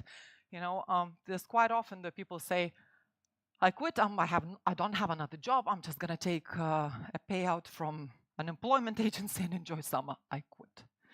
Right, so do look after your focus, because that actually is also a well-being issue, not only a productivity issue. And the last but not least is this making the breaks great again, is you know, breaks are not just for the weak ones. We all have breaks, and I would like to show you the brain scans of people who had 4 online meetings in a row, and that's a lot of us during the day. And on top, there are people who did not have breaks in between the meetings, and at the bottom, people who had 10-minute break in between the meetings. So try to have your meetings, you know, for 50 minutes, not an hour, or maybe 20 minutes, not half an hour. So you have this time where you have to park your ideas, you can park what has been agreed, you don't have to carry it with you during the day, and you know, because that affects your sleep actually as well if you carry tasks into every day and it's not parked down and written down. So just a little break can make a difference between the end of the day. Do you feel exhausted and I have no energy just to go home, sit on the sofa, watch Netflix and scroll at the same time? Or I actually have energy to go and do other things and be present there for my family, for my friends, and go out and enjoy my hobbies. Breaks. And actually, for those people, again, who had breaks, they they were more engaged into the meeting afterwards. They were not sitting there like zombies thinking, where am I? And thinking about the last meeting they just had or replying emails or doing whatever. And they actually had reduced stress, as we know. So, but important thing about the breaks, your breaks should not be from bigger screen to the smaller screen. That's not a break for our brain. This break also has time in the day. You have to schedule your, guilty pleasures of scrolling Instagram feeds and everything else, but it should not be every break. And obviously, we as knowledge workers, we work with our brain, and we very often forget that our brain is not on the stick. It actually sits in the body that has also requirements, and one of the biggest ones and neglected ones is movement. So whenever you can, get up, move about, go outside. I don't know, start a plank challenge in the office or something like that. And obviously, nature is always a good idea. So if you can go to nature, go, because there's attention restoration theory that says just, 10 minutes looking at the greenery can reduce our stress. Actually, the power of nature has been noticed in the hospitals first when people after operations who had the window view with greenery were healing quicker than those who had a window view of, let's say, another building. If you can't go outside, have a plant on the table. If you can't have a plant on the table, have a screensaver. That is nature. But try to get as much nature in your life as you can. And the last one is a high recommendation to have some boundaries, because technology allows us to work anywhere and everywhere and be available to anyone, anywhere. But it doesn't mean that because we can, we should. And there is really a big benefit, and I could talk about another hour, but my time is running out, or ran out rather, on how we have to protect these psychological boundaries. Remember at the beginning I said, when you in the evening on your phone and you talk to your classmates, your colleagues, your, I don't know, parents group from the kids' kindergarten, all those people come to you in your bedroom. Do you want them in your bedroom? No. So keep that phone away and don't allow them in. And the last one is computers don't need to unplug, but humans do. So I'm wishing you a really unplugged break, and thank you for your attention.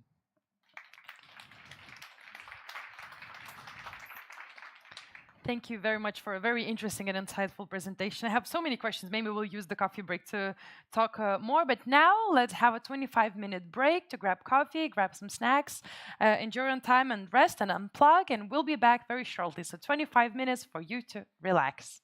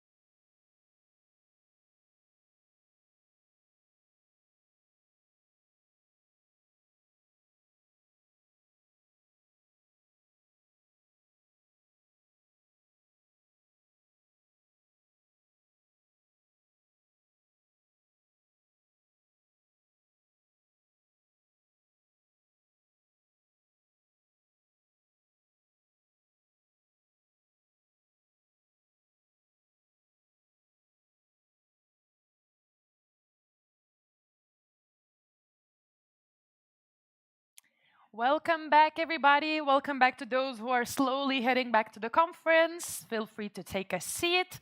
And we'll continue with our today's program because we still have quite a few interesting presentations and discussions coming our way.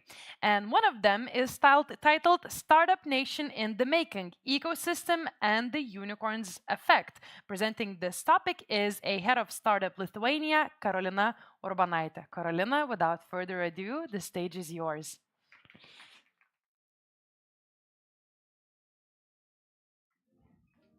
Yeah. Hi, hello everyone. Welcome back from the break. I'm Karolina, I'm the head of Startup Lithuania, and we're a part of Innovation Agency, and we're the main facilitator of the startup ecosystem here in Lithuania. That means we're helping them grow, we're accelerating them, we have a lot of financial instruments for them. But today I'm not going to talk about that. Today I'm going to talk about Lithuania as a startup nation. We like to call ourselves as a startup itself because we're not big, and we are competing with much bigger economies, we're competing with much bigger countries, but we're bold, we're fast, and we have super amazing unicorns as well as startups. And before we begin, I'd like to ask, how many of you are working in startups? Oh my God, I can't, oh, okay. Not too many people working in startups. What if you had an opportunity to work in a startup, would you consider it? Yes, of course. I mean, today we are talking about such an important topic, all of the important topics and the sectors, and obviously we need more startups to, tackle the challenges and to solve them. And very simple question. How many unicorns do we have in Lithuania? 3, actually. We have 3 unicorns. We have Baltic Classifieds Group, we have Nord Security, and we have Vinted, the name you heard a lot today. So probably you thought about that, right? So we do have 3 unicorns in Lithuania, 3 official unicorns. And then the last question, what would you think would be the next unicorn in Lithuania? PVKs, Avoko. Okay, great. We'll see in the presentation. Okay, so let's begin. Let's talk a little bit more about how does the startup ecosystem looks like in Lithuania today. For the past 5 years, Lithuanian startup ecosystem has been the fastest growing ecosystem in Central and Eastern Europe. And our growth is way above average of the Baltic countries as well as the Central and Eastern European countries. For the past 10 years, our ecosystem has been growing more than 39 times. That means our startups are now valued at 16 billion euros.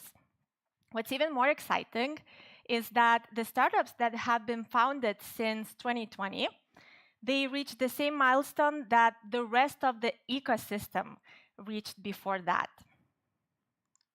Vilnius is not only the green capital of 2025, it's also the cybersecurity center. Vilnius is the first in the European Union, the 3rd in Europe, and 10th globally. So I think we can all agree that these past 5 years has been a huge milestone, a huge breakthrough for our startup ecosystem. Let's take a look how it looks now. We have more than 1,000 startups. We have more than 19,000 talents working in them. And our core sectors obviously are fintech, we're the fintech hub. We have companies like Revolut or TransferGo working in this sector. We have life science, very huge sector, cybersecurity obviously. Business software and energy. This is a core sector for Lithuania, and even more than 25% of the startups are working in this field, as well as art tech, creative, and game tech industry. So what is our secret formula? We have a few. So we have 19,000 talents, right? Working in this ecosystem, in this sector. And I mentioned in the beginning that the Lithuania itself as a country, we're small, right? We don't have that many people, and we're competing globally. So what does that mean for our startups? That means they're not competing with each other. They're competing with the rest of the world. And usually their ideas are more global, and this is a huge advantage for us. And that's why it helps to grow our ecosystem so fast. Remember, we're a startup itself. We also have a developed ecosystem. We have 4 science and technology parks, Sunrise Valley. Really appreciate you guys. We have the association called Unicorns Lithuania. And as you might think, it was created by our unicorns founders. We have incubators, accelerators. Actually, I counted last week, and in Lithuania, we have 16 pre-accelerators or accelerators. Some of them are international, some of them are more local. Maybe not all of them are very active as of now, but still 16 pre-accelerators and accelerators. You know, those programs where you help startups to accelerate, to grow, and help them become more global. And obviously, we have local investors as well as international ones. So how do we reach the more international investors? Unicorns really do help with that, and I'll come back to that later. And also the third part is the governmental support. And I'm talking from the government side here, right? So we have different financial instruments for the startups that, you know, help the startups to grow. We finance them. We also have all the other institutions that are also financing startups. Even in Innovation Agency and Startup Lithuania, we had 27 million allocated to these startups for them to grow. And all of the local investors that I mentioned later, they are all also halfly financed by the government. So I would say this is our secret formula in growing the ecosystem and, you know, building the unicorns. And talking about unicorns, so we have 3 official unicorns that are Lithuanian-born, but also we can be affiliated, and we have 9 unicorns here in Lithuania. So it's either if one of the co-founders were Lithuanian, or, you know, they have really big offices here in Lithuania. So obviously we have companies like Revolut, Flow is not a Lithuanian unicorn. And I'm not saying that these all 6 other unicorns are Lithuanian, but we help them grow with our talents, with our infrastructure. And also, how do they help our ecosystem? How do they help Lithuania? So they're not only paying taxes, and they're not only putting us on a global map or, you know, having our talents. They're also creating new jobs for new talents, which is very important for our economy. And talking about one of the best-known unicorn that we have, Vinted. We like to call it Vinted Mafia. So I already mentioned that, you know, these unicorns, yeah, they put us on a global map. They help us with the international investors, because once they invest really huge amounts into our big companies, big startups, that means they already know what is Lithuania, right? So that means the other startups, it's easier for the other startups to attract international investments, the bigger investments. And so they pay taxes, they build the talents. And talking about talents, they hire new people, they help them grow, they give them their knowledge, and that means that these people later, they can become founders themselves. So what does that mean? From Vinted, we have 28 official startups founded. And it's only the official number, because probably we have some of the people who are still working at Vinted and, you know, thinking about creating their own businesses. Maybe there are some people who are already working on their businesses, but they're more in a stealth mode. But officially, we have 28 companies that's been registered. Not all of them survived, which is also okay because, you know, you can fail in a startup and then start another company. That's not a bad thing. And we have companies like, I hope some of the names you heard of, like Leia AI, Tipit, Boop. So these are just a few companies that grew from Vinted. They're the Vinted mafia. And those 28 companies, or at least those who survived, they actually already in 2025, so that means in the past 5 years, they paid 400K in taxes. And also they got investments in more than 4 million euros. Let's talk about the other unicorn that we have, Nord Security.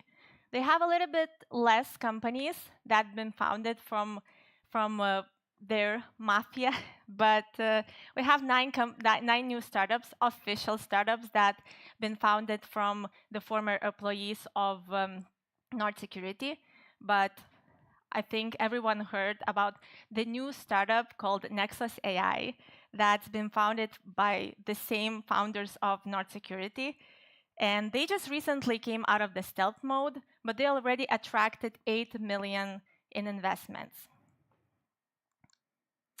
And talking about investments, Lithuanian startup ecosystem or Lithuanian startups, they attracted 128 million of investments in 2024, which is a smaller number comparing to the other years, because like compared to the 2023 or 2022, but because last year we had more of a smaller investments, where in 2023 or 2022, companies like PVKs, they attracted a big amount of investments, or the Nord Security itself.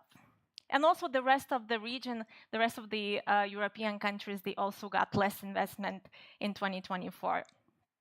Sectors that attracted the most investments are fintech, obviously, artificial intelligence, marketplace and e-commerce, transportations, and you name it, you can see the numbers. The biggest investment and the star of it all last year was Avoko, attracting 20 million of investment. So that was the biggest one in 2024. Talking about 2025, I think we're on the right path already, because our startups in the last 5 months, they already attracted more than 150 million euros of investments. And this year's stars, so far, because we still have a lot of months left, this year's stars are Guest AI, which attracted more than $100 million of investment in their Series C round, which is, by the way, the second biggest investment in Lithuanian history, as well as life science company Atrandy Biosciences that attracted Series A $25 million of investment. And when I was talking about unicorns and how they put on a global map, and not even unicorns, but the bigger startups that raise, from Series A to Series C, for example. What does that do for Lithuania is, as you can see from here, when it comes to the earlier stage investments, most of them are more domestic. That means our local investors invest in the startups. When it comes to the later stages and the bigger investments, we have other European countries, so other European investors, as well as US. So that means, as I mentioned before, that they learn about Lithuania, and then it's an opportunity for the other startups, to get acknowledged and then get more investments and to grow. And as well as talking about unicorns, because that's the unicorn effect. They help to raise the whole economy and the investments. They help to get more talents. They help to get more startups. But also, what our founders of the unicorns are doing, that they are also giving back to the community. Just recently, Vinted announced that they founded Vinted Ventures, where they're gonna invest in the re-commerce startups, and their checks are up to 10 million euros. As well as, we all know the accelerator TessaNet and so many great companies that came from it, Nord Security as well. They're also accelerating startups, they're investing in them, and that's how they give back to the community. And I asked you before what would be the future unicorn. So please take a note at this slide, because these are the startups that you should look out for. And these are the names that you should know, because they're going to be the ones that are going to build our startup ecosystem and make it even more thriving. And I heard the name Sovoko. They're halfway there. And PVKs, they're there. So we're really looking forward to, them becoming unicorns. And Startup Nation, you don't get that in a few nights, in a few years, but I feel like the past 5 years has been a huge milestone for us, as well as we're on the right path to doing that. Thank you so much, and I'll see you all on October 9th at the biggest conference of Lithuanian startup ecosystem, Startup Fair. Thank you. Thank you so much, Karolina. I just have one quick question. You've mentioned that Case AI was the second largest investment. Yeah. What's the first one? Nord Security. Nord Security. How much did they receive? I think 120, something like that. Good for them. Thank you. Thank you. Okay, thank you so much for a very positive and insightful presentation. I think we love to hear such positive notes on how our startup industry in Lithuania is going. But now we will talk on another very serious topic, which is important nonetheless, which is clean tech for defense, mission resilience. And we will have a discussion, and participating in this discussion, we have Arno Castagnier, Vice President at Skeleton Technologies, as well as Greta Ilekytė, economist at Swedbank, Raimondas Junevičius, CEO at Ostara Lab, and moderating this discussion, we have Kade Ristkok, CEO at Cleantech for Baltics. Panelists, the stage is yours, and I wish you the best of luck.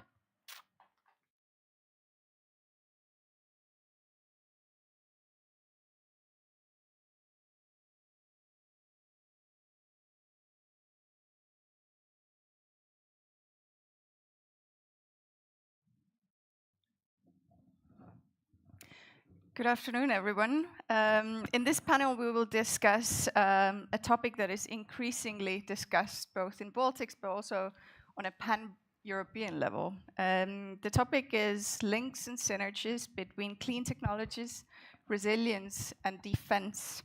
Just a few weeks ago, large parts of Spain and Portugal were plunged into darkness as a major power outage disrupted energy supply to homes, hospitals, transport systems, and military installations. This event was definitely a reminder that energy security is no longer just an economic issue, it's also a national security imperative. And this, of course, came on the heels of a broader European energy crisis, which exposed our vulnerabilities to external shocks and fossil fuel dependencies. Whether it's a geopolitical conflict, cyber attack, or extreme weather event, the question is no longer if the systems will be tested. The question is when, and are we prepared to withstand those shocks? And this brings us to clean tech, of course. Clean tech is not just a climate solution anymore. I would say it's a defense and resilience capability that we need to build faster and on a bigger scale. Turning to the panelists, I think my first question to all of you, Greta, Arno, and Raimundas, is the fact that you're all working at the intersection of climate and security and resilience.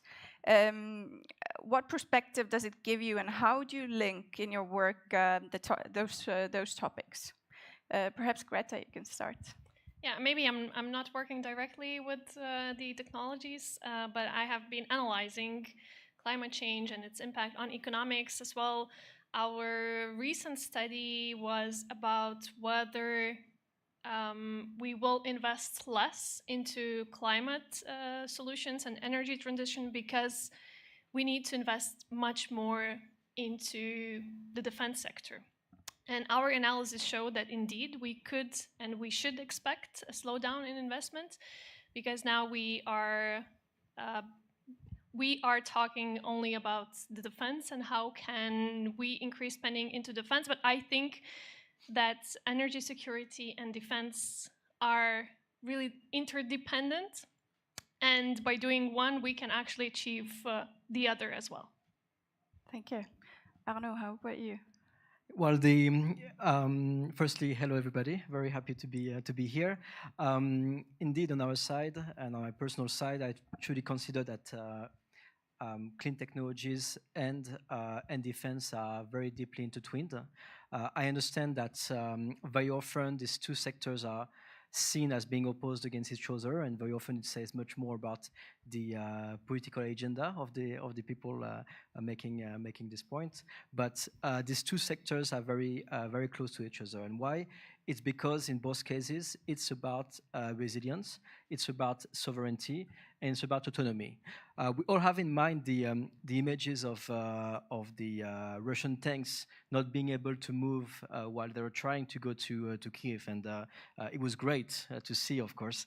But it was also a reminder that you cannot win a war without taking care of energy and without taking care of logistics. This is extremely important. It has always been the case. So the way that some politicians sometimes are trying to make these two sectors as really opposed to each other is absolutely wrong.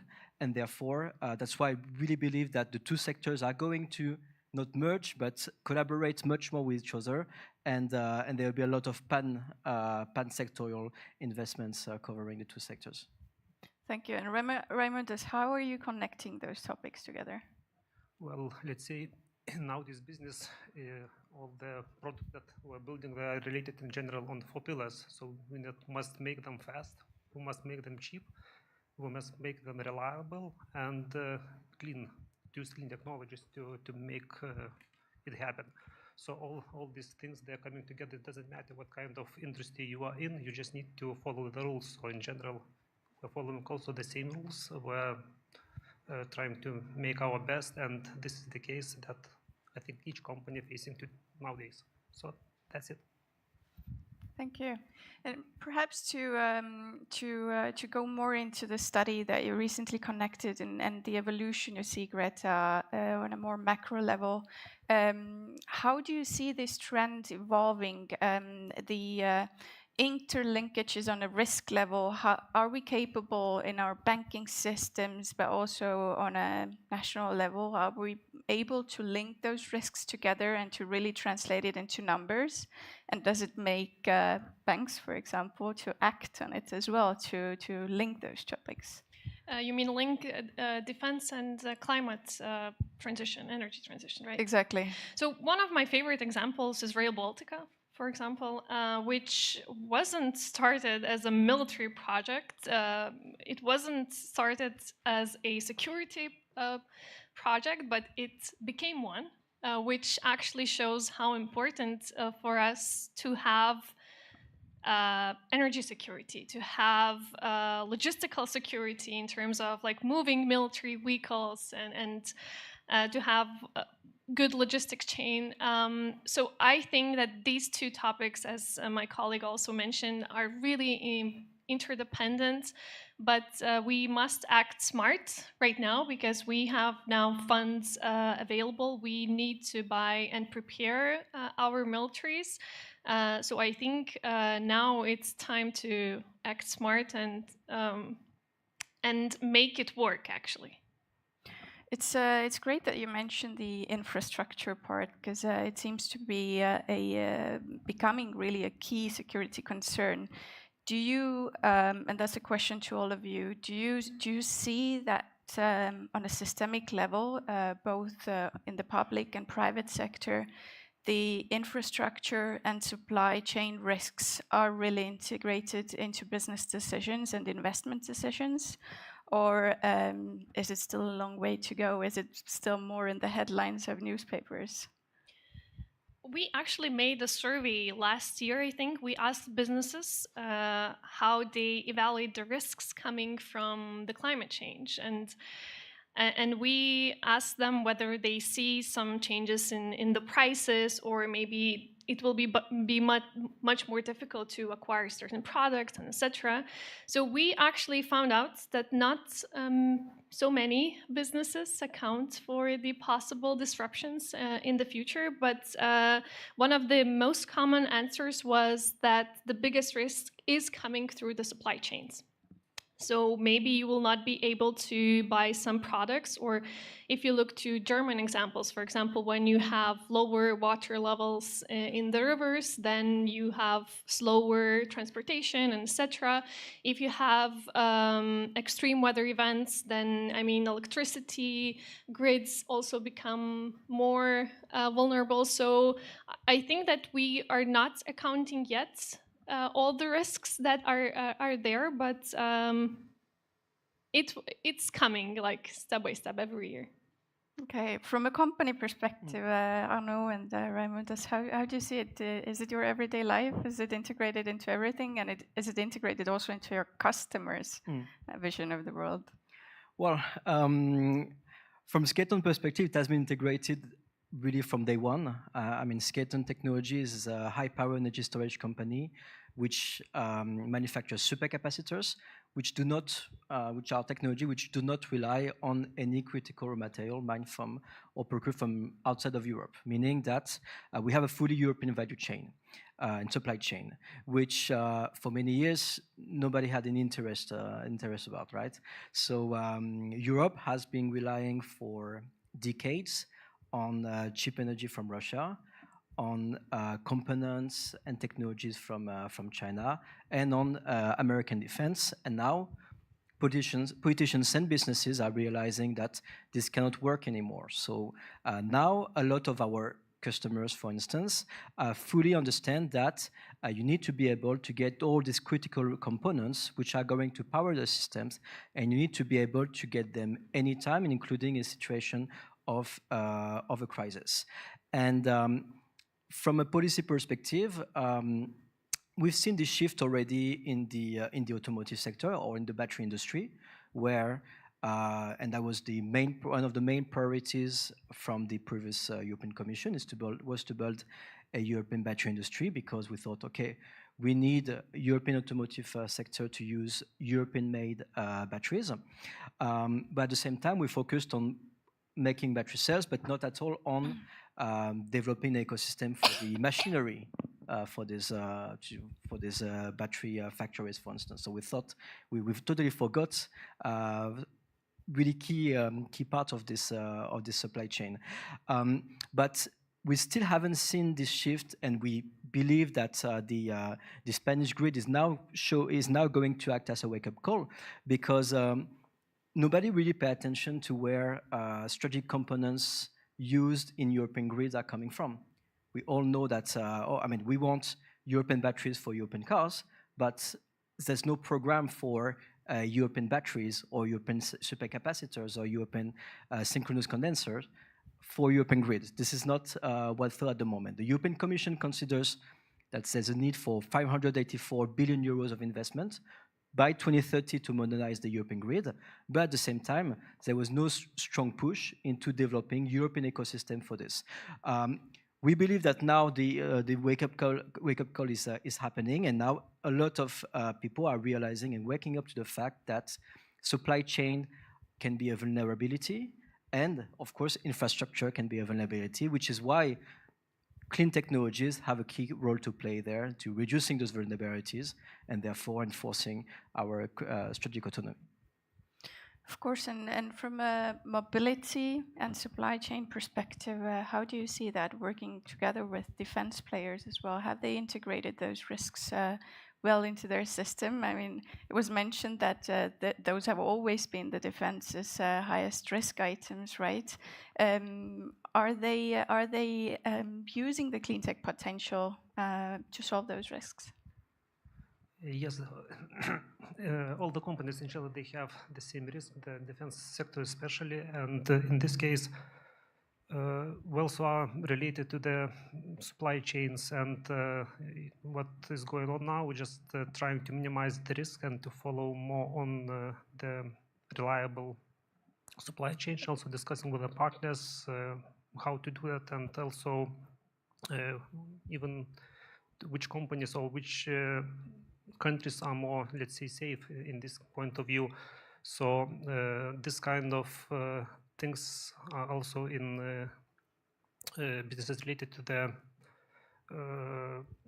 defense sector, but when you see the companies, especially the big companies, these are big players, they are located all over the world, and they have quite good diversification, let's say, of the product and production lines. So if one in one spot there happens something, so in the other one it could produce or to continue production of some critical equipment or tools or whatever. So more or less like this. Mm-hmm. And just for the listeners to precise that, you were selling hybrid and electric off-grid vehicles, off-terrain vehicles. So all-terrain vehicles, but in general not the vehicles, but we're designing the prototypes and building prototypes at the initial stage, and now focusing on production of, let's say, in small series. So that's what we hope will come next. Okay. And you're working both with defense industry or uniquely with defense national militaries? Let's say not focusing too much on defense. We're working also in civil sector and also in defense sector, but there are some projects related to the defense. So yes, we can say that we're working in the defense sector too. Mm-hmm. And for both of you, just wondering, Arnaud and Raimundas, initially, I'm guessing that you started off more as a clean tech company. That's my feeling, and correct me if I'm wrong. How has this kind of switch towards defense use case, how fast has it been, and how do you see it evolving in the near years to come? Let's say from the beginning, this particular case, we have some relation with the military activities, because we started all our prototyping on the basis of using also together in civil and in the military applications. So this is our beginning, and yes, now we see that everything changes rapidly, a little bit in different way that it was a couple of years ago. So now a lot of, let's say, countries, they want big quantities of equipment. They want them fast and cheap. So in general, everyone tries to catch the gaps, to fill the gaps that they have at the moment. So this is very urgent times, and also some technologies now they're upside down, because previously there was a hybrid ecology was more on the top. Now it's not so important. Now a lot of countries just need some kind of equipment which is necessary for their survival. Yeah. So everything changing quite fast. Yes. So you're selling fast. You're selling price and production capacity. Or impact. In general, as I said, now all important are all these four pillars. So it's price, so it's all of it. Yeah, so it's ecology also on the list. It's also the durability, and also the time, how fast you can produce the tools, the things. Okay. How about you, Arnaud? How do you see the evolution, and also what is your selling point? So on our side, we've always been kind of a dual-use company. It's just that now we're doing it a bit more openly. We are at out of the closet, and we finally embrace this cooperation with defense sector. Our first customer ever was the European Space Agency, the first customer of Skeleton Technologies, and the barrier between space and defense is always kind of blurry. So we're specialized in the high power. We have this expertise in high power, extreme fast charging solutions. So of course, when you have solutions which can deliver a huge amount of power in microseconds, yes, a lot of use case may be related to lowering CO2 emissions, but a lot of use cases are also going to be about providing pulse power for potentially defense systems or others. So on our side, we've always been collaborating with both sectors. It's just that the business cases have been for a while much more important from a clean tech perspective. And now we see with all the developments of and all the investments in defense, we see this part of the business, we see this business unit growing. But again, this sector have been intertwined for quite a while. I mean, NATO does consider energy security as one of the key vulnerabilities in terms of hybrid warfare. So on our side, we've always been sharing this view as well. And we can see a lot of companies or technologies which are labeled as clean tech, and not only supercapacitors, but also hydrogen fuel cells, for instance, increasingly becoming critical for next generation's weapon systems. And that's why we really see these technologies, I mean, technologies like clean tech, as being about resilience and being about autonomy, much more than being only about protecting the climate. And to come back to the financing side of this question, I mean, right now we're talking more about piloting different kind of new technologies in the military in Europe, and this is kind of a new wave of innovation for security and defense, I'm guessing. But all of this, in order to scale, it needs massive amounts of financing, and it seems like today in Europe it's still quite hard to finance military use, dual use. Would Arnaud and Raimundus get financing from Swedbank for these use cases? Yeah, it's the most popular question, but unfortunately I don't work in financing, so it's difficult for me to comment. But overall, when we look to defense spending, most of that spending is coming from the government, not from individuals. And it's like the big difference when we talk about climate change, because usually when it's climate spending, then 83% coming from individuals. So electric vehicles, maybe solar panels, etc., etc.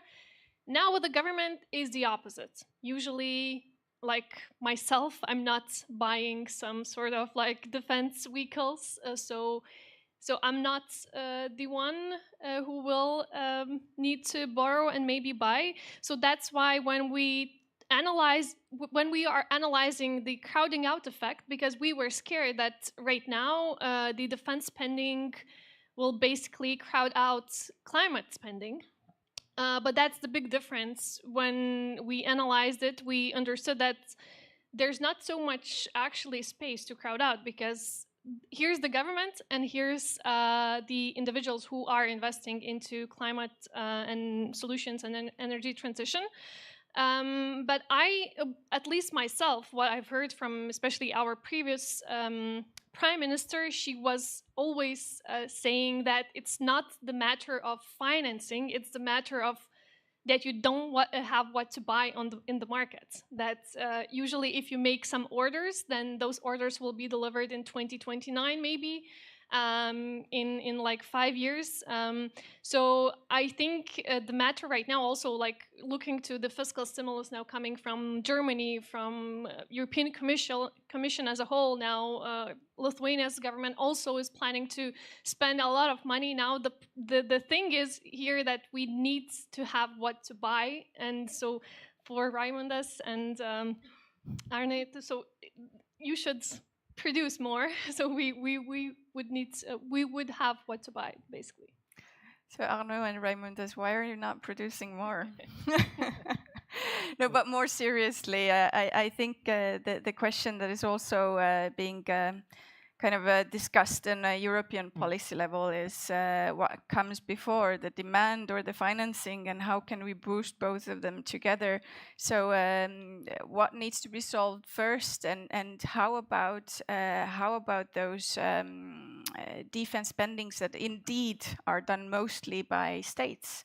How can those be lead markets for scaling up clean tech? Because indeed today the demand does not match the offer, or rather the other way around, because the quantities are needed fast and on a big scale at the moment.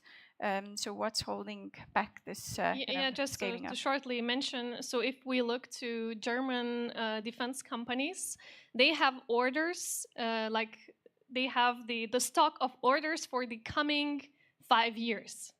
So if you order right now, so you will receive your, your item that you have ordered at least in 5 years. Yeah. Do you want to? Please. Yeah. Okay. So there is problem in this case because a lot of, especially defense manufacturers, they cannot start the production, but there's no orders from the states, and also the transfers of the money are not made in advance, or maybe the part of them should be, all these conditions should be met just to start the production. So all these things also depends much on the government of different nations just to start the production itself. And afterwards, okay, you need just time to produce, because all these technologies that usually governments order, they are not so simple. You need time just to make them and to deliver to the final destination. So it's more or less like this also. I think the situation is very different whether if we talk about defense startups or if we talk about clean tech companies who are collaborating with the defense sector. So in our case, our customers are not governments; they are private companies. So for us, the key is to really be involved in this new development of next weapon systems, or to provide solutions that right now will solve some of the needs of the defense industry. But as a company that is collaborating with the defense sector but does not depend on the defense sector, it's important to, I really want to stress how the situation has been with the finance sector for a while. It has changed in the last year or the last 2 years. However, not such a long time ago, we literally had the banks or private investors saying that we should stop collaborating with the defense sector because it was not good for their own image, and as per the ESG rule, they did not want to support companies collaborating with the defense sector. So this is what has been preventing a lot of non-defense companies from collaborating with defense companies, and that was extremely important because then otherwise it just separates the two sectors, and either you do defense or you don't, but you can't really collaborate with each other. So now it has changed, but still, for instance, when you raise money as a company that again does not depend on the defense sector, but now has a growing business unit in it, then very often investors are going to treat it like any other sector, like automotive, where the sales are very predictable, where the volumes are predictable, which is not the case. When you work with a defense company, you sign a contract which does not necessarily state a specific number of units that you need to deliver, because these companies do depend on government orders. So you sign very often contracts which are about being able to provide the solutions extremely fast if and when they require it. But you cannot exactly predict how much volume are going to be needed, although I think we can all assume that the threat from Russia is going to continue for the foreseeable future, so we could have a bit of predictability. But the way contracts with defense industry work is extremely different from the way contracts with the transportation industry or with the automotive industry work, which is why it's very important not to depend on the defense sector, because otherwise you're going to face issues with your investors or with banks, because now that everyone wants to do defense, you don't have the investors or the VCs who understand how defense procurement actually works. So that's really a pity. So it's important not to depend on it. Like just to give some examples. at Skeleton, you are involved in developing solutions for railgun or laser weapon systems because they need huge amount of power. They need ultra-fast reaction, which can be extremely critical in the case of a drone invasion, for instance. We cannot predict how big the market for railgun or laser weapon system is going to be in the next 10 or 20 years. It's not something that we can that we can predict. So that's why it's almost a choice that you do internally to collaborate with different sector because you want it. However, no dual-use company or no clean tech company should really depend on the sector because it's by definition way less predictable than other sectors. That's a good point to see it in one way as a lead market, but not become too dependent on it. But you also brought up a very interesting point on ESG, which originally is a risk management framework, right? And it's funny enough to see that this risk management framework has not managed to integrate our security, national security and defense needs with the climate and environmental danger risks. Right? Do you see that changing? Because we've seen the omnibus topic on ESG going on for a while, and banks are central players in that, of course. Do you see it changing? And on a wider EU policy level, is it made easier for banks and investment players to actually engage and help to develop both our security and clean technologies in parallel?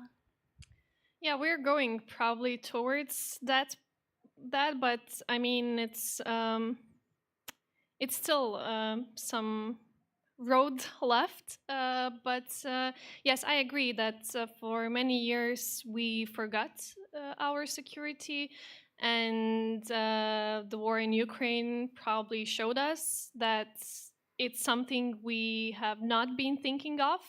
And especially from the economics perspective, I think both governments and households finally saw this matter because it was really expensive for them. And the progress, at least in Lithuania, has been huge when it comes to renewable energy, for example. We have been seeing a lot of investments into that area because it was really expensive economically for us to forget our security when it comes to energy, when it comes to other matters. And I think for that time being, it was really painful, but there is the saying that you should not waste any crisis. And it seems that we had this shock in 2022. Right now, we have another shock coming from United States, and when our security, European security, is not ensured probably anymore. That's why we see this huge interest in increasing defense spending. But I agree with you that for many years we forgot this matter. And even right now, I mean, if you look, for example, to NATO spending and countries that reach at least 2% of their GDP, we still have at least 9 countries that do not reach that target, and will probably reach maybe by 2030. So I mean, I still think that the Europe as a whole did not wake up yet. We are still in the process, but at least in Lithuania we see huge progress. Well, that's good to hear. We went on the very defense and dual-use side of the discussion, but I did start off with the more civilian side of the security issue, which is the grid security and energy security. What would you say, and perhaps the question is for you, Arno, did the Iberian incident really change the way we see energy transition? Why did it happen? What have we done wrong? And can this happen in the Baltics? Yeah. Well, that's the million euros question. So actually, the Iberian blackout could be both a wake-up call or a missing opportunity. And it may become very quickly a missing opportunity for a clean tech sector because there's the entire narrative that renewables are to blame. And the solution is just to stop investing in renewables, which would allow to save money because you don't invest in renewables and you don't modernize your grid either. So then, yeah, you save a lot of money, of course. So it's indeed a problem because, again, a lot of politicians are going to push this agenda. On the other side, it should have been and it should be a wake-up call because, again, the needs for green modernization are known already in Europe. We know which countries need to modernize the grid. Not going to put the finger at some of them now, but if you follow Skeleton on LinkedIn, you see which countries we are particularly targeting. But we know which countries have a weak grid and therefore have vulnerabilities. When we talk about blackouts, I mean, it's not just inconvenient. It's not just about like not having electricity for your fridge or something like this. It makes like your entire, I mean, the airports were stopped, could not function anymore. The data centers could not stop anymore. The hospitals could not stop anymore. So in many ways, whether it came from, even if it would have come from a cyber attack, I mean, the problem remains the same. The grids are particularly vulnerable. But so Spain had focused a lot on investment in renewables, but at the same time, totally neglect investing in grid modernization systems. And the two needs to go hand in hand. I insist on the fact that there are many blackouts which happened also in countries which were heavily reliant on fossil fuels. So it would not be a solution to just stop investing in renewables. So this is quite the opposite. I mean, we need both to reduce our dependencies on fossil fuels, which are imported from non-European countries, and at the same time, we need to invest in clean electricity, and therefore we need also to invest in modernization of our grid. This is absolutely key. All of this needs to go hand in hand. We were contacted by some other countries, so I do believe now that more countries are understanding to what extent it's a vulnerability, but we're still afraid that many are drawing the wrong conclusion on it, as only going to decide that the problem was just the renewables in themselves, and that the solution is just to stop investing in it. I did see this reaction also in the Estonian media. There was, I would say, most of the reactions were negative towards renewables. I don't know if the same happened here in Lithuania. I would not say maybe. I think for quite a long time, nobody actually understood what has happened. So that was the problem. I think we have maybe had at least like 3-5 days to actually know what has happened. And even then, for many people, it was really difficult to understand. Still, like, well, what has happened? And I agree that you should probably have an engineering diploma to better understand the grid and why it can happen. But overall, I would not say that it has been like a negative thing, that we should now be scared about renewables and that we can have a blackout. But I really agree that grid has been a forgotten thing in Lithuania also for many years. That's why some of the investments into the, for example, solar panels have to be stopped like a few years ago, because the capacity was not enough for all that new energy coming into the grid. So I think also like one of the most like important priorities in the coming years will be grid security, and especially after Spain. But again, we should not waste any crisis, right? Because now we see that it can happen, and it will be painful in terms of security, but also in terms of like our own pockets. Raymond, as your vehicles are of course also dependent on the power grid, but also on the development of charging infrastructure, right? How do you see that developing, and is it fast enough to actually allow for you to roll out the electric and hybrid vehicles? With the vehicle itself, maybe not so critical. Thing is just to power them. So in our case, what we've worked before, we're trying to develop the vehicle which will be capable to produce, to charge the battery themselves. So because of that, we made this hybrid solution, just to be aware that this technology also could be used at a small, let's say, power unit to power some external batteries outside the vehicle. So the idea is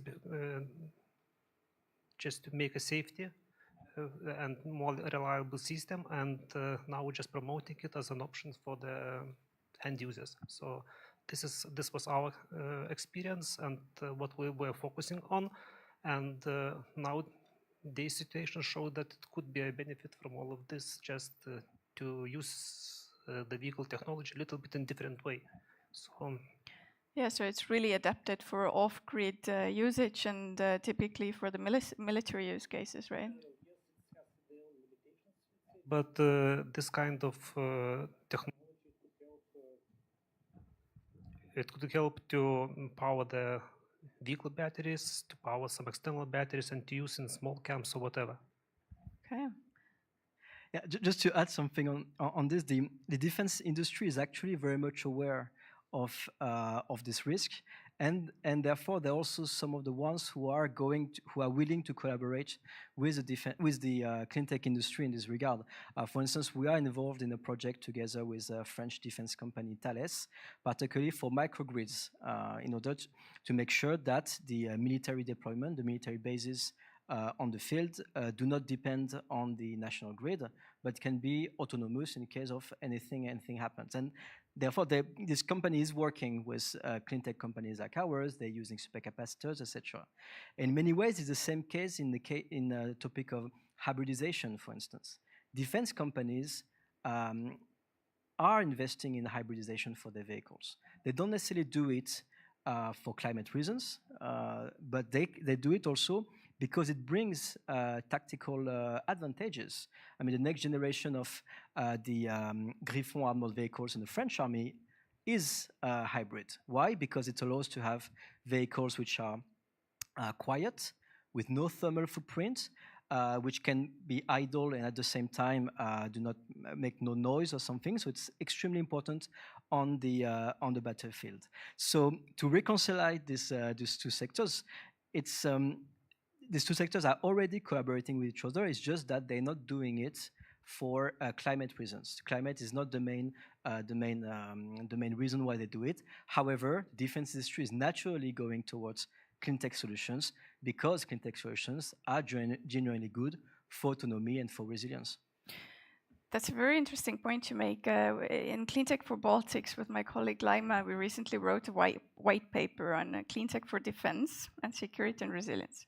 So we did interviews with a lot of military personnel, defense policy makers, and the first reaction was often very cold towards cleantech.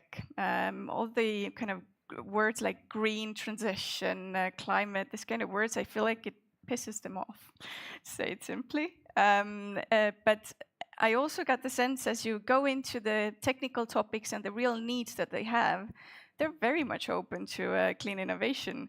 It's just that it's been sold to them under the wrong flag, which is decarbonization. They really don't care about that. If you tell them about green tanks, they're not gonna talk to you. If you tell them about how it can increase their capacity or decrease the supply chain risks to produce clean fuels on the spot, or other clean solutions, they're very much open to it. This is my experience. How do you see it? Okay, similar, but the point is that I don't know if this, let's say, some stereotype that military do not care about the climate, about the ecology and things like this, but it's generally an opposite, because if you are using clean technologies, you are not so traceable. You can just make it easier for yourself to live, and what is necessary for the military kind of things is reliability and this harsh condition that your equipment should be capable to operate in. So this is the problem, which a little bit conflicts with the renewable kind of things, but in general, it's also going, let's say, step by step, everything in parallel, I would say. Yeah, because you have a lesser sound footprint and a lesser thermal footprint, right? Those lesser are thermal, lesser sound. Even these examples from the Ukraine, now you would see a couple of, 2 maybe years ago, that was easier to spot the troops if there's a lot of trash nearby. So in each case, you need to focus on what are you doing and to make it in a proper way. So in this point of view, this ecology also plays quite an important role. And I like the communication topic a lot in this. I feel like there's a lack of dialogue and collaboration between those sectors, the clean tech sector and the defense sector, be it on the state side or the industry side, and also between the different civilian use cases. I feel like we have siloed those topics in the policy domain. So there's not enough synergies being created, be it regarding the EU funds. They are very strictly either defense or clean. Now it feels like it starts to change. As we have run out of time, I would like all of you to really give this like one suggestion. What do the policymakers need to do in order to help you to create those synergies between clean tech, security, resilience, and defense? Who wants to start?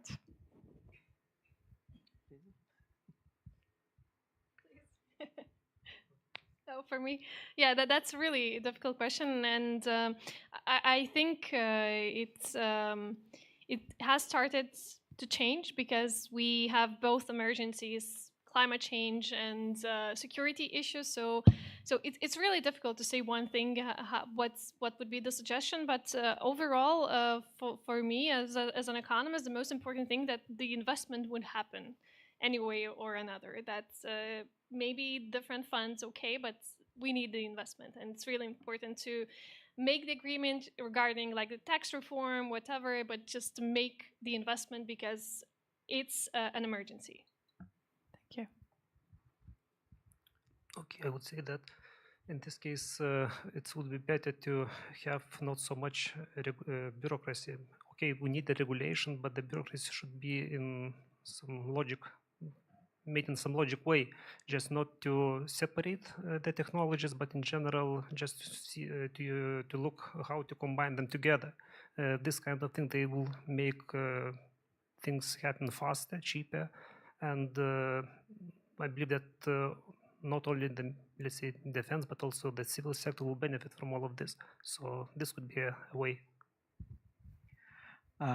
It will sound extremely protection. It will sound very French, actually, but I think that it's really important that where for the defense sector that in Europe there's a European preference into using, when available, European defense solutions, and on top of it, to reward European defense companies that are using European-made components.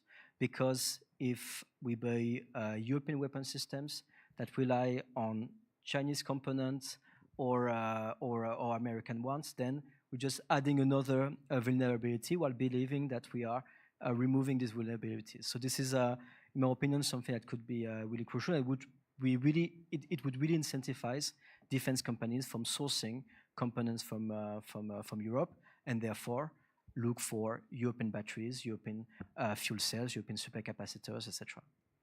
So to wrap this up very shortly, we need more investments, we need less bureaucracy, and we need to buy European. This is how we're going to link security and clean tech. Thank you very much for listening. Thank you for the panelists. Thank you very much. I ask you to stay for a few more minutes because we have quite a few questions from the audience. So if it's okay with you, I'll read a few of those questions. I think some of them you already answered during the discussion, but just to point out the most important aspects. Is there a timeline when would defense industry be able to implement clean tech technologies massively? So I don't know who wishes to start or comment. I would say in this case, everything depends on the orders. If the government will order particular technology, that will be implemented. Anybody else? Arnaud, do you have a comment about that? Yeah, maybe? I mean, it does depend on the technology we're talking about, or even the weapon system we're talking about. Like, for instance, one of the most predictable markets for clean tech in defense is, for instance, the replacement of lead-acid batteries in armored vehicles. And this is something that is already going on from many companies. Replacing lead-acid batteries because they do not perform well in heavy conditions. So for this, yes, there's a market for clean tech companies and clean tech solutions for these vehicles. Then, of course, if we talk about hybridization or electrification of military vehicles, then it's going to take much more time. Usually, the development pipeline, the development times are more or less 10 years at least for like new defense systems, because you need different phase of for validation. So it's going to take more time in this regard. But this is already moving and this is already going on. It's just that defense is so diverse that, I mean, we talk about defense like one sector, but from one company doing armored vehicles to another one doing missile systems, the needs are going to be extremely different.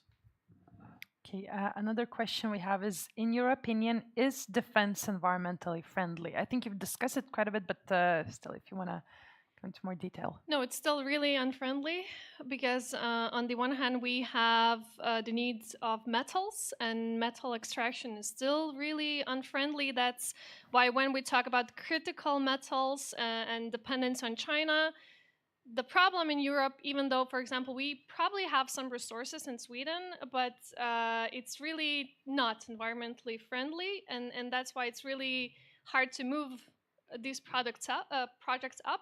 Another thing that, in general, military is energy intensive, like tanks, other vehicles require a lot of energy. So that's why the recent paper published showed that 1% increase into the defense spending adds around 2% of the CO2 emissions in NATO countries. So it shows you that it's not really environmentally friendly, at least yet. But maybe I can just add that it's been studied quite a lot, the impact of war on the environment in Ukraine, of course, and it's true that it's enormous. It destroys the natural environment, but also the living environment, which means that we need to build back all those buildings and infrastructure that does consume greenhouse gases as well, or going to generate them again. But then one of the topics where, again, clean technologies can contribute a lot, it's into building back better and depollution of the environment of our agricultural and forest land is a major and critical quick issue that's going to be straight after the conflict ends. So that's going to be a big topic, I think, in Ukraine as well. And that's some part of the military that can be decarbonized and can be made more environmentally friendly, just in the same way as the mining industry can also partially decarbonize. Typically, we can set some goals in terms of hybridization of non-tactical vehicles, for instance, which would not affect military operations. It would not affect the efficiency of tanks or something like this. But military bases use a lot of trucks, so which are already becoming hybridized in many cases. So you can lower the CO2 emissions of the defense industry, of the military operation, of military, and make them a bit more environmentally friendly. However, the priority of military operations is never going to be climate, of course, which is totally normal, and we should not expect it. And the last question we'll read is, I think it's related to what we just talked about. Is it possible to have weapons or defense systems which will be climate neutral? Maybe we already have them.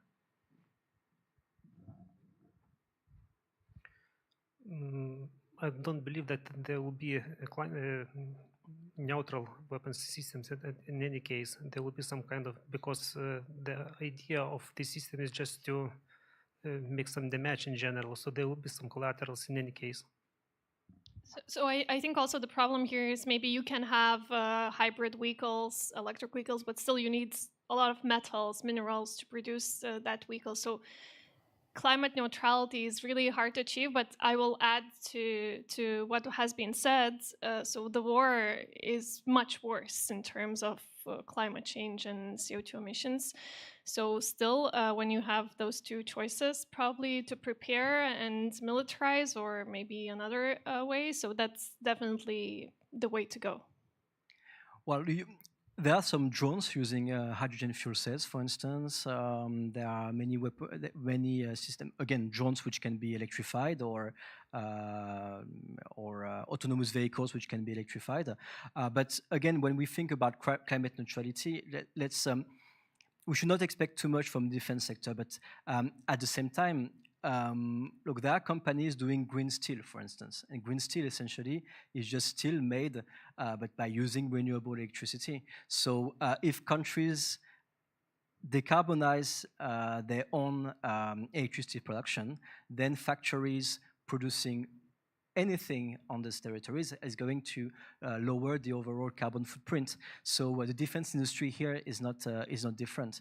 So you can lower the carbon footprint of the defense industry by lowering your own carbon footprint as a country.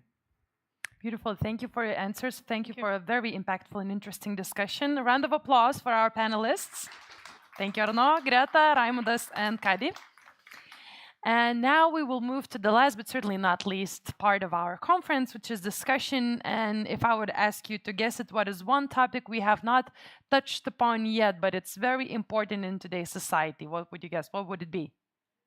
AI, of course. Everybody is almost unified answers. So artificial intelligence, fast tracking the future. And participating in this discussion, we have Jarūnė Priekštaitė, CEO at Women Go Tech, Julius Račiūnas, Business Development Manager at Neurotechnology, Monika Venčkauskaitė, Head of AI at BPTI, and moderating the discussion, we have Linas Petkevičius, President at AI Association of Lithuania. So round of applause for the panelists and keep the questions coming. Thank you.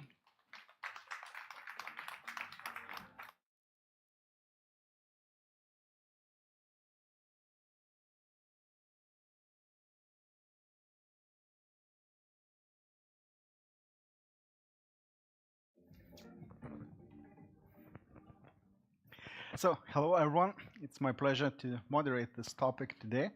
And you already guessed, we cannot touch the AI topic in any conference. We should look from the perspective what's working, what is not working. So I would like today to start our questions from the really high perspective. So you probably heard that Trump mandatory committed some companies to promise the Stargate initiative, the Apple, the other initiatives to commit over 1.4 trillion investment in AI infrastructure and AI. The Macron in February announced the cooperation with the Saudis on $109 billion investment in the France AI infrastructure. Those numbers are nearly double of the yearly budget of defense amount in those countries. And then the question is, so where we are with the AI? Does AI arrived, or are we just starting to see the AI and its various glory and various applications? So, Monica, maybe you would like to start with your opinion, where we are. Yeah, it's really exciting times we are living in. And I'm aware that most of the people got to really know the power of AI only through apps such as ChatGPT or Gemini or Cloud. So it's really coming to our lives, and it's really showing its potential to think for us. So AI actually started a few decades ago. It experienced an uplift than a period which is called AI winter, where there was less investment in the technology, and again now it's also one of mountain peaks, I would say, when we master that transformer technology, and it's really becoming the engine for thinking. I would like to call it that AI is the new engine for intellect. Julius, the neurotechnology worked on the neural networks for 34 years now, but in recent years there's a lot of competitions right now, even in Lithuania. So could you mention what is the role and from the research R&D point on how quick the AI is going in recent times. Actually, yeah, you already mentioned that neurotechnology is living 35 years already in Lithuania. And actually, the fun thing is that we need to work on brand awareness and company awareness here in Lithuania, because most of our businesses was somewhere abroad, various continents, and so on. So we just we are looking at the Lithuanian market, and it's amazing to see how competitive it is, and how many colleagues and the other companies we have here are rising, that are moving fast. It's a good confirmation that the Lithuanians are really business-oriented nation, and we also maybe it's good for us that as we already have a good background of development, the neural networks and AI, and biometrics and surveillance fields. So it's quite good starting point for us to develop whereas other fields with AI, because we have infrastructure, we have specialists, and some kind of experience that could be adopted in some fields. Yeah. Yorona, could you tell us how much the demand and the basket of the percentage of the qualities and the demand for the technology nowadays in the basket of the tech from your perspective? One could guess that probably 4 years ago the AI was not in the demand, and now how it is now? Again, living in very interesting times currently. Everyone wants to learn AI, but in many cases, this wants to learn means good prompting skills and very basic skills. So everyone is curious about AI agents, how you can adopt in the company, but we recently did a study and asked, so how you are using the technology, what you are doing, and mostly it is a basic skill. So prompting for language translation, for marketing materials creation, and so on. So this is not much when we're talking about general population. When we're going for like true AI, when you need to learn math, when you need to do a quite heavy work on these studies, what we see that the interest is actually not that big. So this is a bit scary for our future, for sure. But AI as such, in terms of the education, is massive. Women Go Tech runs a lot of the basic skill trainings as foundations and so on. So we have a huge demand, like thousands of people are coming to these trainings, and they are very curious to learn and to adopt into working environment. So what we're seeing in Europe usually is that we're talking a lot and announcing a lot. So in AI Summit, Ursula mentioned that, hey, we would like to have like 200 billion euros basket for the investment into AI, with 50 billion from the EU and 150 from the private sector. However, when we're looking at the implementation, we're currently seeing that some of the Horizon and Digital Europe money should be repackaged to the package for the European commitment. There's no new money for the AI. And the private sector from the EU is not so active for the investment in that large fund. And in this case, we're really seeing that there's a discrepancy between the mouth and the actual money and the commitment from the Europe and like US, for example. So from the research point of view, and especially from all of the news and the demand from the market, do we really witnessing a gap, and whether that gap is widening or not from the European perspective and the remaining of the world? So Monica, you are doing a lot of leading of AI at the Baltic Advanced Technology Institute. What is your perspective? Yeah, so thank you, Linas. I believe that all the initiatives such as European Defence Fund, Digital Europe, and all the Horizon projects are really important for developing the capabilities of AI. But in their nature, they are usually collaborative science projects, which is not exactly fostering the competitive environment products need. It's fostering sharing, building knowledge, building skills. It's great for that. But later stages actually need good leadership. If you did your learnings, if you invented technology and want to bring it to market, there is a bit of a gap here. There are, of course, European initiatives to do that. One of them is called EAC Accelerator. You can try that. I believe there is money if you really look for it.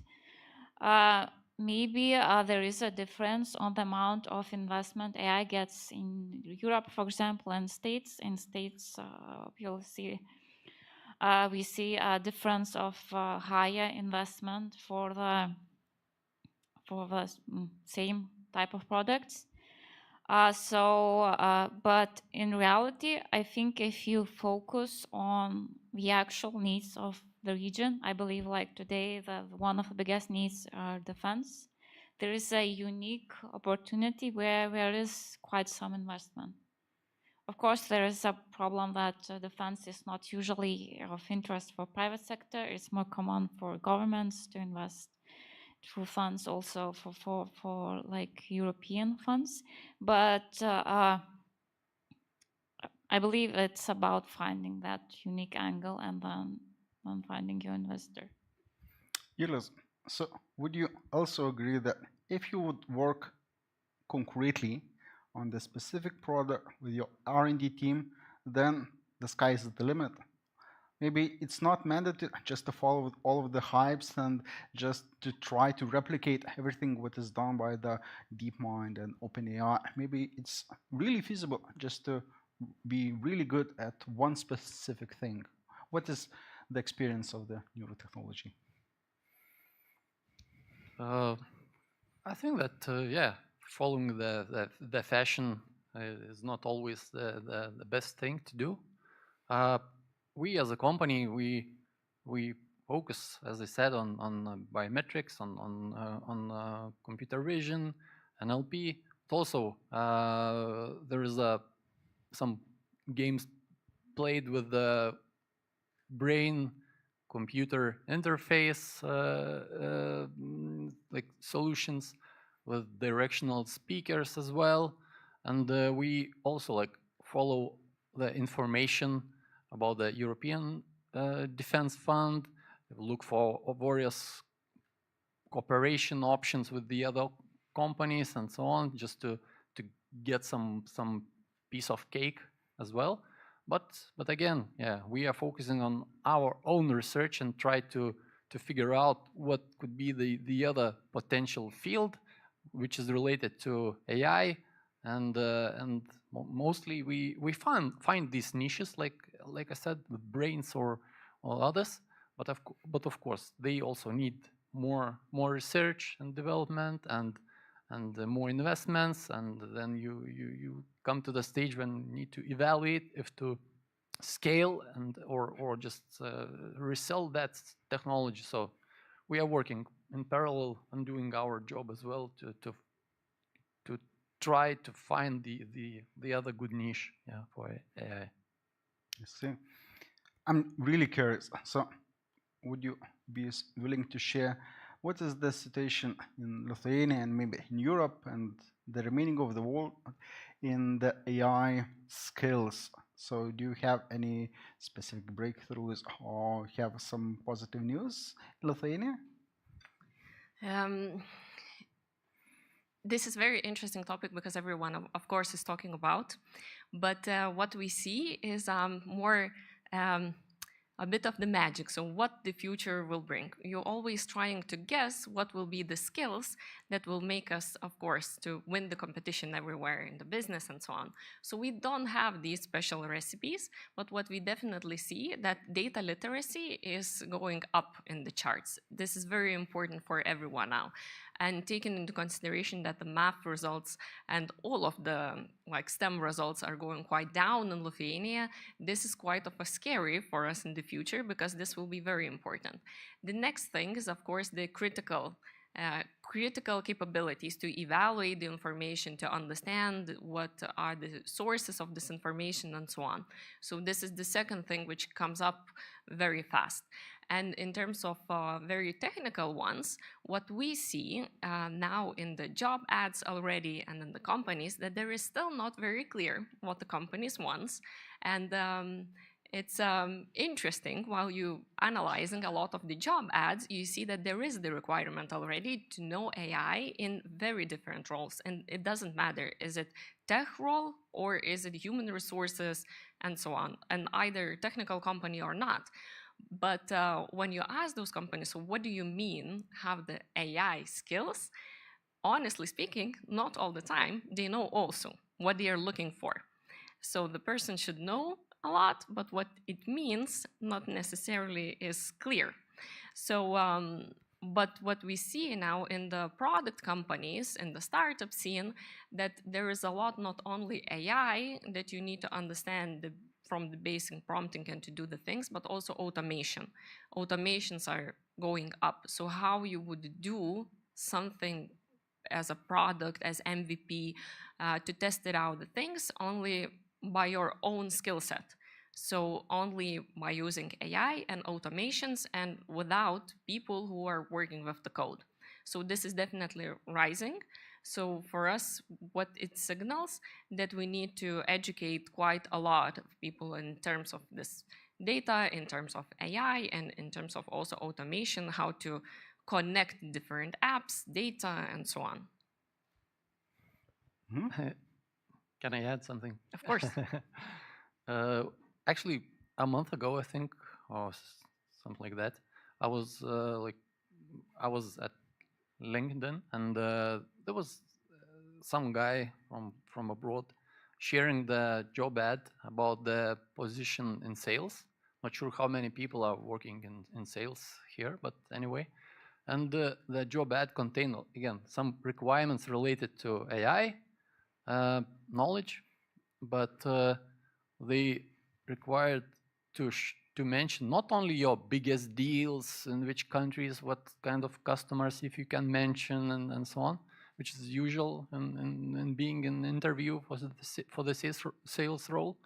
But they were asking what kind of AI solutions you are using for your outbound or some other sales related activities, because it shows your skills, shows that you already automate your own work when trying to achieve the goal that you have. So it's the requirement is already there, yeah, even in sales position.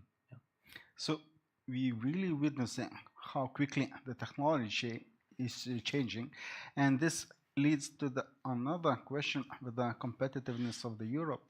Isn't the current structure of various instruments, especially the European ones, is too slow? So you could imagine the typical European project would take like 1 year to prepare what the market needs, like 1 year to have all of the applications to be collected, maybe half a year for the evaluation, and if it's 3-year project, so you could say that, hey, some ideas which are considered now will have projects which will end up within 5 years. But when we do have such high rate of the technology changes, is it really feasible to expect that with the current structure, especially in this subfield and really important field, that the current structure of just saying, hey, we will have like long projects and that's what we do as a Europe is sufficient or not? What is your opinion? Looks like not, and looks like AI should be applied at the process of this or these organizations that are taking care of organizing of these whole various projects. When some kind of information could be matched or summaries made or anything by avoiding the human people every time reviewing the application, checking the boxes, everything. Yeah, and actually, just 2 weeks ago or something like that, I was at the European Defense Fund presentation. Maybe you were there as well, not sure. And the guy from Brussels was there. And actually, after the event, I was like going to my car, and he was passing by the payment. I just said, "Are you going to the Old Town?" He said, "Yes." I just took him to my car, and we drove to drink some coffee to the Old Town. But we had a good chance to chat a little bit, and he asked me, "What about what's my opinion?" And in such cases, when SMBs, small businesses, are trying to participate and are willing to participate into various European projects, and what about what can be improved? So actually, to be open, I didn't participate at these projects yet, personally, but I was like giving him some examples, like less amount, but like more structured information delivered, too many different places and portals where should I check for or look for information and so on. But yeah, looks like some kind of AI agent or AI-based automation really should be applied, and this organization and the applicants would get quite high benefits out of this. So Monica, what is your opinion? How speed is important in today's R&D and the funding schemes? Yeah, so since our institute is working on defense, we're exactly having this, well, not say issue, but a way of working where we have an R&D projects going on, and we also build products internally. A lot of effort goes to science projects because it's collaborative. Every project has like that goes on for 3 years, has like 100 or like a few hundred pages of documentation that comes together with it. And it's a lot of effort to produce that. On the other hand, that documentation is a result of R&D, a result of science, and also it prevents from money being used in wrong ways.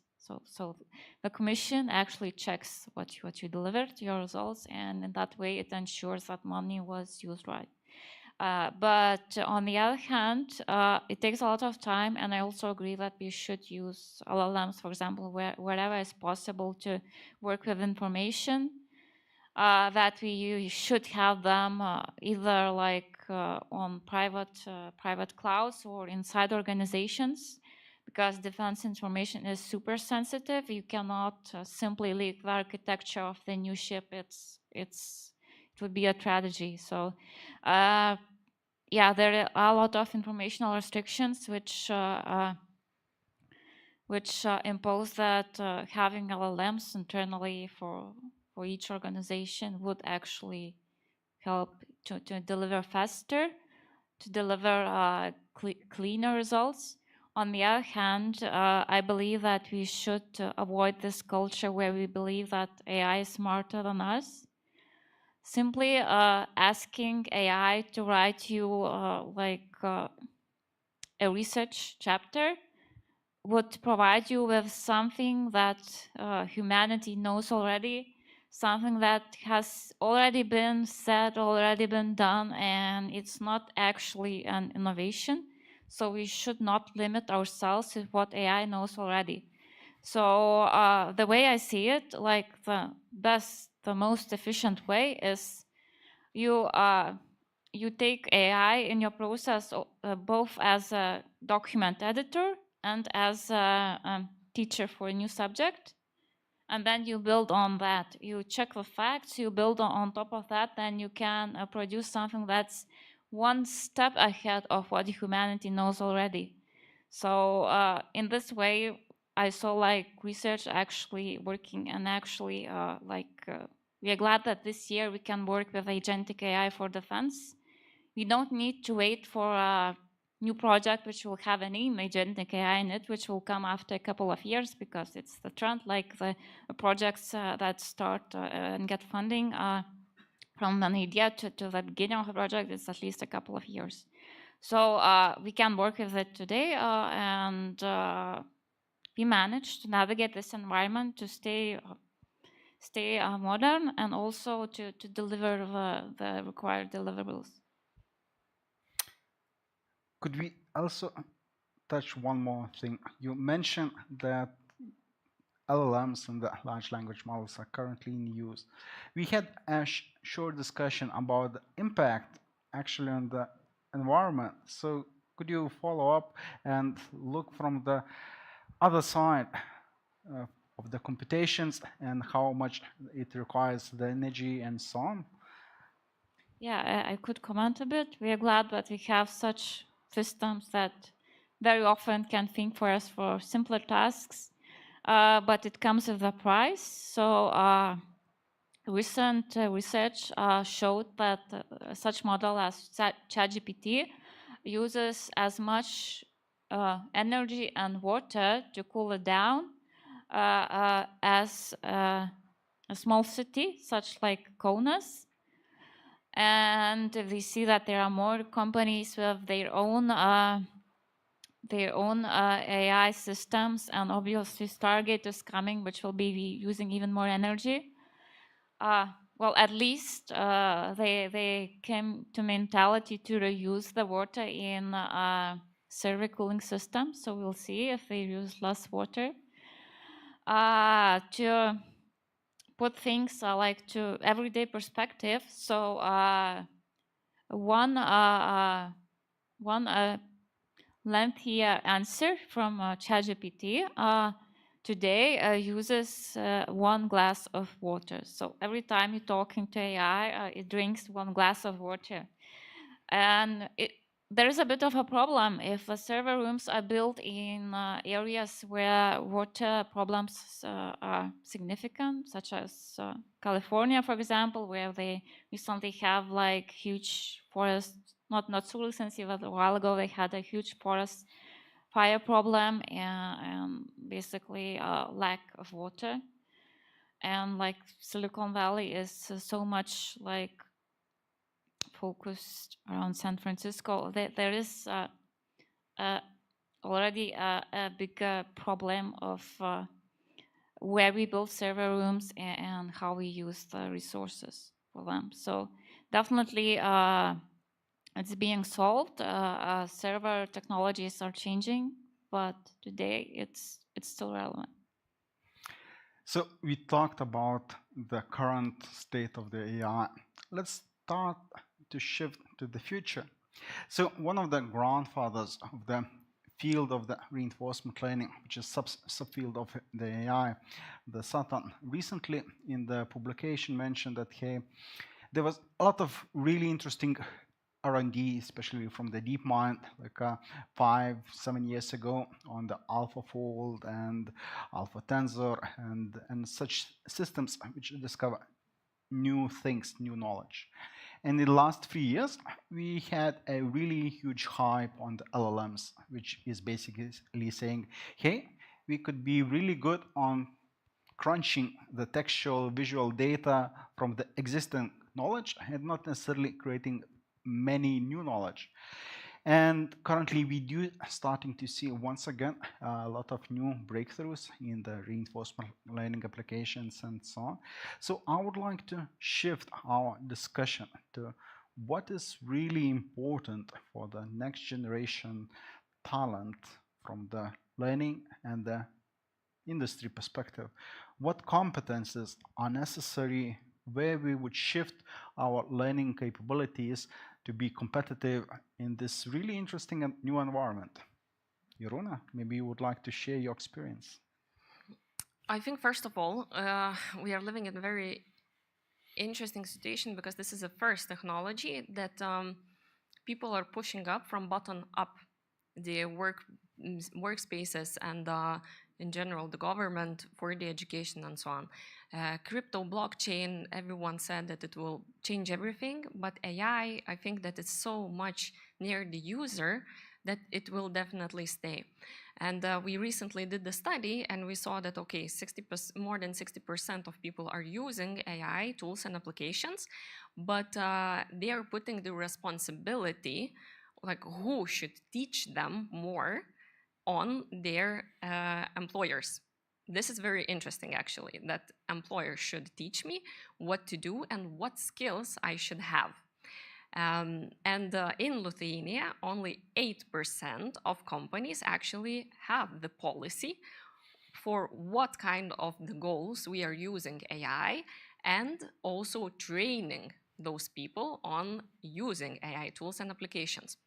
So it's interesting because people are really pushing the employers to give the tools and the skills and putting on them the question, so what should I learn that you would raise for me the salary and so on, these things. So I would say that it's clearly then the question what the government is doing in educational sector in this area, and how now we see that very big gaps starting to come. And those big gaps are that in the startups, where you have a lot of the money, you can invest in these educational programs for your people and to work with the skills and so on. And let's say if you are in the smaller company, so maybe not necessarily you will have a budget even to send somewhere your employee. And definitely not for the bachelor degree or something with the expectation that you will get some AI skills there. So the gaps are on the tipping point now, because usually if we're thinking about our grandparents or even our parents, they already not necessarily understand what you are doing in your working environment and what to do more than the basic shopping skills and banking. So with AI, I'm afraid what my kid will know and what most probably I will not, and I will not understand. But the skills still are the same. What we need to look for, more technical again, and coming back to the STEM, like really data accuracy, teaching people on analysis, how to do it, why to do it, and so on. So coming back really there. And in terms of the soft skills that are somehow everywhere, but at the same time, okay, we need soft skills, but it's not that important. It's now super important, even more, because the interdisciplinary skills are rising even more. How we will teach our kids and us that come to the discussion and argue if everyone would read and put the same question only to ChatGPT. So how we will come up with those answers, how we will discuss the things, how we will choose the decisions that we want to take and so on. So soft skills, I would say now are in huge rise again, especially the social, the communication ones, interdisciplinary ones. So we need to think not only about those technical, but also the social ones, especially like the knowledge is there. Everyone in the school already thinks that, okay, why I need to learn if I can Google it before, now ChatGPT it. So it's interesting how we will add this skill set to. Definitely. Julius, the industry is changing the skills that is looking for? Actually, I wanted to add short remark what colleague said already. Our company has 120 employees, and smart, bright, and nice young people are joining sometimes the company. And of course, most of them have a bachelor degree in this or that, and then this basic knowledge that the university is giving them. But mostly the ones who are picked are those who understood, and I want to outline this here as well, who understood that self-learning is crucially important, and you need to touch anything related to AI, maybe not anything, but to touch AI in the way you think you can do that, because these young people who joined the company, most of them show the experience that they already were doing project, anything with their friends or alone, or I don't know, in some kind of team, participated at some events or hackathons or somewhere, just showed efforts to learn additionally and gain some practical experience what's related to AI. So it's like additional benefits. He brings or she brings knowledge, practical some skills, and that shows for us as a company that person is eager to learn, to achieve additional, even more results as is expected from her or him. Monica, would you like to share some experience on the necessity to learn as a mentor, as a team lead, on why it is really important even in the technical roles to learn all the time? Because what we're seeing currently, that you could in some cases could take some tools like a cursor or some other vibe coding tool, and if you are professional, you would save a lot of time and you would deliver, and you will probably learn 0% of the new things. And earlier, you basically thought and search information, and by creating, learn a lot of things. So the necessity of learning, how it is important in R&D. Thank you, Jonas. It's very important. Something I would also like to stress that the times are really changing.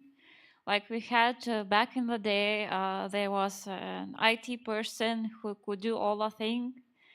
And now, like a few years ago, there is backend, there is AI, there is front end, and now with coding assistants and large language models coming in, like almost like any software developer could do a basic backend, basic front end with the help of this copilot. So again, it's more about the way you learn, how much eager are you to adapt to the process with incorporating new technologies. We strongly encourage the use of Copilot LLMs. This is something I would also not restrict in learning process. It helps to grasp subjects quickly. It helps to quickly produce simple code that's very common, such as server endpoints and so on, like the backend things, and also some front-end things. But we achieve these parts of product faster, and then we could focus on our core AI offering. So it's really important to be adaptive, to learn, take AI as your learning friend, and also be that one step further than AI and focus on your core value offering. Great. Maybe we do have some questions from the audience. Yes. Three. Yes. Hello.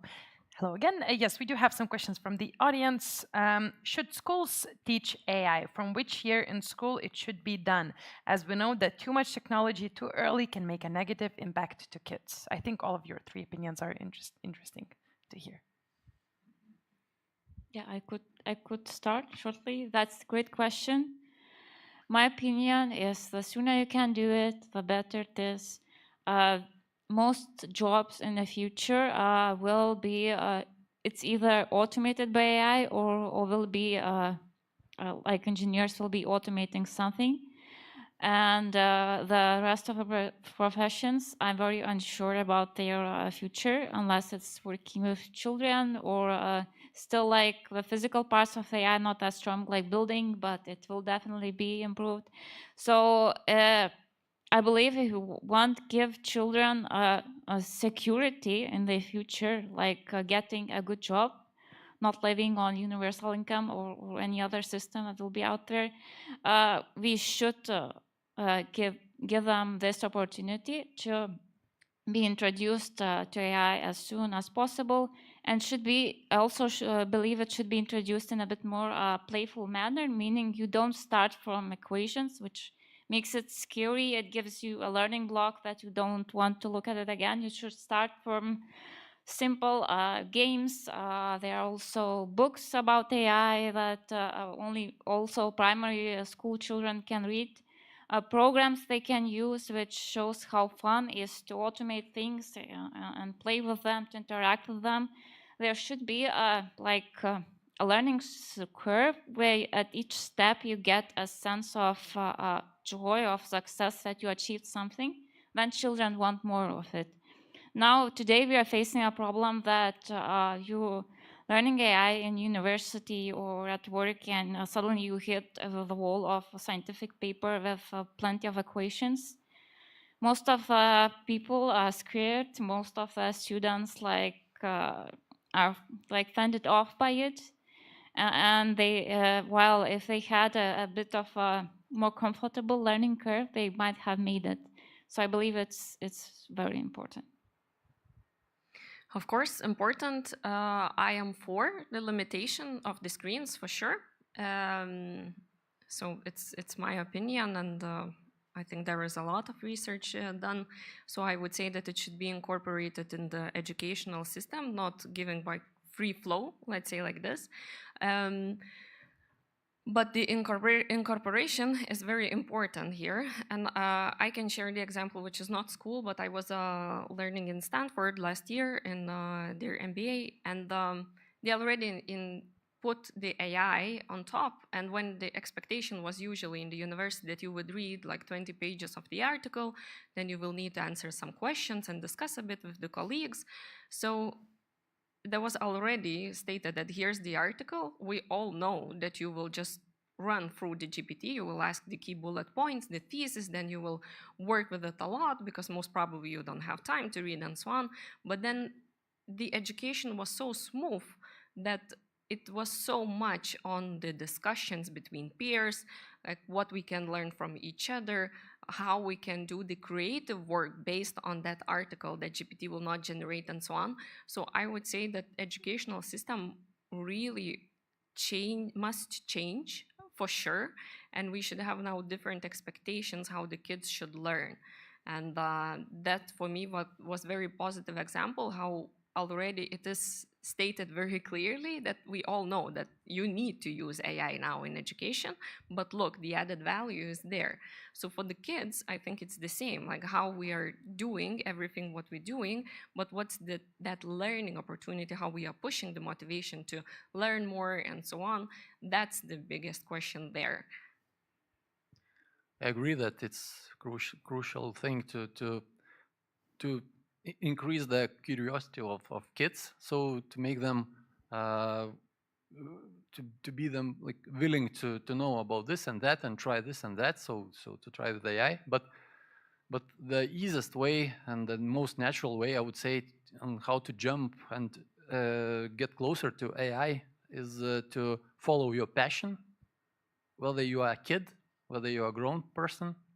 If you love dolls, you're a girl, small girl, let's sit with a father or mother and take a iPad or anything. Let's create some additional clothes for your doll or something. Let's have a look how it will look in this manner or this. Let's try to prompt something. I'm doing this and did yesterday with my kid. He likes, and he's in the first grade, and actually he likes construction equipment so much, loves bobcats, mini excavators and so on. But we just sit at the iPad and I ask him to prompt, like ask this software to paint an excavator plus something, plus a house. Oh, he's not painting like I wanted. You just asked in not the right way, right? And he's like learning in this way. So it can be applied for grown people as well. If I love vintage books or something, maybe I can try or ask my colleague or friend or try by myself to build a AI agent who is scanning foreign websites, eBay and Amazon or any unknown ones, and give me results related to old vintage books or something. So follow your passion. But Julius, you are just a good father.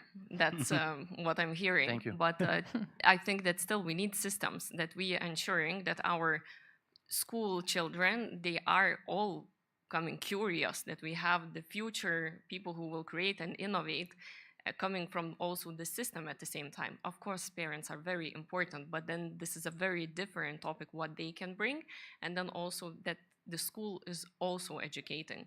So cool what you do, but what we are going to do with the whole education to ensure that Lithuanian people will have some kind of additional skill set. From what I'm hearing, this could be a whole another discussion, which a beautiful one, which we can use a networking hour after this conference to talk in more detail. Now, I want to thank you for participating in this discussion, for working in your field. It was very interesting to listen to what you have to say. A round of applause for our panelists. Thank you very much. And this leads us to the end of the conference. For myself, it was a very, very interesting event, so hopefully it was for you as well. And on behalf of the organizers, I would like to thank you for staying until the very end, listening to all of the discussions and presentations. And on behalf of myself, I would like to thank the organizers for giving us a possibility to learn so more about clean tech, about innovation, about startups, and many, many more, and the challenges we are facing. And I had the privilege to host this conference last year as well. And what I can say is we can clearly see that the discussion is changing, the discourse is changing, which is amazing. Within 1 year, we have new terms, new innovations, new companies to talk about and include in our conversations and discussions, which shows that we're growing very, very fast. And I think if we would have to conclude one thing from today's conference, it is clear that Lithuania is growing, and it is growing very fast. Therefore, we have a lot of questions, we have a lot of discussions, we have a lot of uncomfortable questions we have to ask and answer, but that is the result of growing, and it is amazing to be in today's conference and amazing to be in Lithuania to see this beautiful improvement we see each day. So thank you again for being here. Enjoy the networking hour afterwards, and I'll see you next year in DigiGreen. Thank you very much.